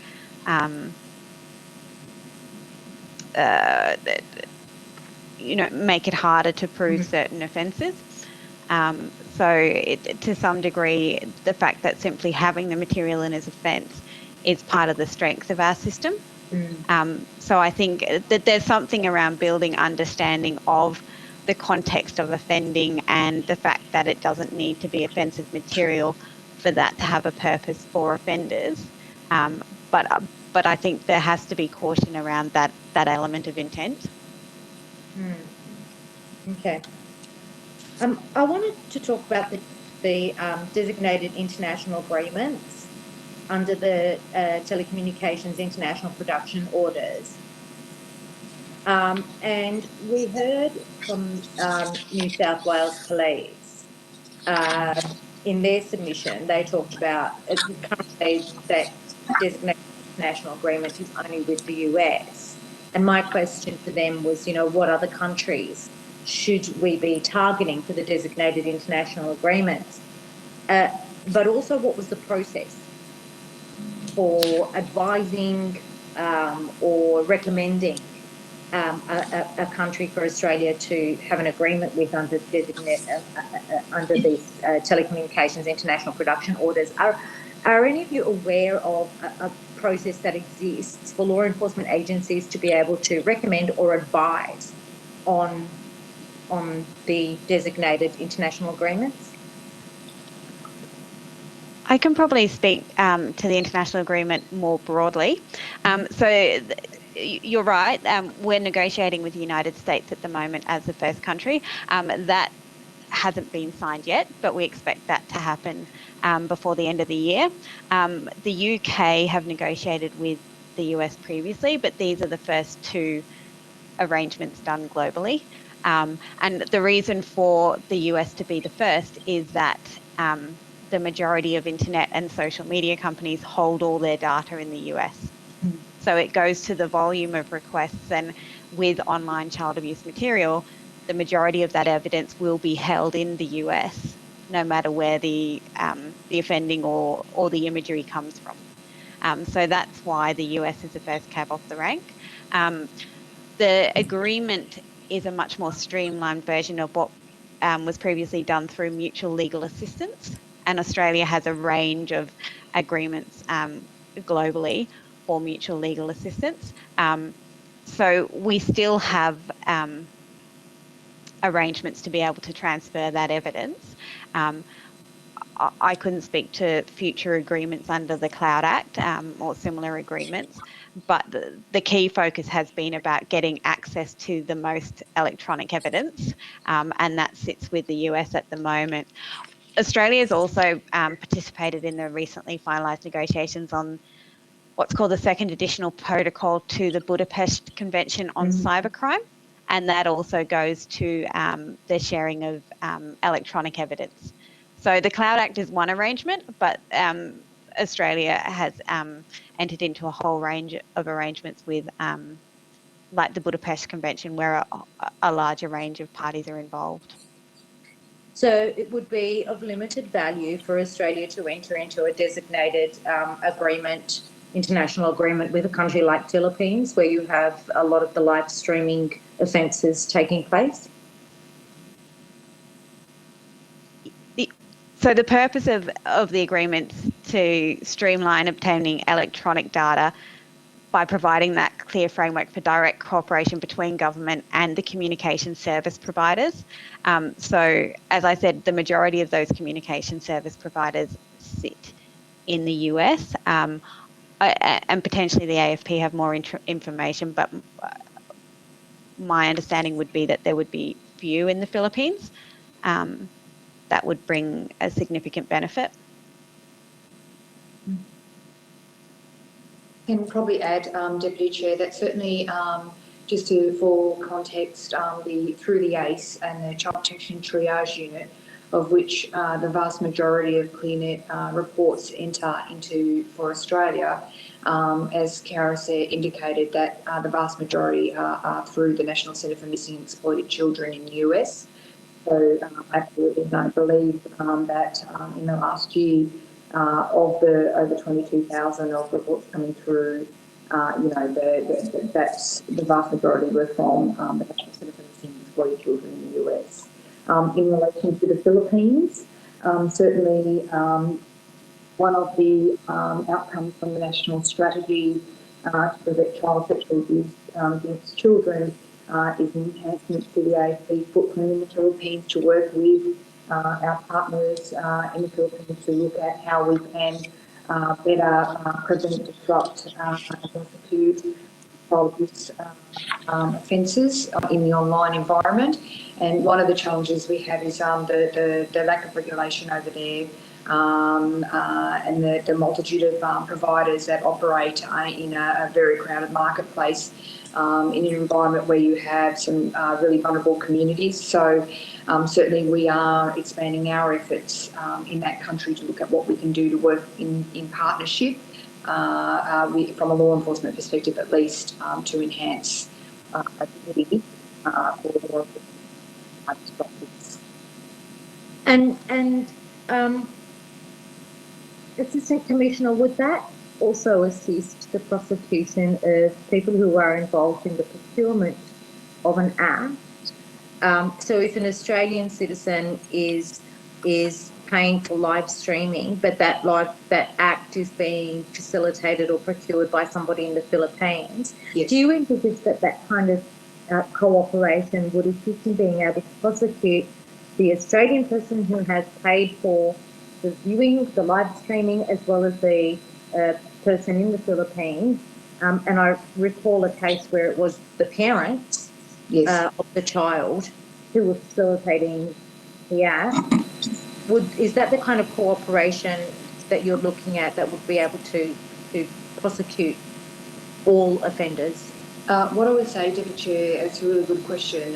The challenges that we have in terms of live online child sexual abuse offences, which is one of the methodologies employed by offenders, which is on the increase, particularly during the pandemic where borders are closed, and we have seen an increase in offenders utilising this type of ability to still offend against children remotely. The challenge with this one is, again, the fact that it is still anonymous, and because we're unable to track the tools used at the time that they're reporting the online offending, often we only find out about it when we're able to post the offence, either use financial records together with antecedents, and also if they actually capture records, sadly, of the offence happening.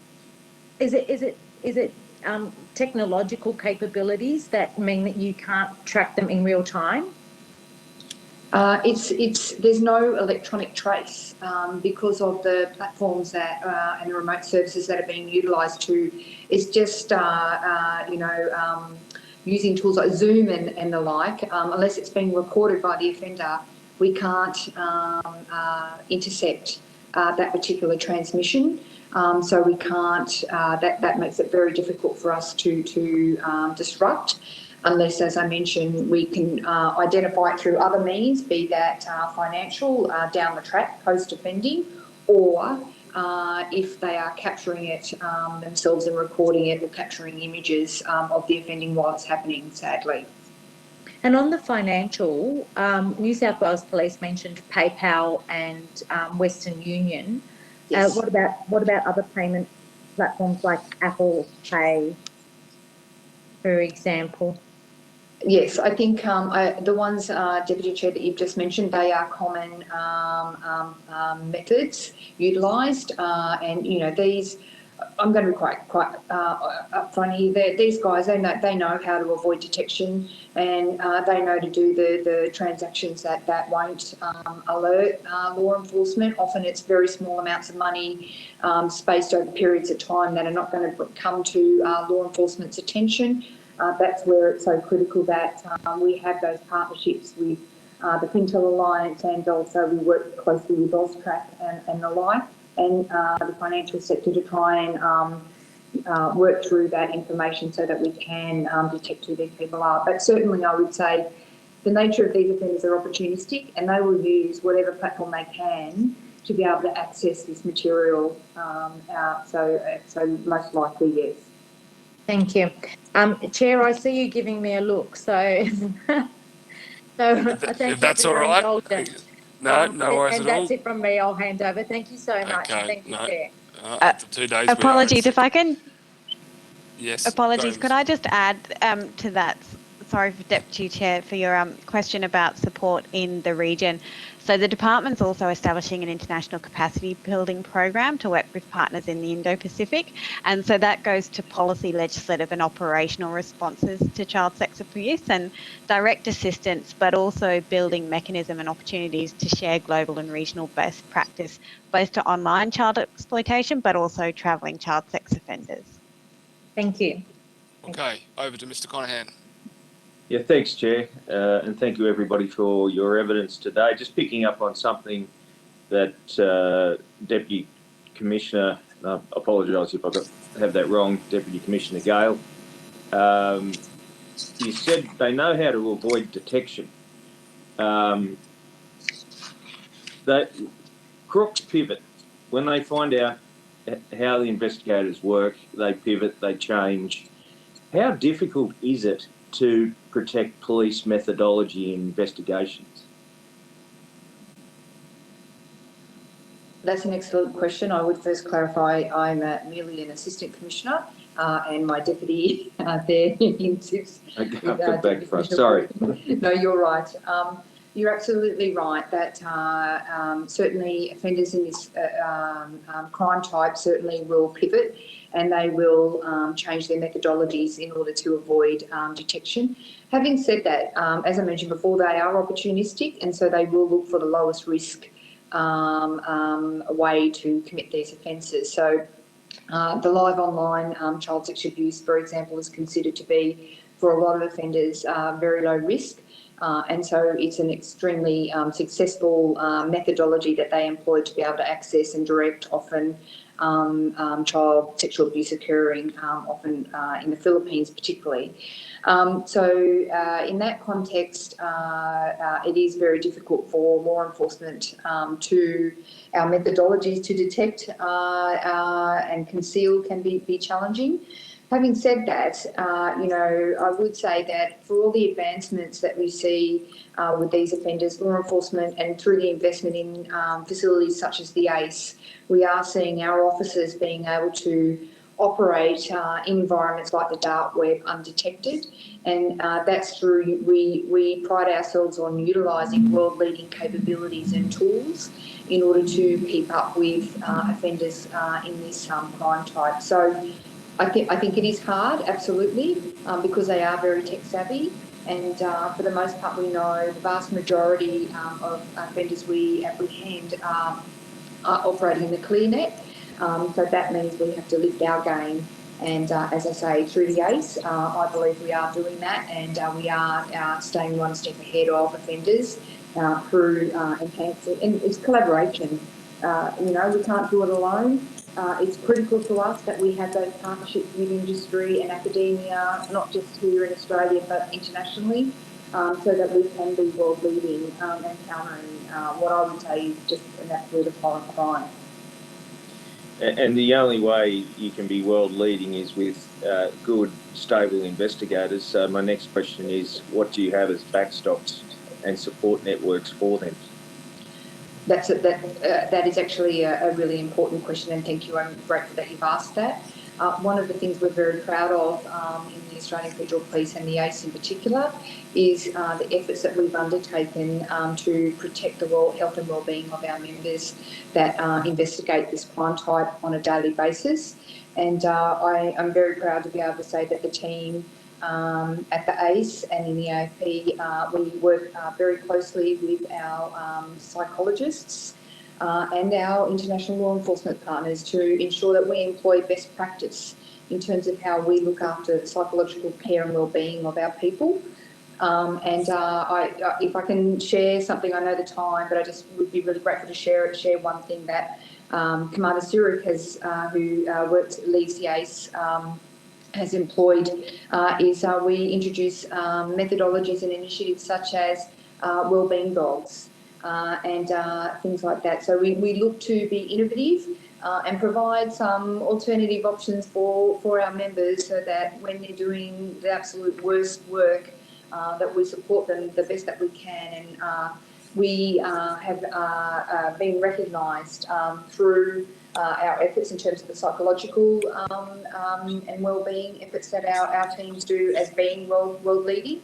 The other thing I would also say is that it's also about the technology. So the question you asked before, through some of the initiatives and technology that we employ through the ACE, and that is shared nationally with our law enforcement partners, that is also aimed at minimising exposure to our officers so that they don't have to look at this material, and that we can ensure that the categorisation process is undertaken once to avoid and minimise exposure to this material for many of our officers.